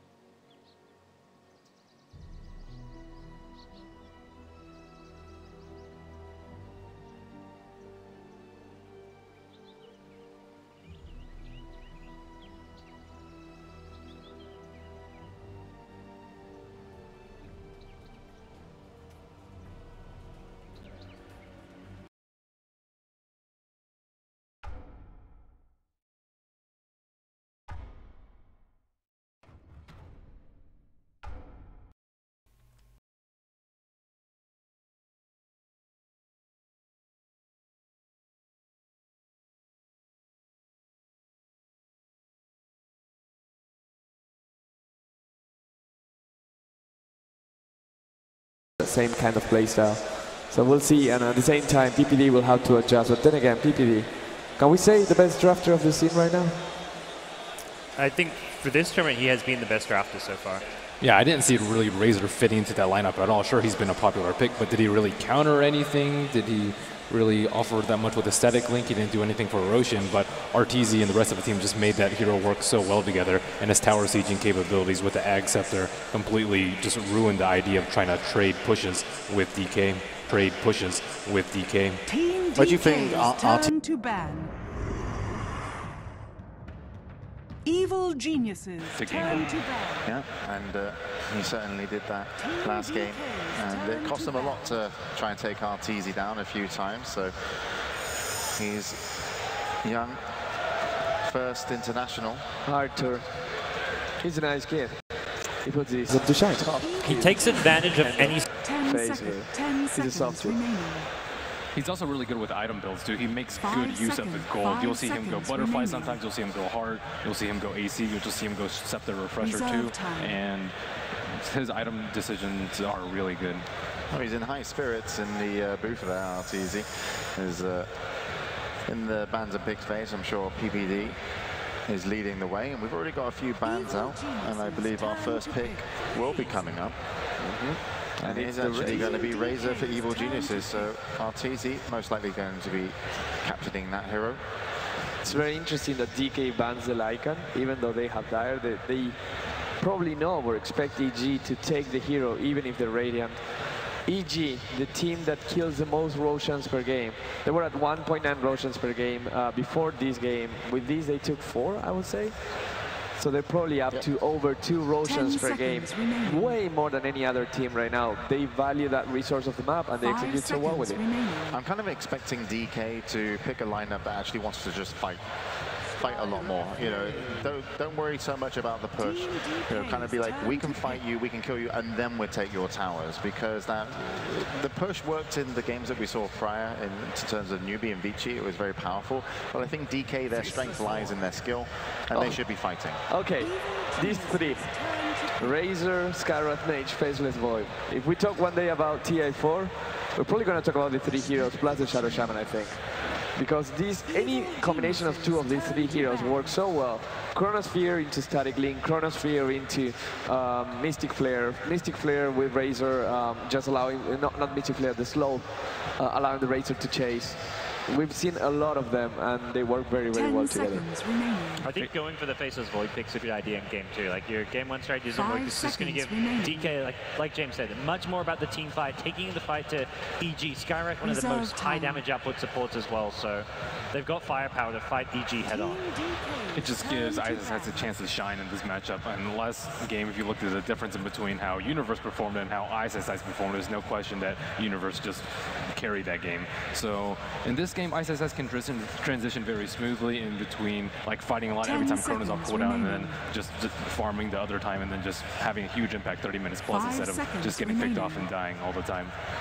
Some of the other differences you can notice between Universe and Ice Ice Ice is Ice Ice Ice, he's sometimes a high-risk player. He gets those high rewards, but he's definitely kind of puts his neck out on the line a lot in terms of the situations. Universe, not so much. You don't see many mistakes from Universe. He seems very calculated. So, you know, if it pays off at Ice Ice Ice, it can be great. But even on his off lane, he's definitely hit pushed the limits. Once I was talking to him about that because some days you can characterize his game as suicidal, and his train of thought was along the way of, well, if I'm playing super aggressive, I'm baiting supports into actually trying to be in that lane, try to kill me, just because otherwise it seems like I'm getting away with so much. And by netting the supports into that lane, you open space for Mushi and Burning to farm. Yeah, well, we'll see what he's going to play. And there is a Void, so we're expecting Ice Ice Ice to be on it. I haven't seen him play Void, actually, this tournament, so that'll be first for me. Okay, he did very well, I think. We'll see a THD ban coming out from DK. I think EG does this semi-unusual push strat with Jakiro and Nature's Prophet, similar to what one of the teams in the last series were expecting. You can combo it with Venomancer, which Mason plays often too. I like the Tinker ban from EG. You kind of think maybe it's more a hero that DK should be banning, but EG's not been their most successful hero. And DK, the few times they've pulled out the Tinker, have caught teams by surprise. So that's where I think the Tinker's a good ban for EG, just to make sure DK don't throw them for a loop here, pull out a pick that they weren't really ready for. That maybe, like you say, if they're going to go for some kind of a push strat, Tinker can kind of really ruin their day if that's not something they're ready for. Both the supports banned out by DK add some push, so going to be removing them. And we're now over to DK's pick in the second round of picks. Where do you want them to go, Ben? I would just like to see an aggressive combination with Skywrath Mage and whoever the other support is. Skywrath Mage and Juggernaut is something that they have run before, and it's like Omni Slash into the Chronosphere too. It is a Mushi Windranger? Windranger? I think so. Sounds like a Mushi Windranger. Yes. It's actually the interesting stat for you, Bruno. It's the first time Windranger has been picked at any international main event. There used to be a hero called Windrunner before that was played a lot, but this is the first time we get to see Windranger. Is she her for you there. Twin sister? Twin sister, yeah. Ah, nice. Yeah. Good to know. Weren't you two supposed to have a Faceless Void Windranger duel? Well, it was a Windrunner, but apparently Windrunner was retired now, so we need to change it, bring her back, otherwise I'm not sure if it's going to happen. But what do you think about the Windranger, if it's a Mushi hero and if it's going mid against Razor? Is this one of these scenarios similar to the Death Prophet where, well, I'm going to let you farm, I'm going to farm, Razor cannot kill Windranger, Windranger cannot kill Razor? They're going to trade farm, I think, but I think Windranger fights better once you start fighting. Death Prophet's all about grouping up, going for the towers where they're available, whereas Windranger can meet up with teammates and take fights, has a good initiation, has good chasing potential as well, so I think also just less farm dependent compared to the Death Prophet. Like you saw later on, Mushi just spent a lot of time farming, even after he got the Yule Scepter. Then he got his Atos, then he got his Heart, his Shivers. Like he felt like he had to buy 4 or 5 big items. Windranger, I think different story. Yeah. Ooh. That's a spicy pick. Yeah. So we actually saw a strategy from Evil Geniuses run earlier. It was Abaddon and Necrophos in the group stage. The only time that Necrophos was picked, and it was specifically to counter Faceless Void and Skywrath Mage by Fnatic. And what they did was they just built super tanky items on Necrophos. He had like 1500, 1700 HP, like 18 minutes in, and you just couldn't kill him in the Chronosphere. And that's very, very unusual, especially with high burst heroes like Skywrath Mage. Yeah, I think he ended that game 8-0 and 8. That was a really, really strong performance by Necrophos. And again, Abaddon, it feels like one of those heroes like getting a Treant Protector or getting a Shadow Demon. If someone's in the Chronosphere and you're kind of around, that person is not going to die today. Yeah, Apophic's Shield absorbs so much damage, and even outside of the Chronosphere, just being able to remove stuns and slows from the Skywrath Mage and silences, it's a real support. And we're going to have a Timbersaw for DK, another Ice Ice Ice hero. So yeah, and I think this Faceless Void is now going to go to Burning. Yep. It's going to be a carry Faceless Void. Now, when you go carry Faceless Void, of course you get more items faster. Do you still go for the early axe, like offlaners go? It depends on what you're trying to do. If you're just trying to win a late game, you don't. If you're trying to just get pickoffs every time, Chronosphere's off cooldown with Skywrath Mage, which will probably do this game, then yes. Would you say Ice Scepter is always a good 6th item for Faceless Void? 6th item? Yeah. Refresher's better. Scepter sometimes if it's super late, but early mid Scepter is definitely a great option. It already has the 80-second cooldown at level 3. Yeah. Yes, it's not that much of a difference now. I think ultra late game Ag Scepter is not as necessary for Faces Void. As far as this game, I think he's going to see how the tempo of the game goes. If EG are split pushing lots, being really pesky, that's where you want the Ag Scepter so you can use it for solo kills. If EG are grouped up as 5, constant shields on whoever you're trying to go on, that's where he needs more damage output. If you want to kill the like a hero like a Necrophos, I'm not sure if that's going to be the pick, or even a Razor, you need damage output, and that's probably what his focus will be if EG are kind of spending more time grouped together. Evil Geniuses now for their next pick. It's going to be a Dragon Knight, and they certainly felt like I needed something kind of tanky, at least to help in the front lines, because if you know you're up against a Faceless Void, the amount of damage that he can put out with, you know, Skywrath on top with the ulti, and then, you know, a Timbersaw.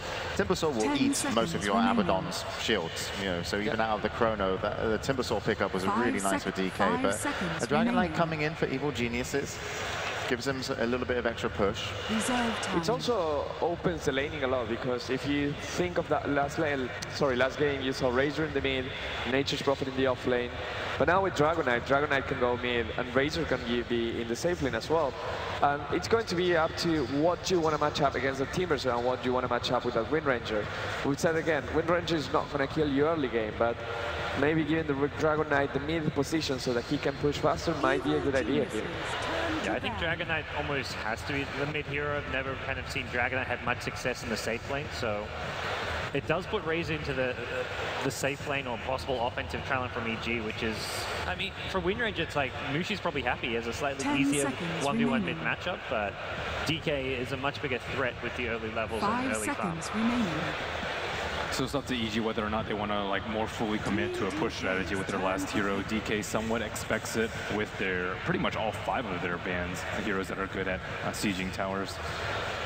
The other thing is that Razor can probably beat Wind Ranger to the runes, or at least go 50-50, while Dragon Knight unlikely to get those runes. It's going to be bottle crowing.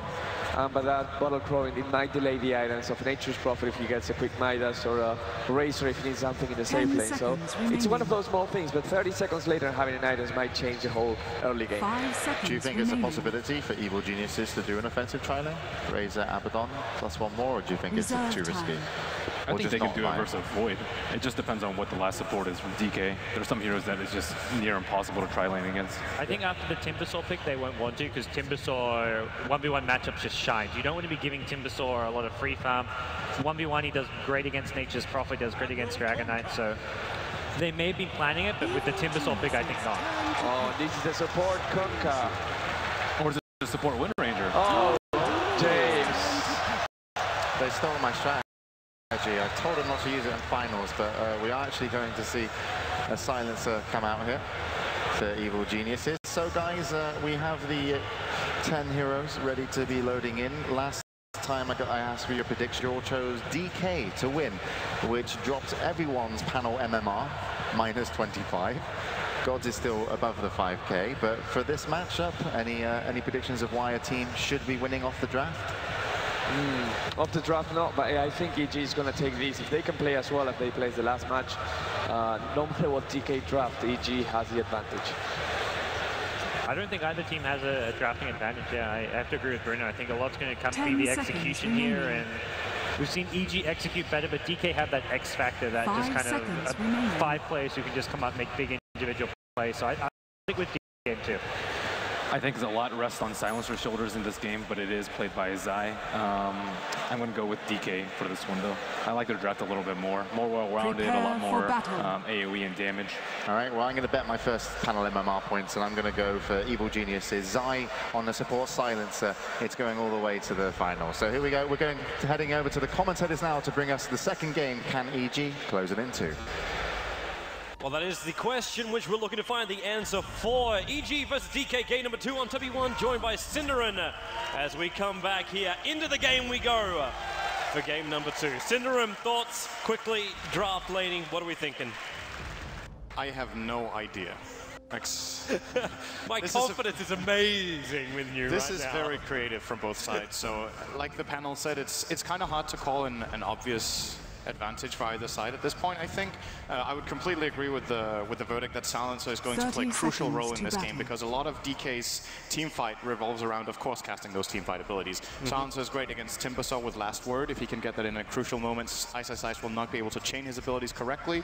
And of course, the Global Silence, if it comes out before the ship comes in from LANM, that could work very well for them. On the other side, though, DK, they just have so many ways of dealing with EG's what seems to be a push strat again, which can also go into late game. They've got great mid-game push with Prophet, of course, Abaddon to keep heroes going with the Dragon Knight in the front lines. But DK have great wave clear and a lot of damage overall. Yeah, that they do, man. Both teams have got so many high points. I love the fact that we keep bringing up heroes like, for example, Kunkka the ship and things like this. When you're also... Kunkka. The guy's actually here. His first LAN event. Kunkka is at TI4, so... Sorry, I have to do the Australian inflection, no, even if it's not the Australian just tell inflection. him, you don't know how to say your name. Yeah, I'm sorry, man. It's Kunkka. Sorry, just to sound a little bit more Aussie. But yeah, we have Silence as well as Kunkka coming in towards the mix-up here, and they're like the big abilities for the team fights, obviously next to Chrono and other things, but these are the two supports playing big roles. Now, we've got the supports just playing with each other on the bottom lane, so we get an aggro tri lane coming out here from DK, where we have a defensive lane out here from EG. The problem for EG is they're trying to sentry ward up to try and find the dire sentry ward, which is going to be blocking their pull spot. But they've only got one of those wards left here from Zai. So they're going to be very, very careful with their positioning, and their choices could be, like, is there a ward inside the lane which is watching us? So do we try and de-ward over in the area where they're currently fighting, or do they try and look for the pull point instead? Now, MMY has taken a lot of damage here, dropping down to 230 life points, but it's just reflected out, and PPD goes for the shield to start with, just to make sure that Zai's got that protection. I think the main problem for DK in this bottom lane is, I think EG's lane's just flat out better. Like, if you want to initiate into this trial lane that EG have with this kind of trial lane, the only setup you have is concussive shot into Torrent, which is unreliable already. Yep. But the other side has Abaddon's Aphotic Shield, so you can just break the concussive shot when you see it flying. You can disengage or you can engage as you please. You're also playing double ranged support, or sorry, double ranged hero on the lane against only one ranged hero for DK. So I think EG's bottom lane is a lot better, and it looks like DK agree. They've already chosen to rotate. They'll leave the Void Skywrath down here. Oh, bottom lane, they're looking right on top of Burning. Mason starts the link, and he has to leave himself away. I kind of also want to flag, like, with the out the kill on the bottom lane, unless Burning is going to get completely over-aggressive. What's happening up on the top lane? Ice was able to actually drag his creep wave over towards the Centaur camp. Managed to get a little bit of it gone, but Universe is kind of like forced to come even closer towards the Timbersaw, and closer towards what's more dangerous. One, the Timbersaw, and two, the tree line. Even though there's no point up in that Timber chain just yet here from Ice, because he knows he can just go straight up against Universe, it's still going to be a massive problem for heroes like Nature's Prophet, because you don't have the protection of Sprout TP out. He could use some protection right now, I think. There comes the concussive shot. Will there be a torrent from LANM as well? Universe, easy dodge off to the side. That's the problem with this combo. Kunkka generally... Kunkka. Damn it, Toby. Kunkka generally wants to set up with some sort of reliable stun, so you can easily land the torrent or disruption from Shadow Demon, something like that. And Skywrath just doesn't have that, so this is a little bit of a weird duo. And he doesn't even have mana for the jump, actually. But yeah, but that's what I was looking for PPD to get in front of him to start with the body block, and then Zai can beat into him. Now Burning actually comes back into the engagement. There's movement coming up the lane, but Mason will not get there in time. Even with a plasma field, maybe there would be enough damage. He puts the shield up. If Mason actually pops underneath the tower, Burning's gone. That's why he has to leave himself away there. Evades the attack while up on top lane. We've got Nature's Prophet. Universe is able to TP himself away to safety. With no steal on MMY, they cannot stop him. Yeah. The big story right now of this game, though, I think is the mid lane, in which Mushi is getting a good lead here against Arteezy's Dragon Knight, which is one of Arteezy's better heroes. So DK are definitely going to be happy with how much farm they're getting on the Wind Ranger here. But I'm curious to see what DK are going to transition this into. Like, how do you use a farm Wind Ranger mid? He's actually going really aggressive here. We'll go for the Shackle as well. What? That range! Does not have the mana for a power shot. That's range right there. Yeah, that's pretty good.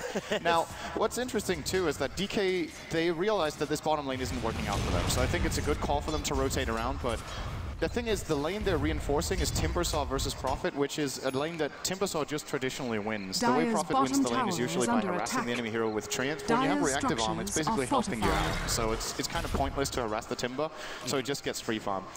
And this trade-off, I don't think is... I would say this favors EG for sure. They are holding down the Void, who can, of course, be a good offlane hero. But the trade-off is farm on Timber and Windranger, who, yes, they will do well in the mid-game, but when you go later on into the game, I think EG might have got off to a better start here.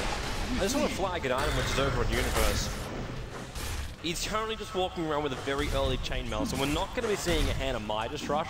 More than likely, he's just going to be building up the Meg. Now, there's a lot of pressure up on Radiant structures or are a medallion, fortified. that's another option too. But that means they've got to be looking to really capitalize on having that. Radiant's top tower is under attack. We're going to see, this might actually just turn into a tower trade. So DK will secure this tower, the first tower of the game, 5 minutes in. See who they get the last hit to. It's going to be almost denied there by Universe. Actually pursuing Lanham! What are you... He was really getting up in the face right then of Universe, and he's going to have a crack. Torrent will go very unreliable. Actually went X for the second, then the shield instantly does more damage to Lamb than he actually did over towards the Abaddon. And Ice will just chain himself away to safety. And the bottom tier 1 tower will now go down. Burning can't get denied on it, unfortunately being a melee hero, can't just snipe it from range. So it's a tower for a tower. Yeah, pretty silent game so far, apart from the towers falling. Mushi still doing a great job here in mid. He will actually start to put a little bit of pressure on the mid tier 1 here with Arteezy being forced slightly back, waiting for his bottle to come back out on the courier as Ice going for a dive top lane, almost bringing down PPD here. But now he's out of mana, has to go back, and they're leaving Zai to get a little of experience top, which I think is a great call here. Silencer as a support kind of falls off heavily in the early parts of the mid game if you don't have global silence. There are a lot of other supports that can be very useful without levels, but Silencer is one of those where you really need the ultimate. Of course, alternative heroes that do great without level 6 would be someone like Jakiro or Earthshaker, who can actually do a lot with their spells. Silencer I wouldn't really put in that category. And EG's been really on top of the runes there. Universe just sent one Treant down south to deny off the rune. Arteezy was actually looking for the rune up on top, but unfortunately for him, he knew he didn't have enough life points to come in close, but then Dragon Tail stun, Mushi cursed up. This could be first blood right now. The block! Mana, he's body blocking him in, and now the concussive shot from MMY, trying to force him back. Mushi still with mana and starting to get bottle charges off. He's looking for a shackle, unable to latch it onto Arteezy though. He does cop a breathe fire for his troubles. But he had a very quick moment then when Zai possibly could have taken the kill. But there was no support coming in. In fact, Prophet's already faking the TP over the river now. Dire's middle tower similar to how is they under gave Zai attack. a little bit of experience in the top lane. It's now going to be Lanham for DK bottom getting lane, space. Bottom lane, the chrono's off. Mason, Timber chase through. There's your first blood. And the Razor will go down here. Burning and Ice comboing up. As Good the rest rotation. of EG came and kept their attention elsewhere in the middle lane. Very good rotation there, securing the first blood. The question is what it's going to cost them in the mid lane here, as EG are already banging on the tower. Oh, that was really close, but now Mushi has exposed himself. Kill goes the other way. EG takes one up, and now in comes Ice right in the back there of the DK. He's looking for a courier kill. One more attack, it's not enough. Courier lives with 11 life points. It's a good thing he's not affected by poison. And they're going to back themselves up. So a 1-for-1 trade, the 2 mid solos go down, but the tier 1 town for DK does remain up in the mid. Slight win for DK perhaps here. It's kind of hard to conclude anything on that. They will be getting this tower soon enough, EG I think, but at the very least for DK they didn't lose it just yet. And with the gank bottom, Burning is starting to get a little bit more space. We might see him going for an early, or it's not an early Midas, but all things considered it could be finished pretty early here. He has the gold for the recipe in a moment. And giving Lanham all the space they did, he almost has level 6 on the Kunkka, which is a very, very good level 6 support. Don't underestimate how powerful he is with level 2 X-Mark, Ghost Ship, as well as the Torrent. If he has full mana, he's even getting arcade moves now. Mana is not going to be a problem. I wanted to flag just a very, very small thing, but Arteezy coming in towards that middle lane. Mushi saw the TP on the way in. So what he basically did was power-shotted Arteezy the second he arrived, and Arteezy the second he arrived, after the damage was done, he actually used his bottle charge. Went straight back up to full life as well as mana because he used his breathe fire at the same time. Very, very efficient movement coming out there from Arteezy in the mid up against Mushi. All the details matter. They're going to be using whatever they have against each other here, as it is a pretty high-profile match, I guess that's fair to say. Of course, the winner, correct me if I'm wrong, the winner of this matchup is guaranteed top 3. Since if you go to the winners bracket finals, the loser of that will face off against correct. So they're playing for a lot right here. A top 3 finish guaranteed for the winner, of course, will be meeting Newbie. It also means like you have the potential to have the easy path to the grand final. I say the easy path. You're still like if you win 2 best of 3s, it's the 2 biggest best of 3s of your life. You win that, you're straight into the grand final, and more importantly, you have 2 days to rest out. Now middle lane, there's a bit of seal coming out. And Arteezy, he wants to try to find this one. It's a Dragon Tail with Dragon Talk into the range of Mushi. Lanham just hit level 6. This is trouble. trouble. In they come, and well, they're getting closer, but Arteezy, who's trying back in. The ship's on the way in from Lanham, as you said, but it's actually going to be a complete fail boat. Going in between the EG lineup. And Ice, they're trying to defend on top of this tier 1 tower. But it's so difficult when PPD's there to help them. Dire's structures are fortified. Yep. They fortify though. They're still trying to defend. Torrent spam, whatever else they've got. At least they buy time for the hand of Ice Farm. Boys are on lane, but that mid-tier 1 tower is gone. And It's a little bit separated. so hard to deal with a Dragon Knight with an Abaddon behind him. So the one thing DK has, they have a lot of DK have a lot of spread damage, but as far as single target goes, not just yet. Burning will need to get big for that so they can kill off the Dragon Knight with that. And if they don't have single target, Arteezy can just go in the front with Abaddon behind him, and all this spread damage doesn't really matter. Torrent here from Lanham is going to connect, but the haste already taken here by Arteezy, so. Second tower of the game for EG now brought down. What's the trade-off? Burning got his Midas, a little bit of more free farm down here in the bottom lane. I'm looking for Burning to be a little bit more mobile here. I think they need the Chronosphere to be used a couple of more times to secure themselves a little more advantage. And especially if they can get Ice off to a good start, he is perhaps actually the real damage they have against Dragon Knight. Don't underestimate the Whirling Death against Strength Heroes. It is very powerful. At the same time, might also be the reason why Dragon Knight was picked up as opposed to like the really, really high life point style heroes, because that Dragon Blood's actually some good protection against him too. That's up against the Timbersaw, of course. One major thing I'm still searching for is the combination of Skywrath and Void. You don't have that level 6 out from Skywrath just yet, so you don't have the Chrono directly into Ultimate and 100% secured kill. It just doesn't exist there. They need to have that combo. I think in both these games so far, MMY has actually sacrificed himself a lot in the early game in terms of levels. Last game he was also very low level on the Shadow Shaman. Too far. But this time maybe he can get some experience out of this. It's really important for DK that this gank does not fail. Yeah, they need to hit everything they've got. The major problem is the fact that PPD is just sitting on the side. So the second they try to initiate in over on Mason, who's still got like just over 1100 life points, you're going to have a real difficult time finishing the execution. Oh, this could be perfect timing for them, though. PPD just left. He TP top here to help out Arteezy, push out this lane and put some pressure there against Ice. So should they find Mason here, the ping's actually coming out from Mushi. Will they be able to catch him? He's not in range for Doesn't X. look like. Oh, he took the wrong way. Mushi's coming in for the shackle. And that's going to be Mason locked in the trees where it was definitely not safe. Pushed up in the air, and they commit the ship. They actually had to do that with the Magic 1 charges going off. Now Ice up towards the top lane, looking at PPD. Sharkram off mark. He's still getting himself a timber chain, but he's saving this just in cases. And actually walks to the Radiant side of the wave, because Arteezy is trying to solo up the tier 1 tower. So Ice playing this the creep skip game, and the rest of EG is trying to force that tier 1 tower. But no backdoor regeneration for tier 1 towers. They know this is possible, but they're also underneath the DK tier 1 tower. TP support could change this up very, very quickly, but it looks like DK just winning the trade. Lanham, Burning, MMY, all attacking that tier 1 tower in the bottom lane after the tier 1 tower has gone down. Yeah, they're not getting the trade, though. With that Nature's Prophet ultimate, EG get a 1-for-0 trade here on towers, so good call from EG there to actually go for this rotation with the Abaddon to secure the top lane. And well, where are we going for EG here? You were right about Universe. He did go for the fast connect. Ice going in for this. I don't know if they have the damage to actually bring down Universe. Oh, really, really close. With the Urn damage ticking him down as well, there's the Urn which is on the Timbersaw, so we have a fighting build coming out from Ice. Before he finished up the Bloodstone, he wanted to have the Urn charges. But he almost had enough damage to get through him, but you're right. Lanham has the where shit. they're searching. He's so dead.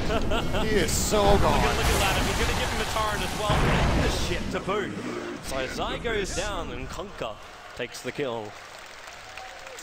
4-1 for DK, but they're barely ahead in this game. Yeah. By a slight bit of, a decent bit of experience, but the gold still favoring EG, of course, with the tower advantage they have. They're 2 towers ahead, pardon me.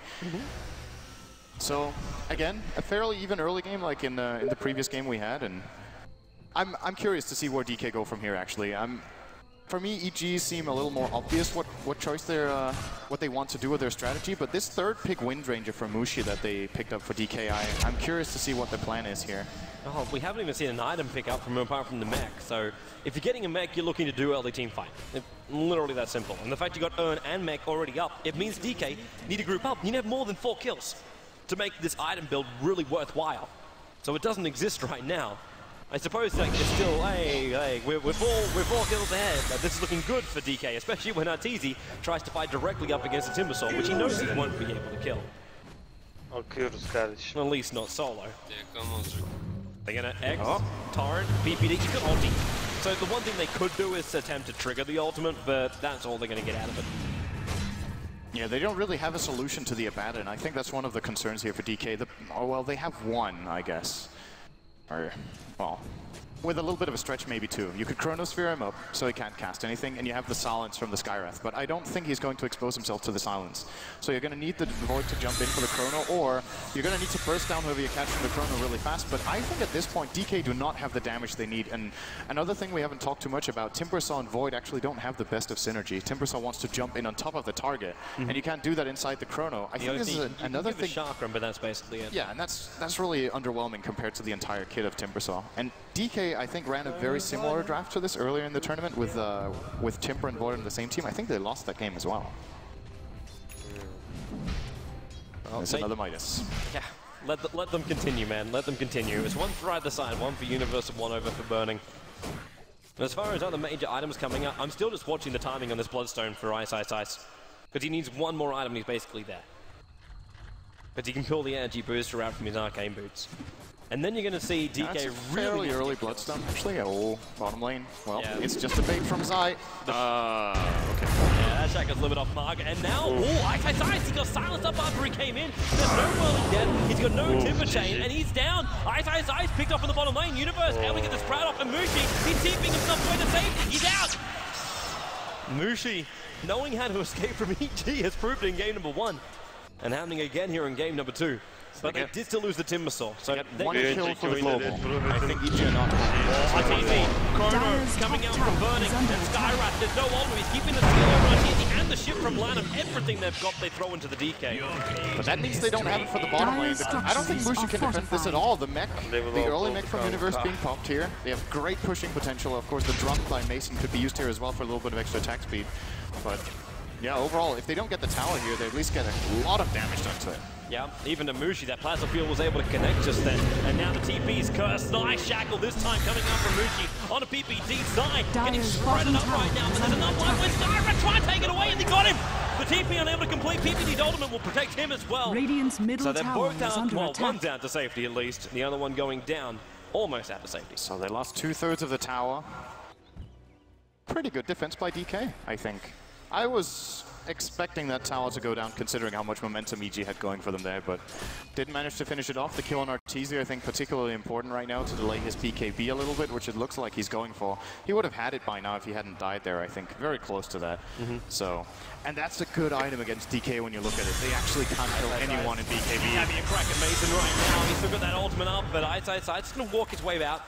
The urn was ticking down Mason as well, but Ice knew he was kind of running out of mana and extra abilities to get kills here, so focus on making sure that the Raiden has to go back to base, which means the tier 1 tower gets to be brought down by focus fire of Mushi. And of course the creep wave. I'm really not sure how DK are going to handle when the BKB start coming up on the Radiant side in this game. With Dragon Knight getting the first one very soon, the only source of damage they have when he's in BKB is Focus Fire from Wind Ranger and a bit of damage from the Void. Their entire Timbersaw as well as Kunkka combo is built around the enemy not being magic immune. And they don't have a good way of forcing out the BKB either. The only real way they force it is by jumping in the Void and chronoing. That's fine. Yep, that's why. Mushi's going to look for a good shackle right now, and of course when he TPs in, we're going to watch for that chrono too. DK are feeling very confident here, and with good reason. He actually saw Ice. He was back at base, and he knew he had to get out there to fight straight away. So he actually regenerated up his life points and popped the clarity, so the rest of the work will be done on the way back out to the mid-tier 2 tower. Because his TP was also on cooldown, so that wasn't an option. But look where Zai is. He's so far back. He's just sitting down here in the little tree line in the corner here to make sure, yep, back into the box, just so he can get the ultimate off. Now, having a crack in middle lane. There goes your global silence, but Arteezy already been picked up and thrown down with the ship. The curse of the silence been thrown towards Lanham, and now Faces Boy jumps in. 2-man chrono. Mason getting nuked down by MMY. They move over to Arteezy with the shield was over him. Making it difficult to kill the shackle. Able to lash there from Mushi and Burning. He has to backtrack to Batman. They actually kept him alive long enough. Arteezy triggers the BKB. He's very low on life. Just looking for another kill. Mushi again being cursed up. Shackle's coming off cooldown from him. They throw him the high ground. Ice able to timid clear his way out of this one, but he's locked in position. They bring him down with the last breath fire from Arteezy. And DK lose another tower here. Radiant's top tower It's kind is of a under time attack. game right now where DK just want to stay in it, but should they start losing their map control against a lineup with Prophet, it's going to be really scary for them to go anywhere outside of the map. And you're watching, PPD was just sitting in the middle lane. Didn't care. He's got ultimate, so he just sat there, farming up. Didn't care if Mushi or Lanham came after him. Realized with the amount of control that those two have, they actually can't kill off PPD. The amount of damage they've got, they definitely can't kill off PPD. So another thing we haven't talked so much about is, should we go late game again, like in the previous game? Do you want to start counting cores? Last time around we had an Ursa, this time we have a Kunkka. The problem with the late game in this one is that you can start counting cores, but the main man in the late game that's going to make any kind of major difference is Universe. Universe is going to be your primary guy. He's a guy who built mech as well as now going in for an Orchid with a double robe, which is a rather unusual way of going into your Orchid build. But the fact you've actually got this... a shackle on Arteezy. He doesn't have enough damage, even with the power shot and focus fire. He's going to have to probably BKB TP soon if Mushi keeps going for this, because there is backup coming in. Never mind game here. No, never mind. When you're running with a Prophet also on the field, you got to be careful. Like, I know he's got mech as well as bottle. Meanwhile, up on top lane, there's Universe getting nuked down. And that's that combo. That was the combo we talked about almost 10 minutes ago. Just a simple chrono into the Mystic Flare, and you know 100% that hero is going to go down. Actually, even in the DK, it should technically almost be 100%. 20-minute Midas on Razor. What is with this? They're playing for the late game. Yeah. We're in for the long haul for this game, I think. Neither team looks to be in a position to end this remotely soon. Or, well, if it is, it's EG, but with their item build. Ready. Oh, actually, that mana spend there from Arteezy. He's still got enough for his Dragon Form into a stun. And he's got 6-1 charges. That's also the reason why he's probably spraying it out. He has the rest of EG coming up behind him. It's a 5-man movement from EG on the bottom lane. And Ice with a Chakram is keeping him out. Or as much as he possibly can. That Bloodstone regeneration is really nice. Now Arteezy gets full of Mushi. He's already used his wind run, so it's difficult to actually land all the way, but he's no mana for a mech. He can't use his ult charging up, he's still short. He goes down to the silencer. The ship kept the rest of EG out. And, well, Ice having to timberchate himself away to safety as the tier 2 tower takes a fall. Burning is continuously farming up on top. He doesn't want to come back. There's no chrono for 27 seconds. Arteezy, he's in very, very deep. With a pass got a free fire. Lanham 6 charges. Not enough to keep him in. And EG, they're up on the high ground. 21 minutes in. Midas or no Midas. It's pretty amazing to see how they're playing this. They're building a 20-minute Midas on Razor, and then they're like, okay, guys, we've got Midas, let's push. We have shit, guys. 6 seconds on chrono. Burning, they're trying to get a little bit more space for him. They can try and find this one. MMY, he's got his ultimate up as well. So they can nuke down. He's already half-life, and Ice dropping very, very low. The bottom tier 3 tower almost gone. Dead to Rise, it is down. Now the boy jumps in. 3-man chrono. Arteezy, primary focus here. Where is MMY's ultimate? He's not using it. The shield came up, and the combo was never there from the Skywrath. So now chrono is down again. Excellent global silence from Zai. They couldn't pull it off. They jumped in. It was a great chrono. Immediate counterplay from Zai. It was almost like EG wanted to get caught there. Yeah. They knew if the moment they get the global silence off, again, the physical damage isn't there yet for DK. So if they're global, they can't really fight. And I was saying this could be a long game, and the reason was he picked up that Midas. Like, their lineup is actually tailored to start pushing here, but the Midas made me think that EG want to go for the late game. But you know what? This is a really intelligent way of playing. It's like, we know we're ahead, and we actually think we're strong enough to push without items that are valuable right now. So we're going to build for the later stage in the game when we need a bigger lead than the one we have right now, which is to get the racks and the tier 4s later on. So you know, when your timing push like comes at 25, like you have like an Aghanim Scepter over a Mason kind of example? Yeah, it's pretty close right now. The Midas definitely hasn't paid for itself just yet, but I'm imagining, yeah, let's see. We're going to be looking at some minutes still before it has, but if they don't need it right now, I mean, what's the issue?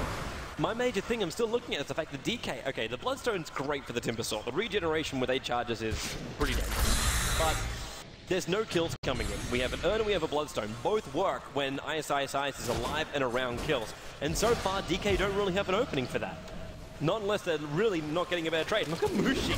Just like, oh, he had vision there. He's looking around. The Timber Chain will come up. Universe, the main charge comes up. It's not enough. And PPD in very, very close. Mushi making the most out of that new Maelstrom over on him. Some extra damage. That ward right there. That's a kill. Someone's asking for help. And DK's going to push in through the bottom lane now. Ice can give very, very quick momentum in towards that tier 2 tower. Radiant's And this is bottom something which tower EG is can't under really attack. ignore. Because Ice just comes up, he tanks up the creep wave, so the reactive armor charges are already up, but it's not a full maximum because he doesn't have level 4 in it.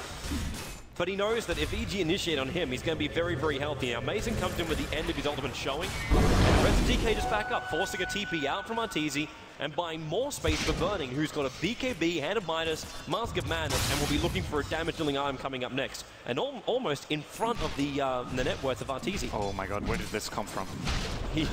He bought it almost, well, he didn't even direct. He built one urn and the treads before he finished up the Aghanims over on Zai, and that's level 2 ultimate as well. This is a position 4 support with a 24-minute Aghs on Silencer, who is generally a pretty poor farmer unless you play him in that position 1 role. Isn't fast at farming the jungle. PPD's in trouble on bottom lane. X marks, Torrent, they're waiting as long as they possibly can. Have to let the shield trigger out. But again, how are they supposed to be killing off? Oh, he missed the chain! Oh, he missed it! He's in trouble! He's in a lot of trouble. Curse the Silence going to be there. Timber chain. He's got it up cooldown 2 seconds. The ship's coming in. It hits on Zai. And they're keeping the important one out. The Magic and Silence. The Torrent from Lano. The great support coming in. Meanwhile, in middle lane, Mushi as well as MMY battling up against Mason. And Burning is still farming and pushing on top. While the bottom lane, are they actually turning to try and fight on this one? Nope, they're TPing out. And they'll let Burning finish the tier 2 tower top lane. That was a pretty big distraction from DK that they managed to pull so many heroes down there. Radiant's top they secure tower themselves has a tier 2 fallen. for free and almost a tier 1 in mid. This is a great play from them, and this is the kind of stuff they need.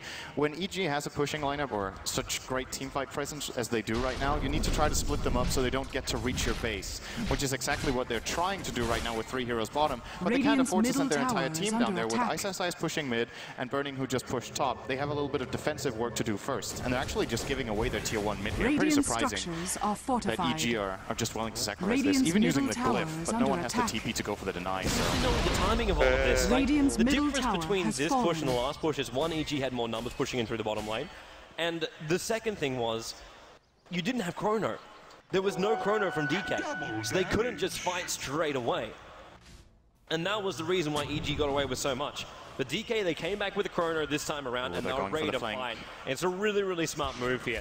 They smoke up and they move around. This Observer Ward from the Radiant side is still up on the cliffs. They'll see people behind him. Ice is holding for the front lines. Not easy. Stuns on Mushi, but the flank's coming in. Zai, they're looking for the Silencer. They need him. He does. Oh, straight away with the Chrono. BKB protects Burning. He's just bashing down on top of Zai. He's not even fighting inside of his Chrono. He's using the build to the Razor. He took so much.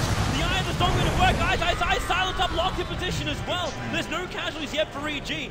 Universe is also being silenced up, but he's going to back up, and they're looking to go up. The melee racks. They need the creep wave to arrive, but look where the creep wave's going. MMY. Oh, what a play from MMY. Hold the creep wave down. Universe is coming in. He'll put the Sprout as well as the Orchid out, but this is worth it. The Shackle is there, but it's already well. As he followed Mushi, he shackled all the way from the base just then. Arteezy, he's on top of Mushi. The Silence is there. They get themselves a kill. Ice, the Torrent again going to work here from Lanham. He's doing some heavy lifting here for the DK lineup, but he still finds some collateral kills. Mason is pulled down with the custom shot as well as Chakram. X marks the spot. Going to be pulling him back right now, but he's shielded up by the LOA. Protection is just so high for EG.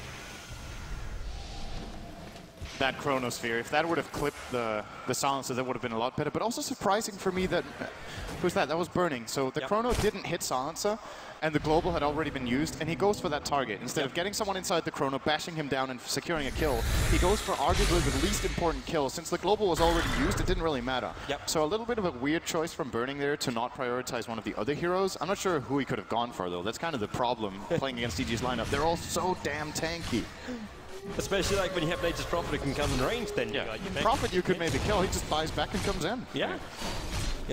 But when you got LOA also, like if you hit LOA outside the Chrono, he's just going to shield up whoever's there, heal him up as well. This was the combo, which like it was brought up during the drafting stage. You know when the Chrono comes off, you need to basically kill someone off straight away. And the LOA stops that completely, because he gives you health and he gives you protection. And even gives you some bounce damage back again. With all of these things there, the Void it's very, very difficult for him to get like a straight up kill. Dire's top tower and Burning, is under attack. A Maelstrom is there, but he needs more than this. He definitely does. I don't even know if Maelstrom was the right choice in this game, because again, I think it's not magical damage they're lacking. They need something physical so that they can actually control this Dragon Knight who's going in front. But then again, what would you build? Arteezy has 37 armor? Okay, that's quite a lot, and 1700 health, so. Once he's in BKB, you're actually not going to kill him no matter what item Burning has right now. So perhaps this is a better choice for now, and then you just need to ignore the Dragon Knight and try to kill the other heroes. There is no way you're killing the DK unless, if you chrono him without BKB on, then you can spell burst him, and then the Maelstrom could be useful. Yep. Well, everyone's going to back up for now. We're still only sitting at 18 kills for almost a 30-minute game here, and you could just see, even just the games today from the semifinals, you've seen just how different these battles are. Sometimes it's just all about decision making. Hold the line and make sure you have a good fight and don't make big mistakes. Oh, TZ with the Dragon Fall. Oh, they forced him the wrong way. He needed to go forward. He went to the side. They Dragon Tail an illusion of Mushi. And now they've used Frost Dragon Form. They want to go high ground, but there's only one creep with them. Even another Wind Ranger illusion being running around the back end, and it's a fake. Oh, obviously. The ward immediately, or not immediately placed. This has actually been there for about 4 minutes. Scouting out EG very nicely here. Well, there's no backdoor region because they went in through the mid before, which means he can keep the sack going, but a good shackle on TZ and Mason. Ice. Now the Chrono jump in and got PPD as well as Universe. And look at him, he's focusing down the other way, but the ulti will trigger. Mason, time up from Burning. He tries to buy some more space here. Ice. Chains up the BKB, but protecting the so much damage to Mason. And they come back into the fight. Mushi, low on life. Lanham caught in the trees, down for rights. And they focus on the racks. The Chakram is still in the middle of nowhere. Ghost Storm, the buyback actually comes from DK. TP the Teardrop Tower. They'll take some time before our TT can arrive. But I think the primary purpose is right now capitalized by Skyrise down while Chrono is down while the Conker's also on the sidelines. And another great global coming out from the Silencer by Zion. And again, a weird target for Burning. He gets the Chrono and he focuses the Abaddon, who he definitely cannot kill. I mean, sure, you forced out the borrowed time, but it didn't even bring him down. So it was basically wasted time. And DK are now in a lot of trouble. Yeah, EG is going to force this out. 17 seconds till the Ultimate Burning. Silent stuff, and look at Arteezy. He's just man-fighting up. The shackle from Mushi is nice, but it's not enough to stop the kill. And Arteezy backing up. He's sealed as well. The Void, he bought back into this game. This may be enough if EG can get out without having any collateral kills. And they even got the tower with the trans. Wow. They're getting everything. Good touring. Now maybe there can be a follow-up. Ice. They jump in with the Skyrise Mage Ultimate and Silencer. It's just straight buybacks. They do not want to stop this one. Arteezy's ulti is coming off cooldown now, and Mason just needs some mana, and they're good to go. They can just go again up through mid. The Chrono will be good to go too, though. So. Lanham really caught out. Again, that 4-star. He's got no buyback. He can't afford it. With no ship, this is going to be a really difficult fight for DK. That's another lane. I don't think they stand a chance without the ghost ship. They can't survive these fights. If they can't kill anyone. So Arteezy will just lead the charge. Yep. He's not next to any trees, so Ice is not scary. There's no Mystic Flag. They can't actually nuke anybody down, even if they get caught inside the Chrono, let alone they haven't had much success with that beforehand. But still 24 seconds until Conqueror is up. The DK Ultimate Form is now halfway through its duration. Gets the stun over on MMY. Wow, that's a lot of damage. Just takes the kill. It's like he doesn't care about DK. They're just heroes on the map, but they attack like creeps against this DK. And now Mason comes up high ground too. Where is this man's ultimate? He's still short of mana. 5 more mana and he can let it rip. And now he can let it rip.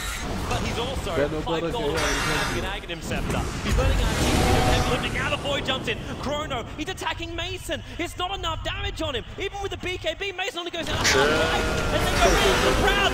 Universe gets 2 in time with the ship, the turret. And just there comes in from Lanham. Maybe the savior here for DK, but it's not really enough. Ice, locked in the trees, 4th time actually breaking, and he denies himself with the Bloodstone, but they've lost the mid-racks. The buyback's coming out from the Timbersaw. He can look towards PPD with the X-Marks. Where is it? Who is he going for? Dragging him back, and it's going to be on Universe. No TP out, now he gets it attempt, but not enough. They are still, however, a mid-ranks and a bottom ranks up here, EG. They may have had some losses, but it's worth it, especially with the buybacks coming out from DK. EG's decision-making in this game is absolutely phenomenal. They're making all the right calls about when to go. These buybacks might seem like absolute, rage buybacks, but they make perfect sense in every situation. They buy back instantly because they know they have an advantage that they can force. They immediately go into mid lane, they take the second lane of barracks, and at this point, I don't know how DK can possibly come back into this game. EG have played their strategy beautifully. Yeah, I'm not sure either. Even if you want to focus the Silencer now, the guy he bought a Ghost Scepter. So Void, Mr. Physical Damage, can't really do anything up against him. And Wind Ranger, who's also like turning into a physical damage because the power shot's not enough damage, also can't kill off Zai. So they can't focus him. And you saw him. Burning was inside that Chrono for the full duration. There was little time lost. He attacked directly into the Razor, and Mason tanked the entire thing. And that was before he actually has the Aghanim Scepter, which now he does. How do you kill him?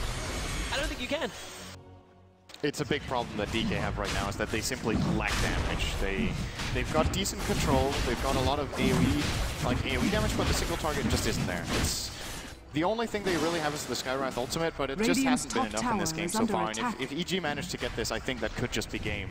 With an Aegis, it's going to be pretty much impossible for DK to fight into this. I wonder if they're going to give the Aegis to Arteezy here, so he can just go frontline. Dragon Knight generally isn't the best Aegis carrier because he's a transformation hero, and it does indeed look like they will be giving it to Mason instead. He can just carry on with his Eye of the Storm in the range of the tier 3 tower top. It should be pretty easy. And wow, EG, they're looking like they want some of that top 3. Man, they're looking absolutely fantastic right now. They just have to finish the job without getting caught out. And they could go directly in to the the winner's bracket final at least. But the top lane push is now coming, so Arteezy up towards the high ground, the mid lane already pushed in, so no back on regen again. And the smoke movement coming out from DK, they're pretty damn close. Burning is trying to stay very much undercover here, but Mason's already triggered off the ultimate. In range of the tower, there's your boy, we got Hex! The second he jumped in, they can kill him off, the Global Star's burning, he BKB's Chronos, but he's already dead! Proper kills him off! Ice is trapped outside, MMY, he tries to go on Universe, but he just gets obliterated, 3 heroes down, the top ranks will go as well, and that's EG! EG are through the winners bracket final. They will play next. And DK, a big pride out of China with Malaysia and Singapore influences, find themselves being knocked down into the place where teams are eliminated from the international, where no team wants to be. But EG and DK come out. Still good sports across the board, but EG's confidence gives them a 2-0 victory over that of DK. And in front of their home crowd in Moon, these guys will be so happy with their performance. Yeah, this was a very, very well executed strategy the whole way through from EG. They knew what they wanted, they got it. DK tried to deal with this kind of pushing teamfight-oriented strat by having a lot of wave clear, but the problem was EG's pushing strat wasn't built around having a lot of summons. It was built around having 2 tanky frontliners that they just couldn't bring down in the Razor and Dragon Knight with a battered shield. They just slowly but steadily took down all the towers. Yeah, just phenomenal play all around. Yeah, wonderful play. That means EG will get themselves a breaking and return to the main stage. Sen ne oynuyorsun lan? Bebet. Dota 2 launch'dan. Allah. Sağlam item geliyor oğlum. Köpek gibi item yaptı. Ana. Item koyuyorsun. İşte kazanınca item geliyor ya. Tamam da ne geldi ne? İşte bakıyorum. 3 tane legendary koyarsam gelir mi bir şeyler? Ya o parasına göre ya. Ben mesela $6 mı? Koydum şimdi bayağı hayvan gibi bir şey gelecek.